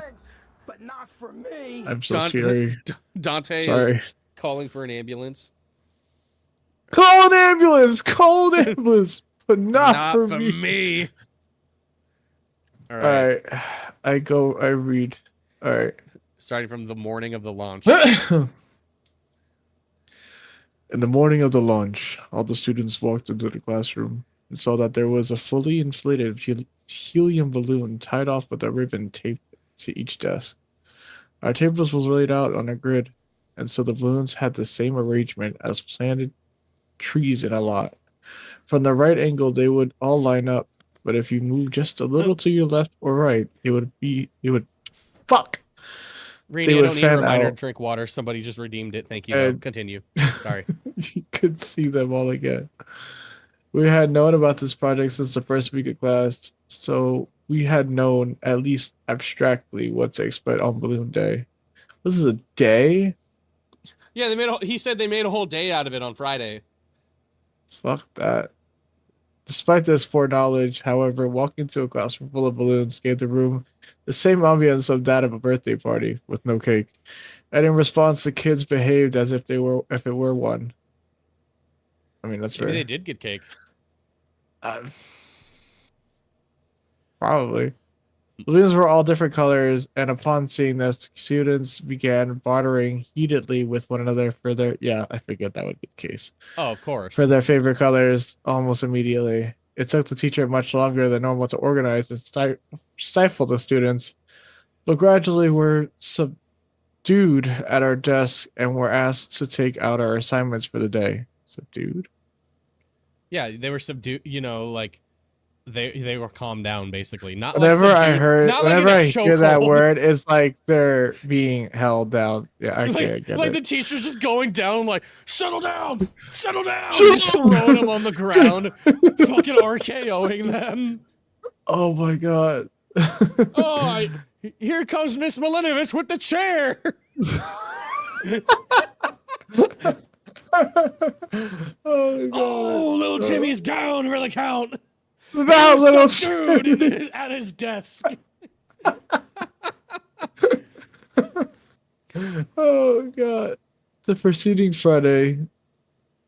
Wait, yeah. The preceding Friday, the teacher had sent us home with instructions to write a note with our parents' assistance. Also, they had the parents? Help! Wait, the parents. Okay. Wait. With the parents' assistance, your parents are terrible. You should all be ashamed of yourselves. Also, all the yes, notes had the chug the honey follow- bottle. Follow what? All of the notes had to follow. No. What you just said. Oh, Rainey asked if she should chug a honey bottle since her Bottle- voice is uber fucked and sounds like I a don't witcher. Listen, record something first and then do it. We need to hear this. I Can you want to hear imagine? this. I want Rainey to come in and just be like, "I'm Geralt of Rivia." What is it? What's a good Geralt quote? Most of his quotes are You're just asking the one-liners. person who's like half asleep. It's my husband asking. Oh, man, I don't want to hear it. I want to hear Reenie's try to sound like The Witcher. I don't want to hear a man. I don't want to hear a dude sound like The Witcher. If I wanted to do that, I'd just look it up on Pornhub. But no, I'm kidding. What?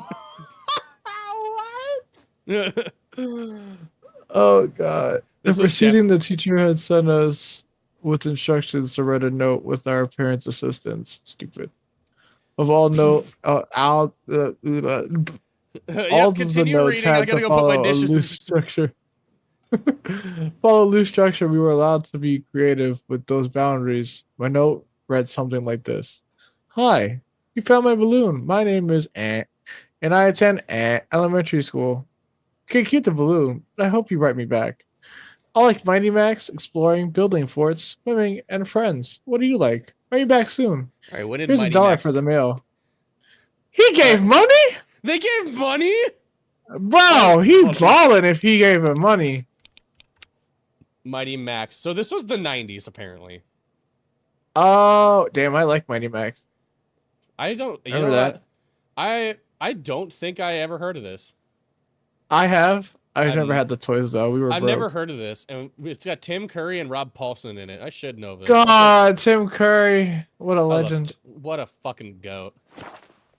Anyway, I love him Here- in that one movie. I forgot what it was called, where he was a villain and he was made of like toxic sludge. oh, I don't remember that one. I just remember where I will now go where the grasp of capitalism has no bounds. Space. Wasn't Tim Curry? Wait, wasn't he also in one of the scary movies?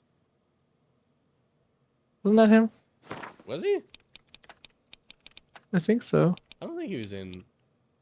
Was he in? He was in yeah, one he was of in them. Scary Movie too. Oh yeah, Ha! he was. I was right. To be fair, I was never allowed to watch remember. Scary Movie. So you've never seen them? I actually haven't. No. All right, I know what we need to do next time for movie night. We gotta watch all the scary movies at once. Okay, I'm down. All right, bet. All right. Next page. At the bottom of the page, I drew a little stick figure saying hi. and a word bubble next to his head, and after a few moments for consideration, I drew a balloon in his hand. On the dollar I had brought home, I had written 4 stamps! Why is it in all caps? Because he wanted to make that very clear. Use this dollar for stamps and no other reason! Got it! Don't use it for drugs. Don't use it for yeah, they're literally just throwing money out into the world. Imagine somebody watched it happen, tracked down each balloon and just took all the dollars out of them. Listen, it's in the 90s. Drugs were cheap back then. Fair. They're not so much now. Not anywhere close. All right, for stamps! Right across the front, which my mom said was unnecessary, but I thought it was genius. So I did it. Your mom should have thought this whole fucking thing was unnecessary. Sitting on each of our desks was a marker, a pen, a piece of paper, and an envelope. The first part of the project for the day was to transcribe the note that we had composed at home, after which we would put that in the envelope and attach it to the balloon. If we wanted to, we could draw a picture on it. There was a palette of paint with some brushes and cups of water sitting along a long table, just in front of the teacher's desk for the kids who elected to paint pictures on their notes. It was a sunny day, and those who wished to paint on their notes were told to finish it by a certain time so the letters could be set out to dry in the sun. Only a handful of kids were brave enough to send their art out into the world. After the teacher had finished giving us our instructions, most of my peers resumed with their rowdy attempt at trading balloons, while the teacher began assisting the few students who had forgotten to bring their letter to class, of course. As for me, I started on my note immediately, because I didn't want it to be sloppy. My handwriting, at least back then, was quite nice. Can't fucking relate. Cannot fucking relate. My handwriting to this day is atrocious. Agreed. Mine is too. Yeah, because we did you ever learn cursive? Yes, I know how to write in cursive. Yes. We were like the last people to learn to write in cursive, and then it was all internet from there. So our handwriting's just fucked. Pretty much, yeah. All right. It's quite nice. With the guidance of my mother, I had been practicing writing while simultaneously learning how to read for a fair amount of time before I had begun kindergarten. Since the letter was already written, all that was left for me to do was copy it down verbatim. I had broken my left arm some weeks before. Oh yeah, we'll get to that. So the plaster cast made it difficult to reposition and steady the paper as I went. But finally, I simply laid the heavy arm on the paper, leaned into it, and began transcribing, feeling thankful that I was right-handed, right? I know how to write. Yeah, hun, you're older than us. We know you know how to write in cursive. I'm younger. My third grade class was literally the last in New York to learn cursive. Yeah, we were the last in mine to learn cursive. That's crazy. Mm-hmm.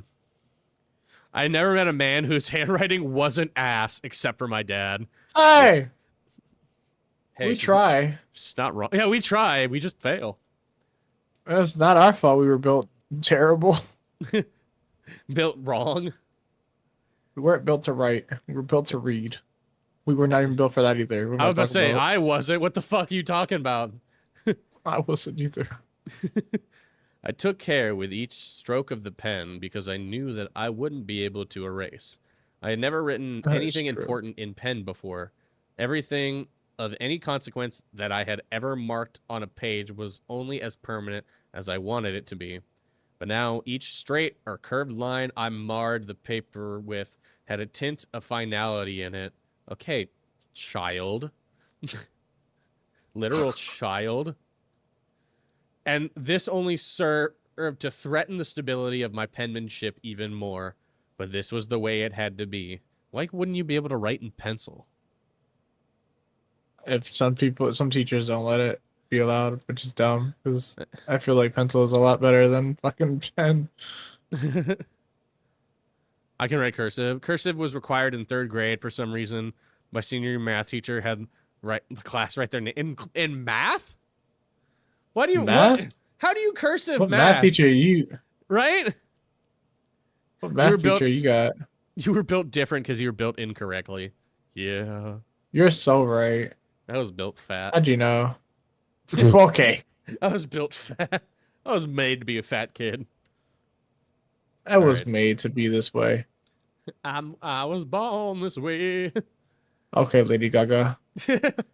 Several years before the students were still writing their notes in pencil. Okay, well... And there had been a storm the day after the balloons were released. So they did this multiple times?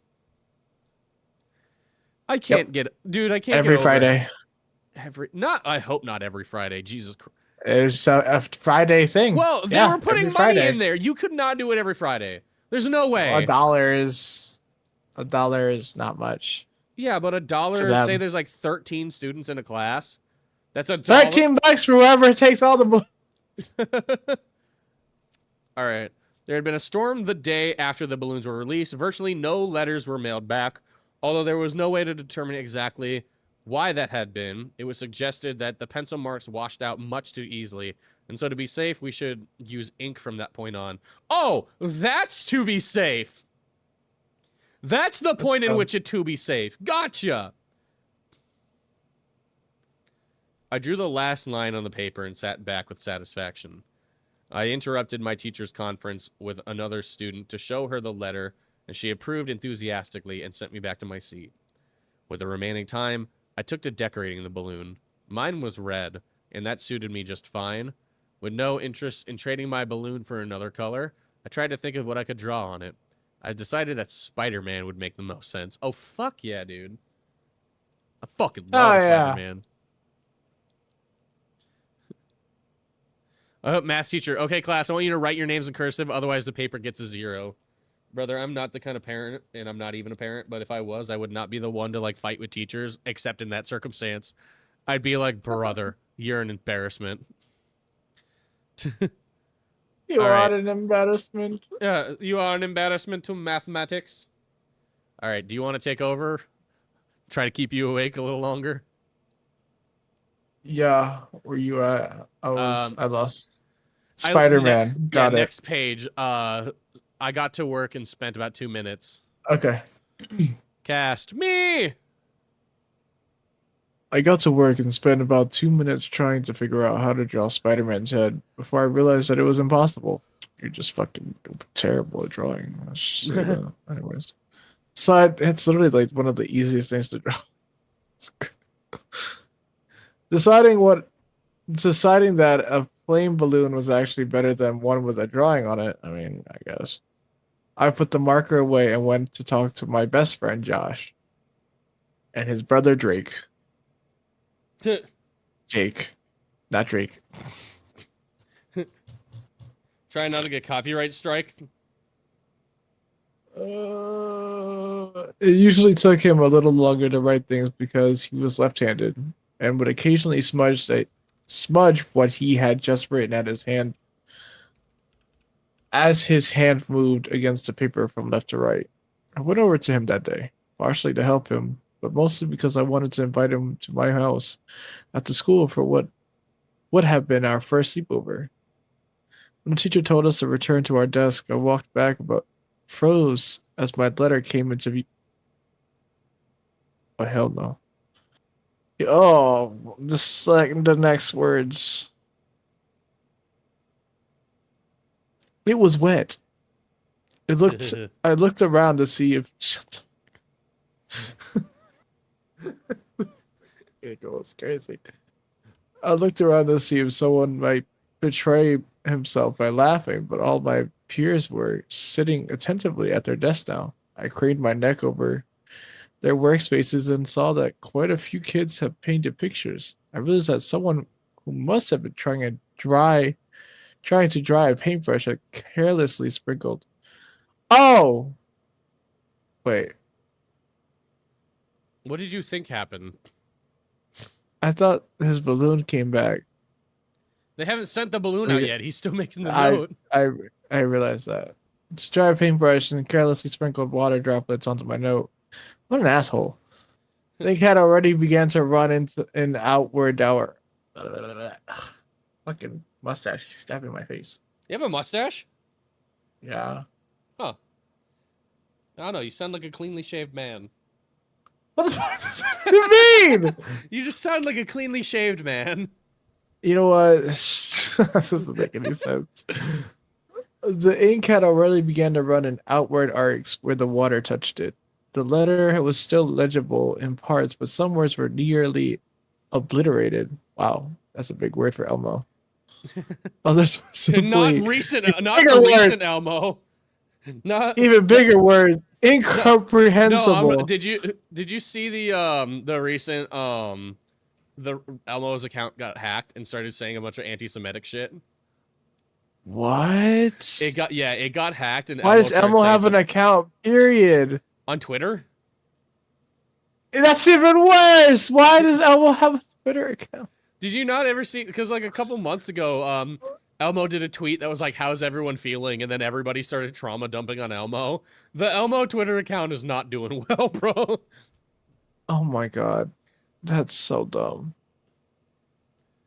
Rather than being a fan of exploring according to my letter, I was an avid exploring enthusiast. Wow. Avid exploring. What the fuck? I wanted to know who did this. I felt that I had to put more effort into writing that letter than any of my peers, and for someone to carelessly deface it was unthinkable. But there were so many kids who had painted pictures on their notes that it would have take too long to attempt to figure out who might have vandalized my letter. Attempting to repair or at least minimize the damage seemed more pressing.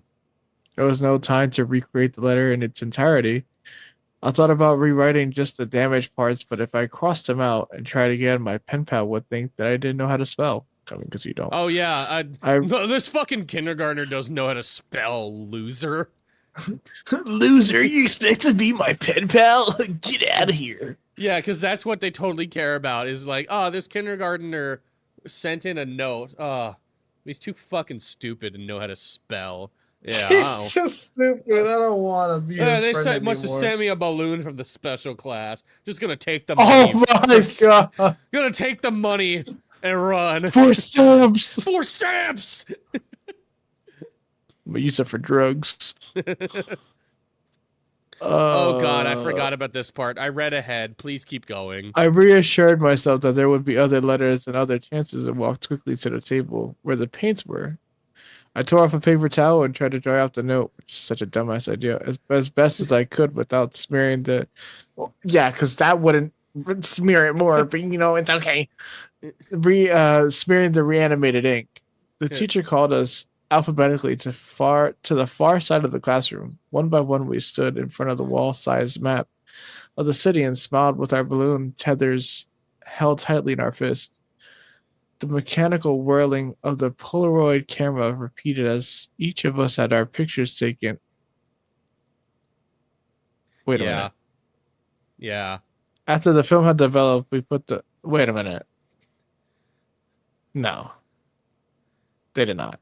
They did. You put the photograph... You what the fuck?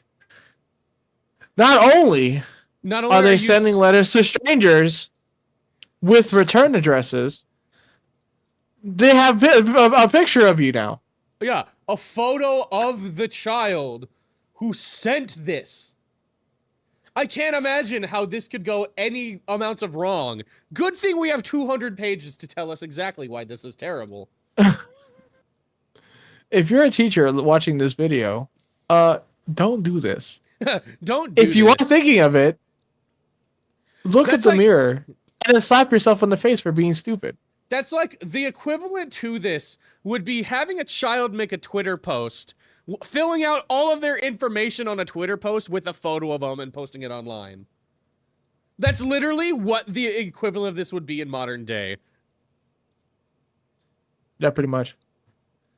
Brother, I forgot that they had a photo of the child in the, like, the child that wrote the note. That is fucking in there crazy. Too. Dude. A teacher handed each of us another letter. Did, like, nobody with a white van ever exist in the 90s? Like, I feel like... No, what are you talking about? I feel like in the 90s they were very adamant on, like, hey, don't get kidnapped. But then they pull shit like this?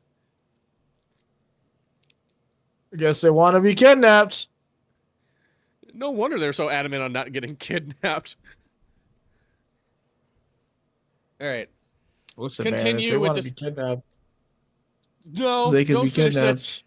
that. No, maybe don't finish that sentence. Listen, they they made their bed. They can lie in it.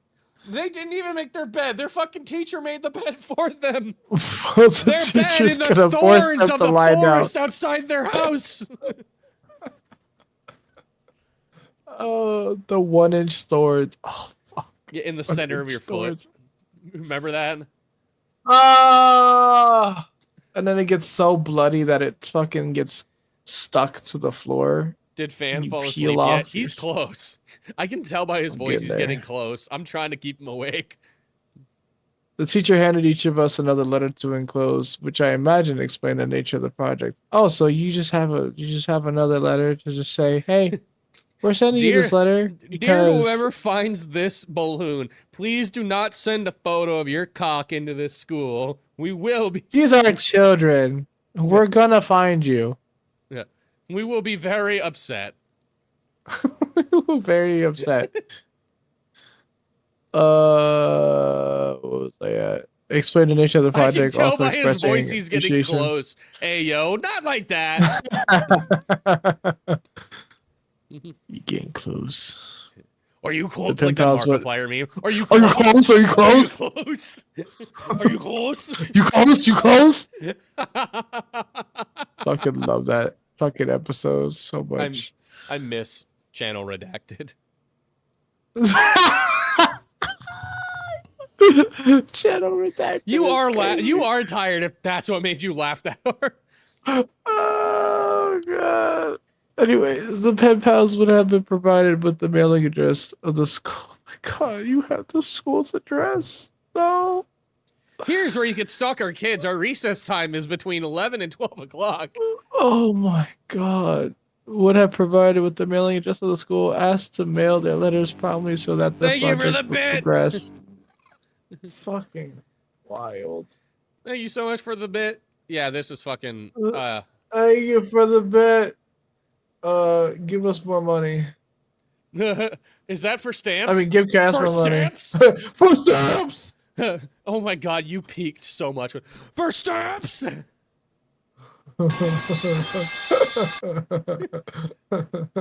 All right. That was the whole project. Doing these simple things would allow us to build a sense of community without having to leave the school, and to do it safely. My fucking Safely ass. is. Safely, my fucking ass. I would love for them Thank to God there's 200 explain more how that's pages to safely. explain how this is safe. We would also practice our reading and writing through our correspondence without even realizing that we were doing schoolwork. Everyone, faculty and students alike, loved this project, and it had been a huge success every year, with the exception of the year it stormed. Yeah, I would assume so. Yeah, man, this one did so great. We only lost 5 kids this year. Man, why is there a red balloon in the sewer? I didn't put that there. That's how Pennywise got it. He just found it in the balloon. That's why he has so many balloons. He's been collecting them. These fucking Man's kids balling won't with stop. every dollar.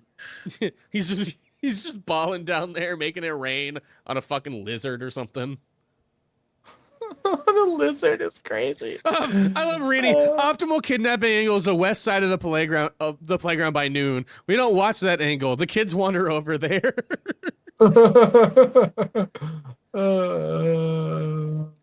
Okay, anyways, save a huge success every year with the exception of the year it stormed. We marched single file out the back door of the classroom and onto the courtyard outside, keeping our formation. We pressed our backs against the wall so we could pose for a group photograph. One of the students, a boy named Chris, had become so excited upon exiting the classroom that as soon as he saw the sky above, he let his balloon go and started cheering. Fucking What a dumbass. Fucking Chris, stupid ass kid. God damn all the Chris on the David, Chris, we're bringing your mom in for If a you're meeting. a Chris in the chat, You're the reason why the balloon You're the thing reason didn't why they work. get kidnapped so much, Chris. Okay, I don't think gonna go there.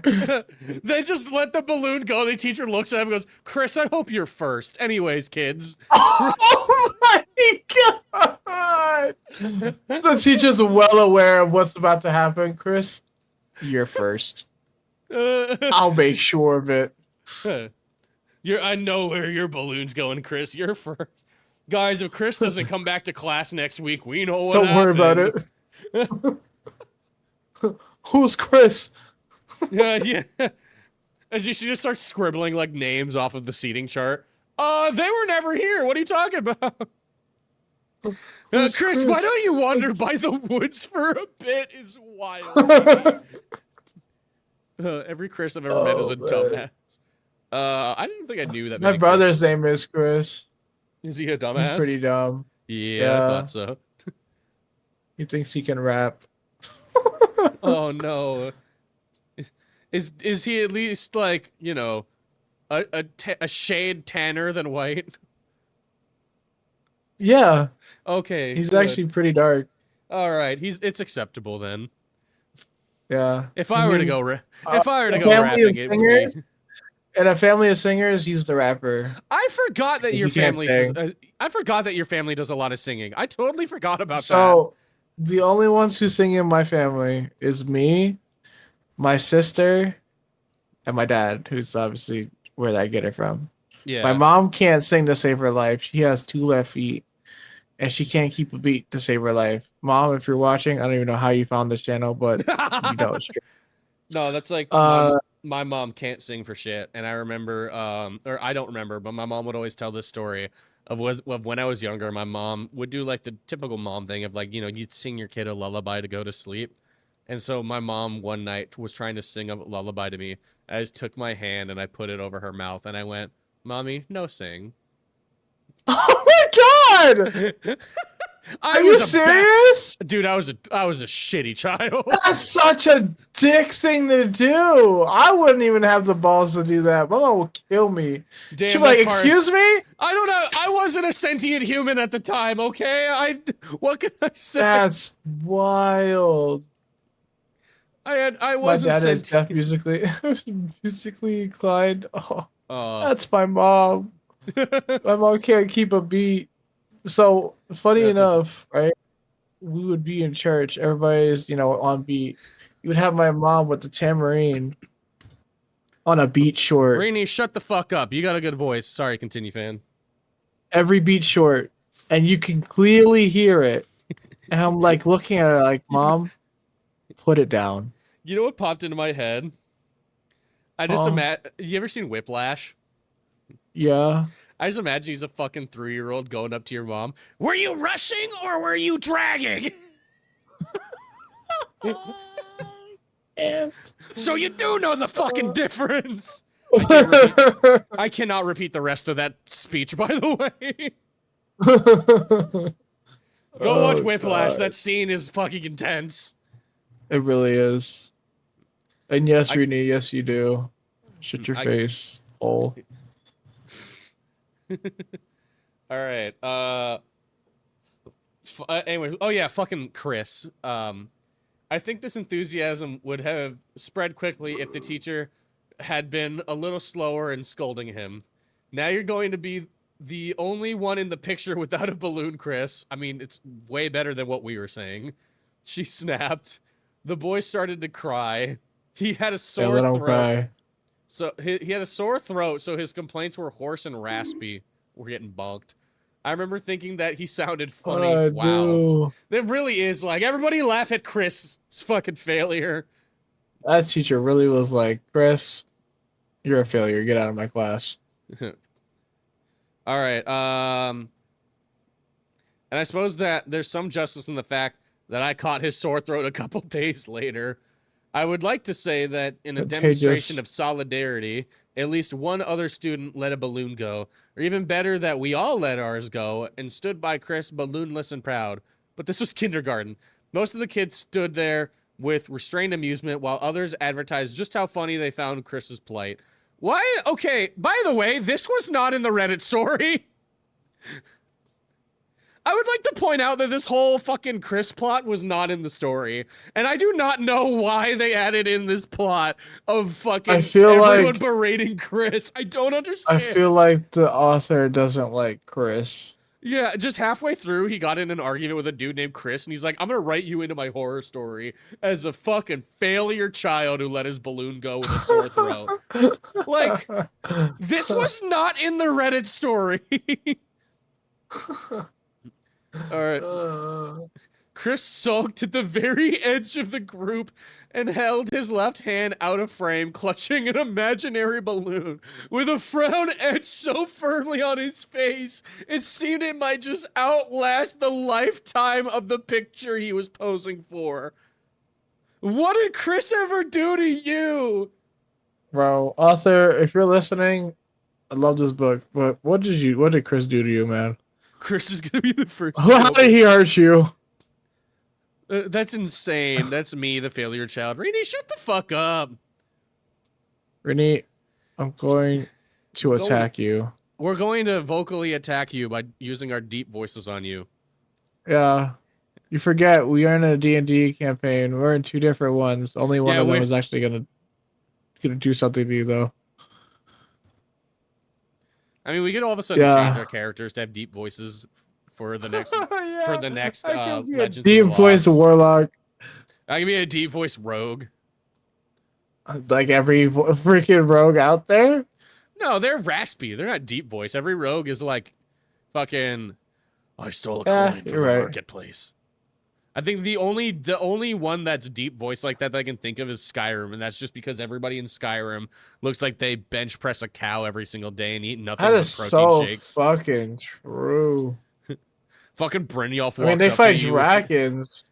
Yeah, so, Brynjolf walks up to you with arms the size of fucking tree trunks. So, I am a thief. And it's like, do you beat them up before you steal from them? Jesus.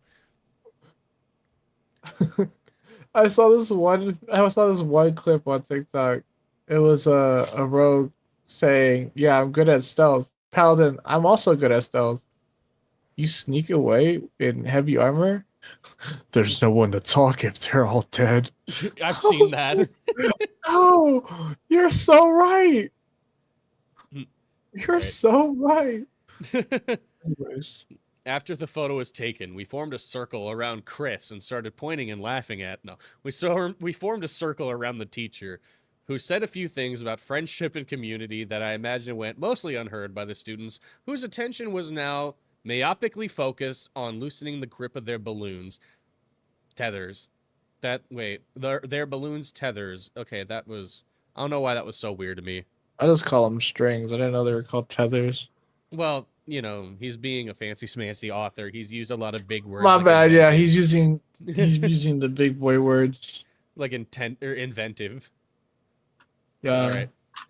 When her speech was over, the countdown began. 5, 4, 3, 2. Why am I the Smash Brothers announcer? 5, 4, 3, 2, 1.5. There's a collective groan in protest. She did this frequently. Although we didn't know this number, although we didn't know what this number was, we knew that it was a way of stalling. We didn't know this number. 1. At once, each kid yelled whatever their chosen launch word was. Yippee-ki-yay, motherfucker! Penis! And the court. We were the 2 kids that got banned at school. Titties! Set it free. Also, I just realized I just totally glazed over and started reading for you. My bad. Honestly, I didn't even notice. Where are we? So you can do the right here. The all at once each kid yelled whatever their chosen launch word was. By the way, while you do that, I gotta take a piss. So have fun. Okay, perfect. All at once, each kid yelled whatever their chosen launch word was, and the courtyard became a carnival as 24 brightly colored floating balloons filled the sky. We ran chasing our balloons and tried desperately to distinguish them from another of the same color. Cross currents and updrafts flung the balloons wildly in different directions, and the human counterparts mirrored their movements on the ground below. Several kids collided with one another as they ran frantically chasing their balloons, but instead of fights, there were laughs. Despite the ruckus, I heard a rogue blast off and shot my eyes down from the sky to see Chris releasing a bright green balloon that the teacher had just given him so that he can participate. As the balloons reached ever upwards, it became almost impossible to track my own balloon. This brought with it a new kind of excitement. Where would it go? Who would find it? I remember that day so clearly. When I think about it, I can almost feel a phantom sun on my face and can sometimes just faintly smell my teacher's perfume. It was one of the happiest days I've ever had. Over the next couple of weeks, the letters started to roll in. Most of the notes came in as requested with pictures of different landmarks, and the teacher would pin each picture on the big wall map that would have taken our Polaroids in front of. Arranging them directly on the map made it easy to see where the letter had came from and just how far the balloon had traveled. We did this at the very beginning of class each day, which was really smart idea because we actually looked forward to coming to school to see our letters that come in. For the duration of the year, we would have one day a week where we would write back to our pen pal or another student's pen pal in case our letter had not come in yet. Day after day, I arrived to school excited but left dejected at the fact that my letter hadn't arrived yet. There were other students who didn't receive letters either.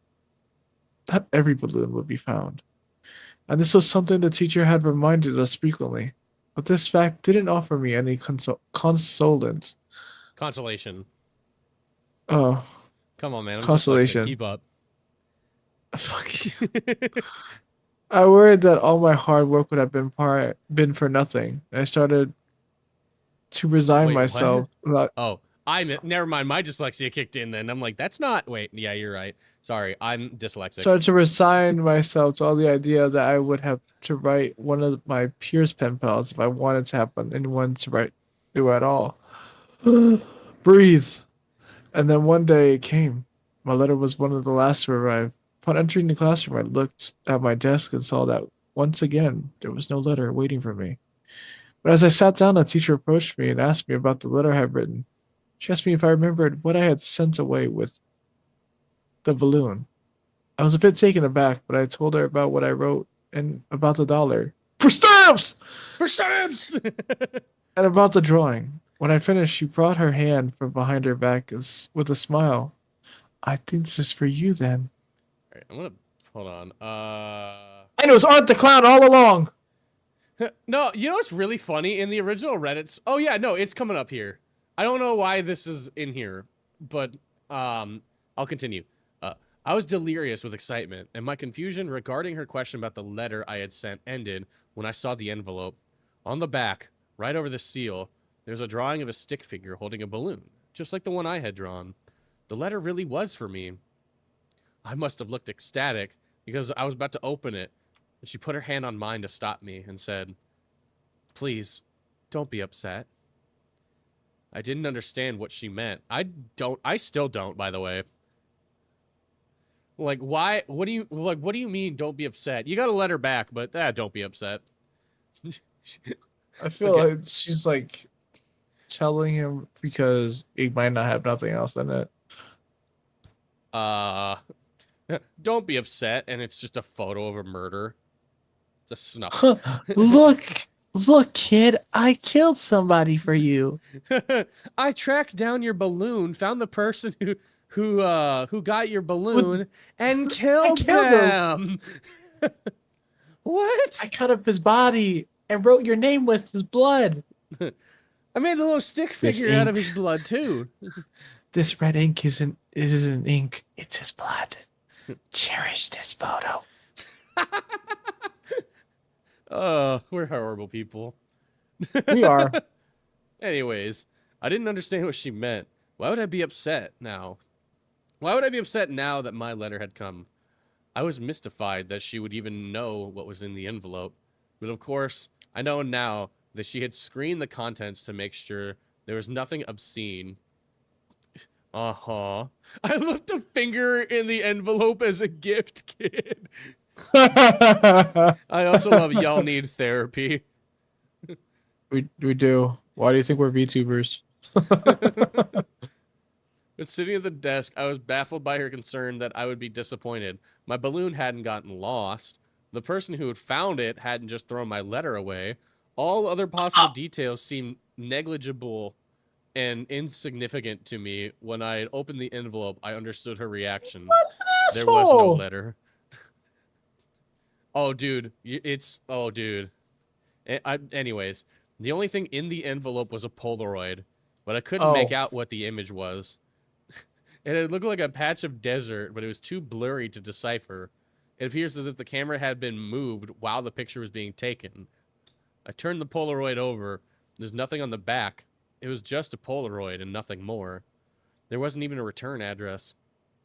I realized that I wouldn't be able to write back, and since there was no way to tell where the picture was taken, it couldn't even be placed anywhere in the map. Instead, my teacher tacked it on the side of the map next to the compass rose, out of the way, but still part of the project. I was crushed. Oh. Anyways, when I got home, my mom asked how my day was, so I told her. I told her I'd gotten a letter from my pen pal, and she became visibly excited. I think she had always known that I might never get a response, and as time went on and my potential contact remained silent, her consolation shifted from optimism and potentially to realism and acceptance. I don't think I read that right, but it's fine. So when I actually received something, she was both shocked and overjoyed for me, since she knew how badly I had wanted someone to write me back. When I told her that there was no letter, only a Polaroid, she joked that maybe my pen pal had bad handwriting and was embarrassed after seeing how good mine was. I feel that. I don't. My mom always told me how shitty my handwriting was. No, I feel the bad handwriting part. Oh, yeah. It's like, damn, this kid writes way better than I would. I don't want to fucking... I don't want to show my bad handwriting. Don't judge me. I didn't think this was actually the case. My letter had been damaged before it even touched the sky, but my mother's words had always seemed to have the ability to make me feel better. So I accepted her That's a mom for you. Right? I accepted her rationale, and I felt happy that I had gotten anything at all. The school year pressed on, and the letters had stopped coming for nearly all the other students. After all, you can only continue a written correspondence with a kindergartner for so long. Brother, for me, that's like 2 sentences, and that's not even written. That's spoken. I'm not good with kids. I have 2 of my own. I know. I'm bad enough with them. I don't need any more. This was expected by the teacher, and the lull was worked into the curriculum. Our Friday letter writing session slowly morphed into other projects, and everyone, including myself, had lost interest in the letters almost completely. I still thought about the picture from time to time. In some way, I still felt as if I had been cheated. But then again, there were students who had received nothing at all because their balloons had apparently been lost or disregarded. All right. Cass Mooney High! All right, fan. Huh? Oh. It's your turn, bud. Eventually he's just gonna fall asleep. I'm just gonna continue reading. Where were we? Top of the next page, where you always start. At the very top? Did you finish that sentence? I finished the sentence, yeah. So you start at recognizing this. Wait. Oh, I didn't see the end of the sentence. I went over it. Recognizing this, I realized that I would seem greedy to those kids. And so anytime I felt compelled to complain, I would bite my tongue. Every time someone says that, I feel like they actually just chomp on their tongue. Bite through their tongue. Funny enough, you can bite through your tongue, but your body will say no. Yeah, unless you slam your chin onto concrete and then you bite right through. That's not really by choice. No one ever said it was by choice. You know what? That is 100% true. You're like, I gradually Gradually, I Is this I graduated again? My mom graduated me In- again.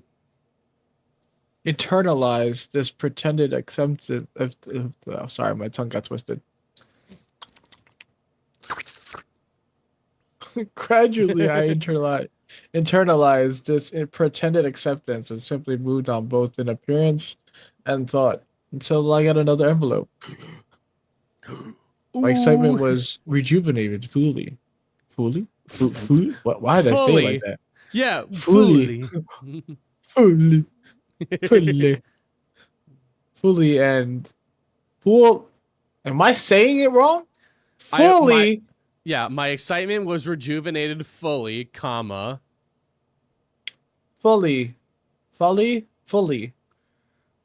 I read the word for you. Keep. Anyways, I secretly reveled in the fact that I had just gotten a letter while nearly all the other pen pals had abandoned. Goddamn. He's like, Suck on that, kids! I got another photo. It's a dick. God damn it. oh no, it's a guy chopped up. I mean, Josh, look, I got a chopped up body as a picture. Josh, look, he even sent me his fingers. Oh, are those teeth? Oh, I'm gonna add that to my collection. Nah, man, that's bone fragments from the femur. How'd you know it was a femur, man? Because he said so in the letter. Oh my god, man, that's great. Oh my god. Neither of you can read for shit. I was well aware. You know what? I didn't. You know what? You smell. Nah, you are Anyways. stinky. Anyways, moving on. Most of my classmates have written back and forth with their pen pals several times, and the ones who received nothing, nerds, at all were probably the victims of bad weather and bad luck. Just every time? Okay. Oh, The sure. first envelope I had received, however, was What the fuck? tantamount? What the fuck does that mean? Well, if I highlight over it, tantamount. Adjective. Equivalent. I can't read the Brother! either. Equivalent!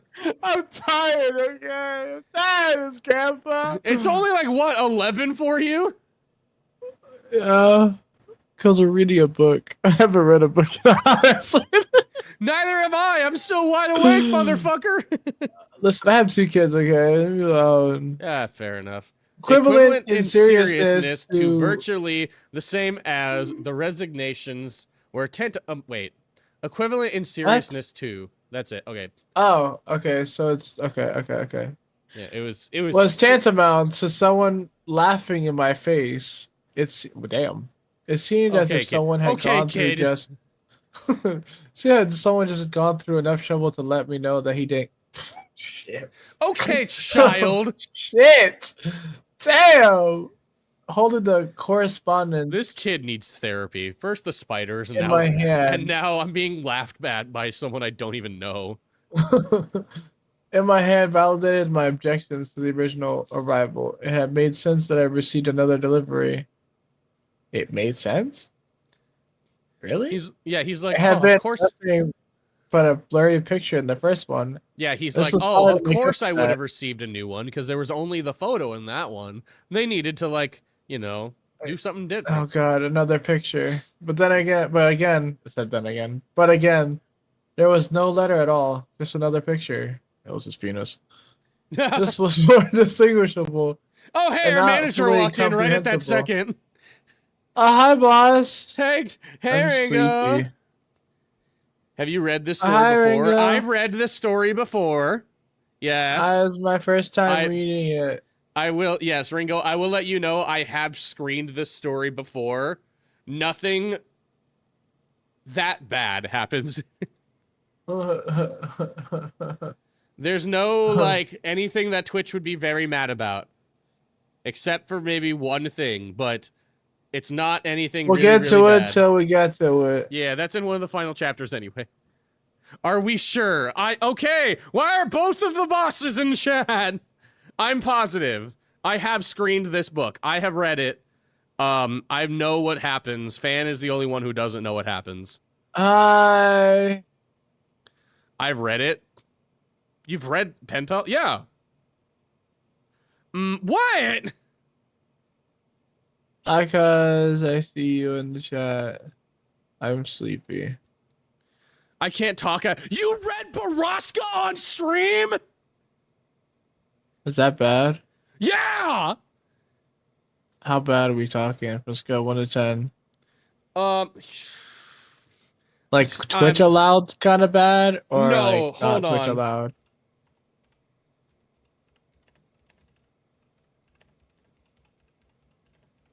This was pre-VGens. Did you get bad? Well, not bad. Did you get in trouble for it, Ringo?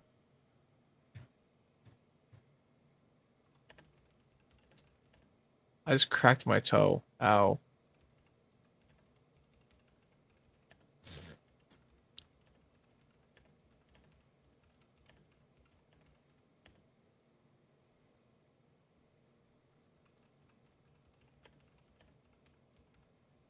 All right. I sent it to you. That's a quick synopsis of what Baraska is about. Okay. I'm gonna see. Whoa, shit. I just saw one word. And they talk about that in the book? I think it's like part 3 or 4 when that part starts, because it starts out like a horror story. And it's like, oh, because it starts out like, hey, there's this what? The town? That's crazy. Yeah, so it starts, I'm not going to say obviously what happens on stream, but it starts out with this horror story of like, oh, there's a creepy thing on the edge of town that lives in the mines, like a supposed like cryptid, and it goes way different than that. It's like you've been caught with your pants down, Lamau. Okay, what was I doing? Oh yeah, reading. I can assure you, nothing Baraska happens. Baraska does not happen in this. I should fucking not. Call an ambulance, indeed. But not for me. The camera was sharply angled toward the sky. The photograph caught the top corner of a building in the bottom left of the frame. The rest of the image was distorted by a lens flare. Yeah, of course. I turned the Polaroid over, but again, there was nothing written on the back. My teacher put her hand on my shoulder and said, "Picture's worth 1,000 words, right?" No. Shut up, bitch. Walking away toward the desk. Picture worth 1,000 words? I'd never heard that said before. Because you're dumb. I sat there for... He's in kindergarten, wow, fan. You're so right. I forgot about the part. I had never heard that said before, and I sat there for a while trying to decide if I believe it. How are you going to say that saying to a kindergartner? He's not going to understand what the fuck that means. Because the balloons didn't travel very far, and because they were all launched on the same day, the board became a bit cluttered fairly quickly. Not with my pictures. If a letter came in with the picture of a place that wasn't already overrepresented on the map, it would be displayed. Otherwise, the correspondence were distributed to the recipients. So, wow, I said big words and a whole sentence I didn't even stutter. So we could take them on. You did. You're just too tired to realize it. Just stuttered just now. The remaining pictures was... No, I skipped a sentence. So we would take them home as keepsakes for the project. A week or two before the school year ended, the remaining pictures were taken off the map and handed out to their owners. My best friend Doc took home the second highest number of the pictures at the end of the year. This pen pal was very cooperative. Sent him photographs from all over the neighboring city. Josh took home, I think, 4 Polaroids. I took home nearly 50. How the hell? So this person kept sending in photos without notes. 50 photos. Like 50 blurry Polaroid photos. What? Thank you for the hydrate and the posture check. Almost died. The envelopes had all been opened by the teacher, but after a while I had stopped even looking at the pictures. However, the photographs were, if nothing else, a collection, and so I saved them in one of my dresser drawers that housed my other collections. What other collections are you talking about? The problem with collections I Of the have found, Polaroids fan. it says my other collections. Yeah, of the Meaning- Polaroids that he's got. Oh. The problem with collections I have found was that either there was simply no way to gather all the things in a series because there was no end to it, or there would always be the last item that made your collection incomplete. And All right. In my mind, I suppose, the things in the collection weren't as valuable as the completeness of the collection itself. My drawer was a mausoleum of my incomplete collections of rocks. How do you get a complete collection of rocks? Anyways, an incomplete collection of rocks, baseball cards, comic book cards, and little miniature baseball batting helmets that my mother and I would ceremoniously buy from a vending machine at Winn-Dixie after T-ball games. I put the photos in a box and slid it next to my baseball cards. With the school year over and summer break just beginning, I turned my attention to other things. For Christmas, midway through my year of kindergarten, my mom had gotten me a small snow cone machine. It didn't make very good snow cones, but the fact I could make them at home now delighted both Josh and me. Josh and I, okay? First off, Josh and I, fucking stupid kindergartner. He came to covet the machine so much that his parents bought him a slightly nicer one for his birthday towards the end of the school year. Damn! Mother, I want that one. I want the better snow cone machine. All right. Nice one. The snow cones produced by Josh's machine were much bigger and were made much faster than when we would use my machine. Several weeks into summer break, we decided to take a break from exploring the woods. We would pool our resources and set up a snow cone stand to make money. Oh, I forgot about this part. We thought we would make a fortune selling snow cones at $1. Josh and I lived in different neighborhoods, so we had a conversation about where we would set up shop. As one might have expected, we both wanted to locate the business at our respective houses. So before we had the cups for the shaved ice, we had our first disagreement. His neighborhood was a bit nicer than mine, but many of the older houses in my neighborhood had slightly larger yards, and as such, the people who actually cared for them had to be outside for longer amounts of time in order to do so. There's also simply more people in my neighborhood, since there were many houses that stood on fairly small plots of land, and the ongoing construction around where I lived meant that there were always people outside on the weekends. Josh rebutted by claiming that his neighborhood was nicer than mine was, and this was a thought that had never occurred to me before. I became indignant, and our capacities to engage in a civil and rational discussion became exhausted. Ultimately, I won by trumping all of Josh's legitimate reasons by exclaiming that it was my idea, and we would do it at my house. That is such a child way of doing it. I love that. It's like, it was my idea. All right. The first weekend was a disaster. We had both used our machines before, but to be quite honest, we simply weren't very good at we weren't very good snow cone producers. We had 2 bottles of syrup, cherry and cherry. So there wasn't much variety in terms of flavor. More to our detriment, we had never completely figured out how to best pour the syrup onto the ice, or how much to pour for that matter. So most of our customers had their hands covered in overflowing red dye when they squeezed the paper cups to their snow cones away. We made about $6 and stopped for the day. Fan, are you awake? I'm awake. Okay. Just want to make sure. All right.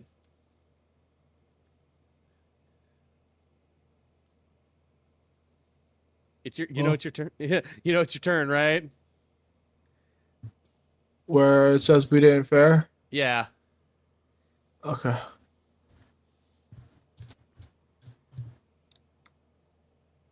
We didn't fare much better the second weekend. Josh and I had gotten the hang of the syrup. Yeah, that's it Yeah. correctly. for the most part. But I had the idea that we should just use crushed ice in the machines in order to make the snow cones more quickly, since I thought the smaller chunks of ice would shade faster. Well, that's wrong. Instead, the trashed ice became more jammed. Yeah, obviously. Between the blades and this plastic rotor inside the machine. It broke my snow cone maker immediately. Wow. You're so smart.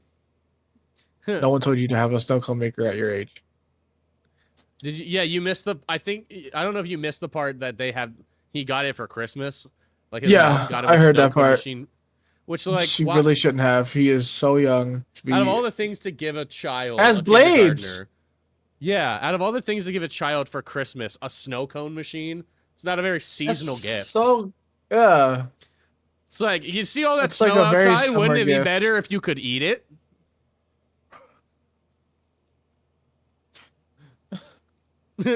Why did that make me laugh? I don't know. That movie. It's not even that funny, bro.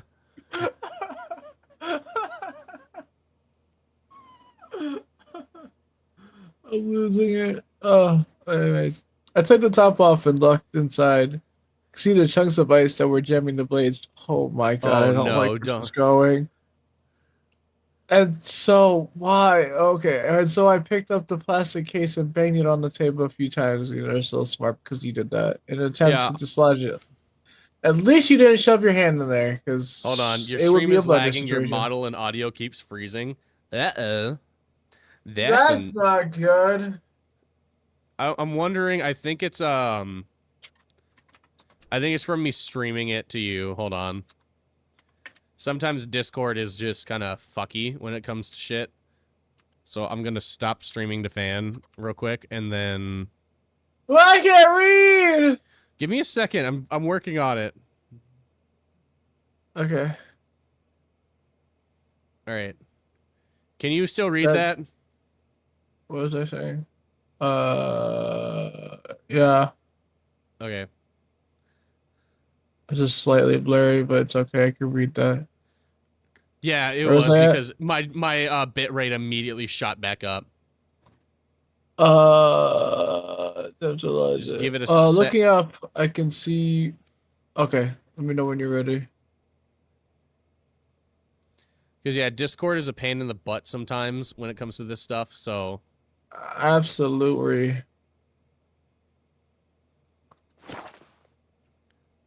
all right, hold up, hold the line. Hold the line. How long did you want to keep going, by the way? We'll finish this chapter. Okay.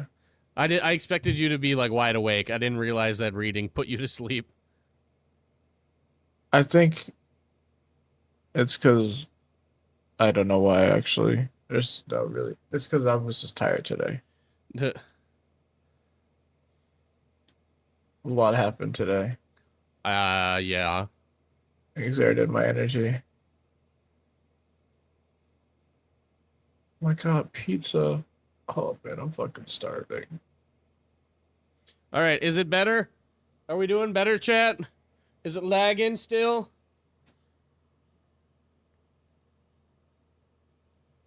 How we doing? I gotta give it a second. Hold on. All right.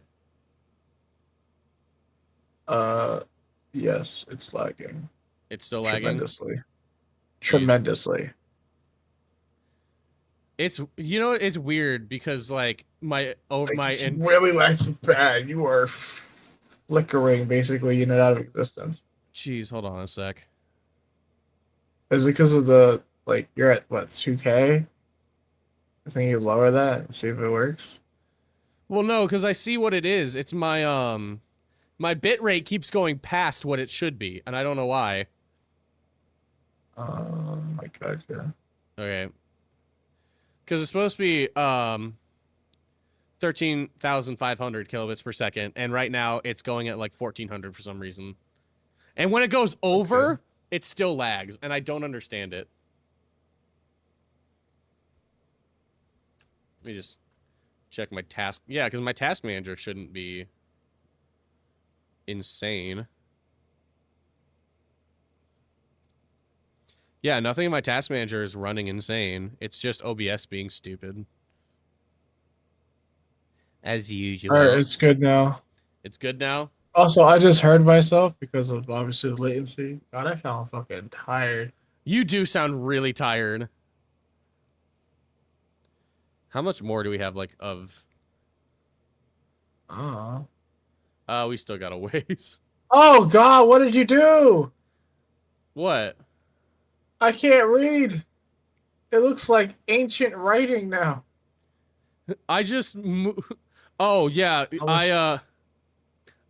my God, everything's gone. I lowered the, to 480p, hoping that it wouldn't... It's so bad. It's Do you so want me... bad. You know what? I'll just read the rest of this to you, and you can go to sleep. Okay, good night. Yeah, Just good. kidding. I'm gonna try to stay up as possible when it's All possible. right. All right. So where If were you hear we? me snoring, that's when I'm out. If he starts snoring, I will mute him. Rude! All right. I took the top off and looked inside. I could see the chunks of ice. Yeah, we already looked at. Banging it on the table a few times in an attempt to dislodge them. Looking up, I could see a potential customer coming. I needed to clear the jam quickly. Without thinking, I pushed my hand, no, down into the cavity, no, of the snow cone machine. Ah. So you're stupid. So he did do exactly what I thought he wasn't gonna do. Oh Right? my God, it's a recipe for disaster. And began carefully wrestling the ice out of the space between the blades and the inside wall. Oh my God. God. That's like cleaning a blender with it still plugged in. Why Right? would you do that? You dumb bitch! Oh my All right. God. I looked up again and I recognized the person from the weekend before. Forgetting that Josh's machine was still working fine, I turned my attention back to the problem so that I would be ready for our first return customer. I could feel the ice begin to give and pivot a little as the heat from my fingers melted it. I almost had the problem resolved when I heard Josh say, "Hey, what's this button do?" No! Josh! I looked over to Josh and saw that he had his finger on the start button of my machine. Bro, And his hand's in the blade already. yep. Reflexively, I yanked my hand out of the snow cone maker. Oh, thank God. My middle finger catching the blade on the way out. Oh! You know what? That's better than losing his fingers, which he would have. Fair, but His hands would have turned into spaghetti. there's a period of just a few seconds where I thought that I had just scratched myself, but a thin red line soon began to quickly draw itself horizontally along the underside of my finger. I watched as the line widened and spread as blood began dripping from my hand. I shouted at Josh while he prepared a snow cone on his machine for our anticipated customer. He's fucking ignoring the fact that Josh is like, his friend just almost lost his hand. He's a Because he businessman, wanted bro. to be He's like, stupid. I gotta get this guy his snow cone at any cost, all right? Even at the cost of my own friends. Huh. They will have their snow cone. And I shouted at Josh while he prepared a snow cone on his machine for our anticipated customer, and he said he was only joking, that he wasn't really going to push the button. Okay, whether he was or wasn't, you got injured. Yeah. Now there's blood in your snow cone. Right? He looked genuinely remorseful from what I could tell, though he seemed to have a problem looking at my hand as he apologized. I think now that Josh had a fear of blood. Josh had already finished pouring the syrup before the customer got to the table, and he held it gingerly so that it wouldn't melt. Holding my finger with the opposite hand, I looked around for something to wrap it in. By the time the customer had got to our stand, the blood had welled up in the tight fist that I was making around my finger and begun dripping down my forearm. Are you holding it up? Oh, he must be holding it like above his heart. He has to. Yeah. As Josh held the snow cone out to the man, I saw our patron's eyes dart back and forth from the cherry red ice to my blood red hand. Oh my God! His expression changed from concern to amusement, and finally he said, "You boys sure have put a lot of yourself into the business." Oh, dude, you don't say that to Also, why is that your reaction? What are the adults in this neighborhood? Oh my god. The fact that he's like, ha ha ha ha. You guys are just slowly, you're just putting yourselves into to your man business. No, bitch, you're fucking got blood all over your snow cone and you're like, The flavor. man followed this exclamation with a guffy, which by the way is a laugh. So long and loud that I could still hear it when I went back into the house to show my mom what I had done to myself. Okay, Josh is partially to blame for that. Partially, he is to blame. Yeah, well, because he's like, what I did to myself. And I'm like, well, Josh was the one who kind of fucked you up. What up? What, how do you say? What up, Diamond Gaming? Oh, Diamond. I'm an idiot. There's ones and zeros. I got confused. It's Diamond Gaming. I was like, hey, what's up? I can't read. That's my bestie. The adults in this have no common sense. Well, based on the fact that there's a Winn-Dixie, it's south of the Bible Belt. Oh, there's Winn-Dixies up north. There's one in Wisconsin. Phantasm is always to blame. What do you mean? What I do? All right. What I do? Yeah, what do I do? It's cause I'm green, isn't it? It's cause You were saying that to almost everything for a week there. I know. I love Jim Carrey.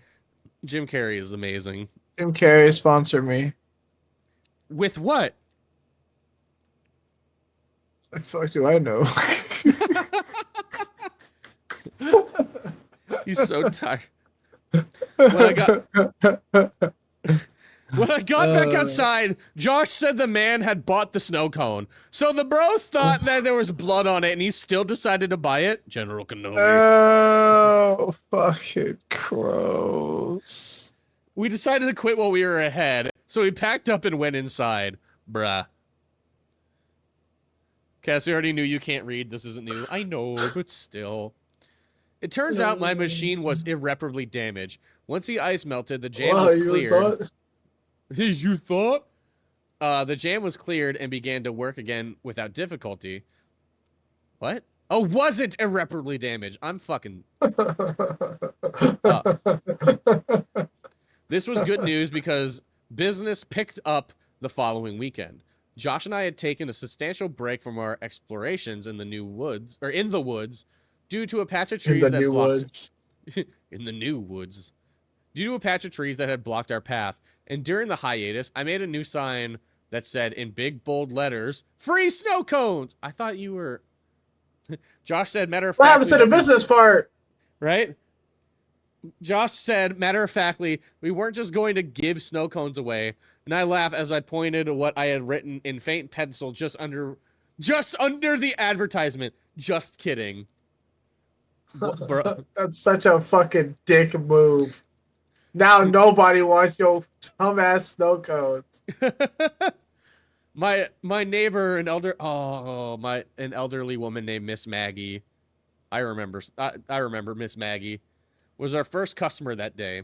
She pretended to be outraged by our ruse, but happily paid us. Before she left, she told us that she would look for us in the lake later that day if we decided to go swimming. We had many more customers that day. They were all good sports about our trick, including the man who returned for a third time. We made $8 that day. Isn't that just 8 people? Because I think they're selling them for $1. But smart, read the fine print. And a little bit less the following weekend. The 5th weekend would turn out to be our last day of business. My mom would take my snow cone machine away only a couple days later when I protested. She told me that she didn't want me cutting my hand off, although I had injured myself weeks ago. Okay. Even at that age, I thought that this late reaction was bizarre. Oh, wait. Never mind. I know why. Because Josh and I both had a snow cone machine, we each had separate stacks of money that we put together into one pile, and then we split it evenly. Whenever there was an odd number of bills, we would play rock, paper, scissors to see who would get to keep the extra bill. We called this decision-making ritual gaming that day since we made a total of $17, primarily from the same people we had been selling to since we started our business. After we stopped selling that day, Josh was divvying up the spoils. As he paid me out my $4th, I was consumed by a feeling of bewilderment. The dollar said 4 stamps. Fan. Huh? The dollar said 4 stamps on it. Oh, shit. I must have vocalized my surprise, because Josh noticed my shock and asked if he miscounted. No, that dollar, Josh. That's the dollar I sent. What? That's the dollar, man. The one I sent. What dollar? What are you talking about? Seeing the dollar here in my hands befuddled me, and I struggled to compose myself so I could explain more clearly. From the balloon! I sent it off with the balloon, remember? I put it in the envelope with my letter. Josh pondered this for a moment before deciding what this meant. That's so cool, he shouted. As I thought about it, I came to agree. The idea that the dollar had made it right back to me after changing so many hands staggered me. I had no way of knowing how far the balloon had traveled, but whatever distance had been, this was still amazing. Whoever found my balloon must have bought some stamps at the post office, and then slowly and incrementally the dollar had worked its way right back to me. Oh, you naive child. You naive child.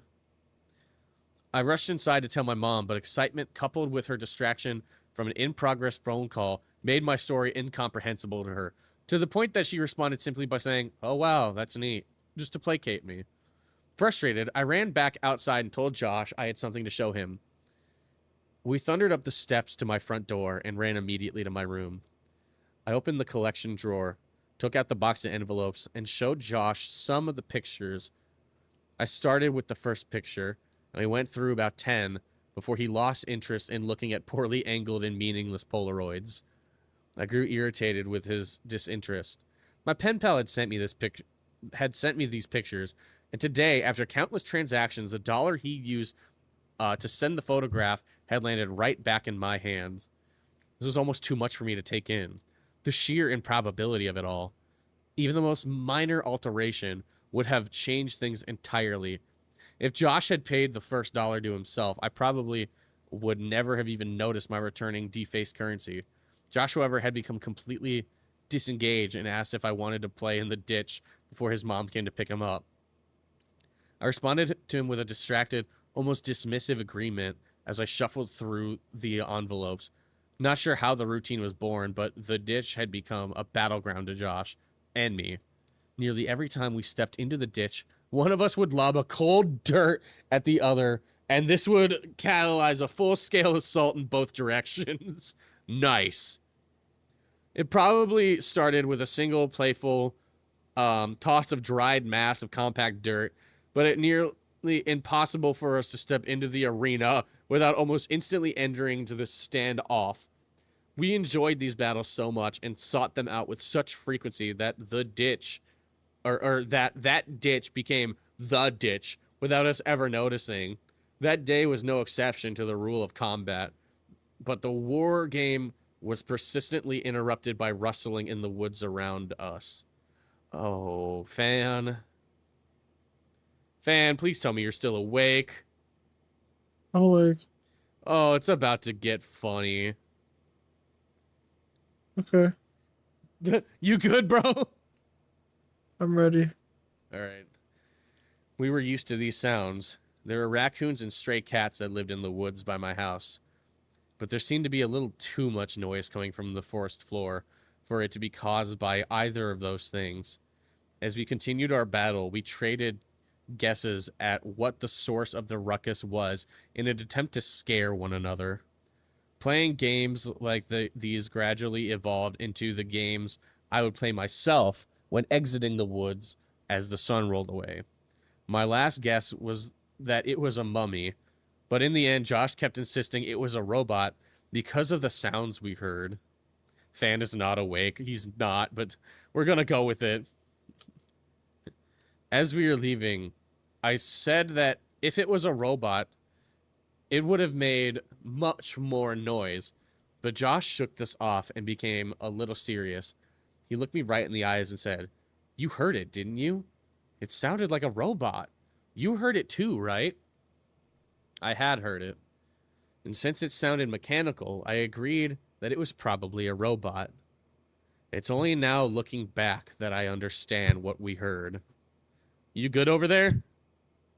I was scratching my head. Oh, okay. It sounds like you're hitting your microphone.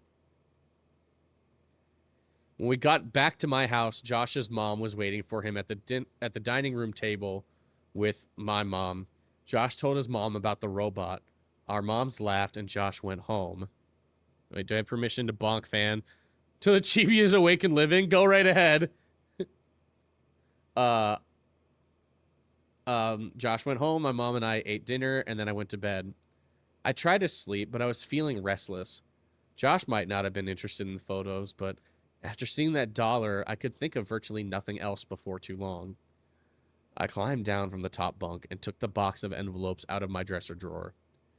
I took out the first envelope, set it on the floor, and placed the blurry desert Polaroid that had been inside of it on top. I laid the second envelope right next to it and put the oddly angled Polaroids of a building top corner over it. I did this with each picture till they formed a grid that was about 5 by 10. I was taught to always be careful with the things I was collecting, even if I wasn't sure whether they were valuable or not. I realized I hadn't actually looked at the majority of these pictures before. I may have paid them a passing glance when I opened the envelope to look for a letter, but upon reliably disappointed, I would simply close the envelope and put it in with the others. Fan, are you awake? He's definitely not. Anyway, you guys get to experience this. Bonk him awake! All right.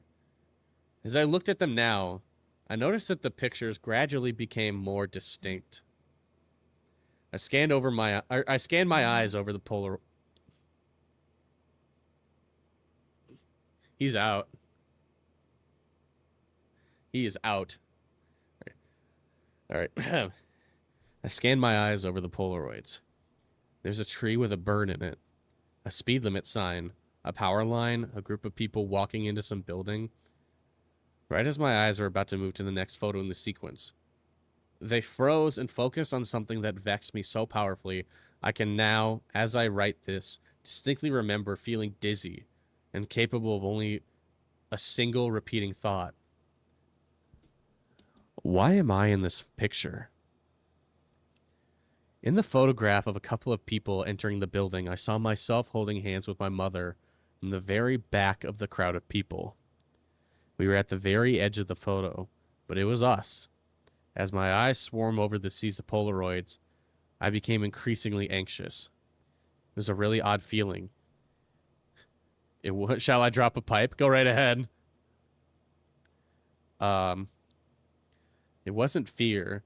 It was a feeling you get when you're in trouble.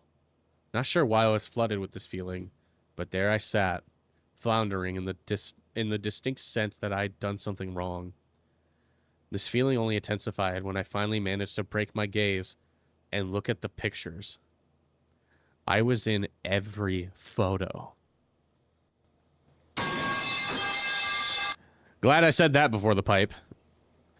None of them were close shots. None of them were only of me, but I was in every single one of them. Off to the side, in the back of a group, at the bottom of the frame. Some of the picture had only the tiniest part of my face captured at the very edge of the photo, but nevertheless, I was there. I was always there.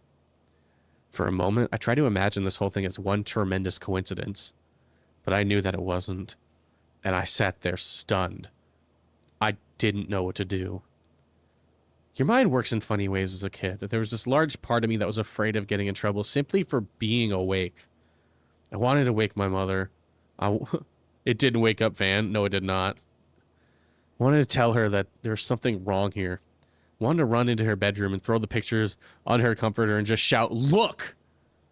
and have her hug me and tell me everything was going to be fine. That I had nothing to be afraid of. But I just sat there, with the looming feeling having made some irreparable transgression. I decided that I would wait until next morning. The next day, my mom was off work and spent most of the morning cleaning up around the house. I stared blankly at the cartoons on the television and waited until I thought it was a good time to show her the Polaroids. When she went out to get the mail, I grabbed a couple of pictures and put them on the table in front of me. I sat waiting for her to come back.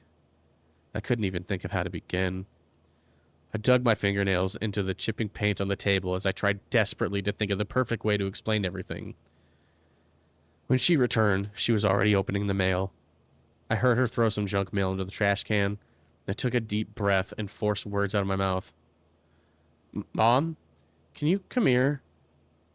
I have these pictures. Just give me a minute, honey. I need to mark these on the calendar. After a moment, she came and stood behind me and asked me what I needed.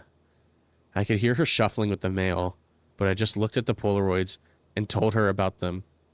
I reminded her about the balloon project and how I had only gotten a picture in my first correspondence.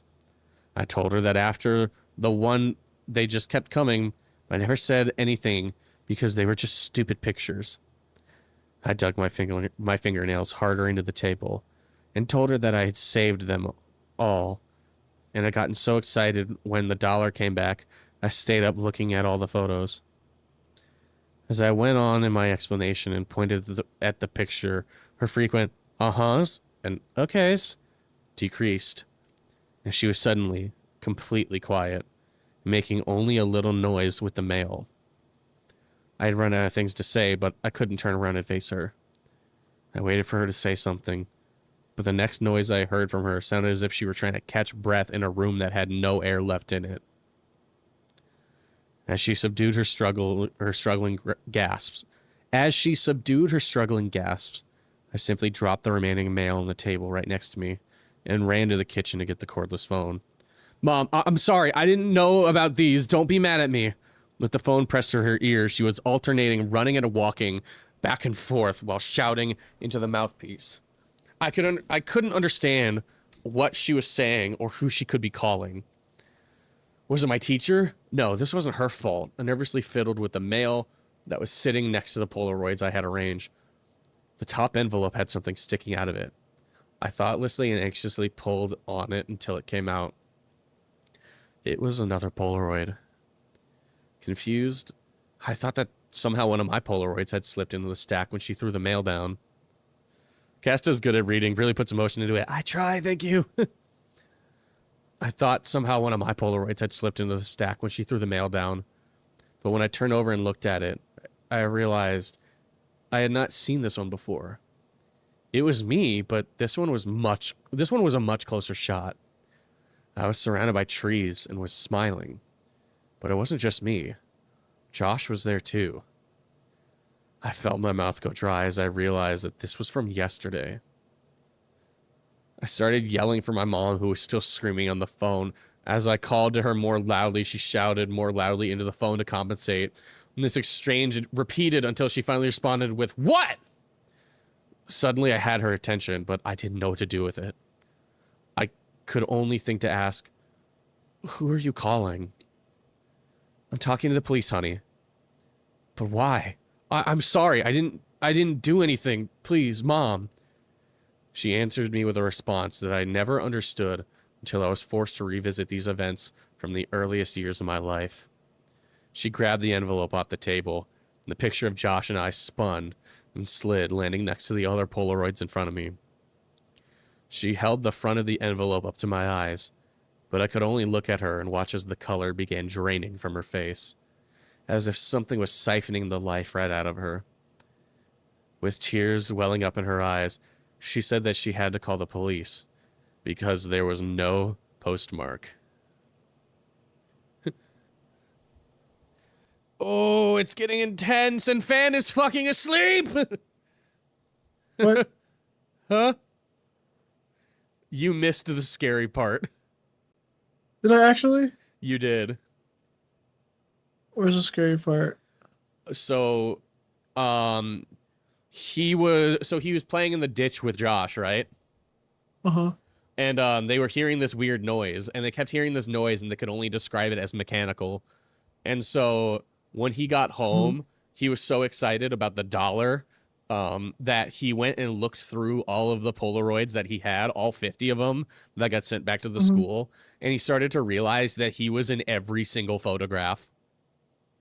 He didn't realize it at first. How did he not realize that? Because he was never front and center. He was always like in it, but not like fully in it. And after like How the first, fuck did they even manage to do that?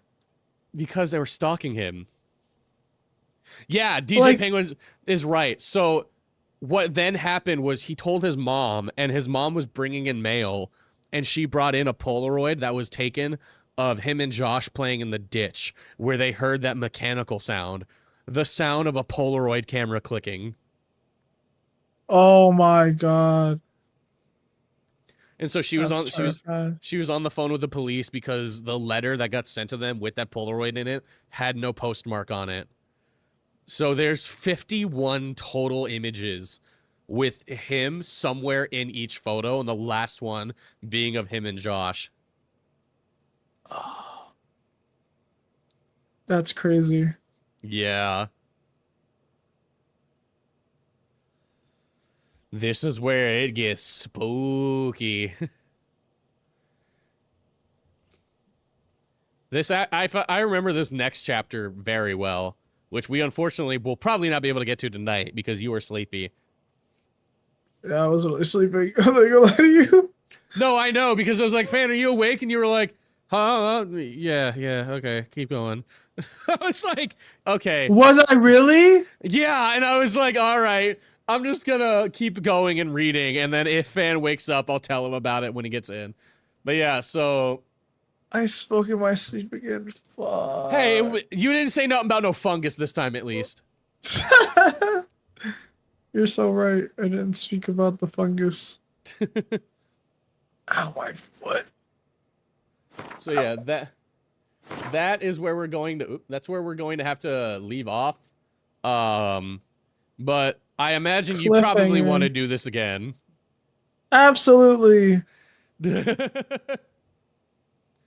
Are any of our coworkers live? No, they are not.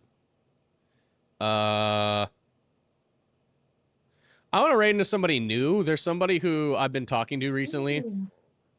Who's really cool. She's a bigger streamer called Vigi. She cool. Who? Vigi. She's like a vigilante VTuber. Ooh.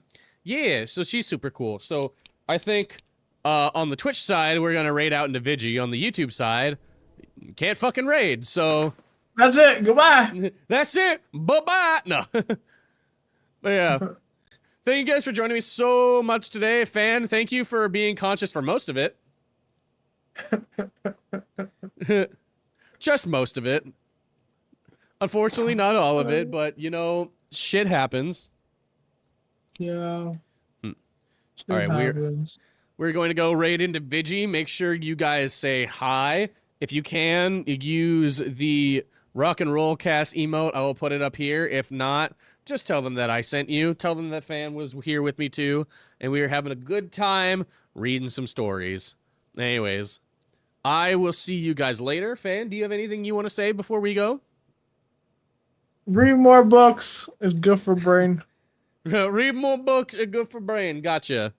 I will definitely be continuing this because, funny enough, this is kind of one of the most amount of viewers I've gotten in a stream in a while. How many? Oh shit! We're at 16 yeah. right now, and my YouTube stream is 30. It was 32 total. Damn. Yeah, with like 4 maximum concurrent, I think. Or So maybe what more. we found is we found the algorithm. We read more books. That I need to read more sashimi every Thursday. We could do Spooky Every Thursday? Sunday and Reading Fucking Thursday. I'm yeah. okay with that. All right, Sashib, I'm raining out. I'm so sorry, but thank you for joining in at the last minute. Sashi. Yeah, we will be back pretty soon here. What's today? Thursday? I think tomorrow with the boys, my other boys. And I will see all you guys then. The raid is almost done. Oh God, I'll see you later. Bye. Ah!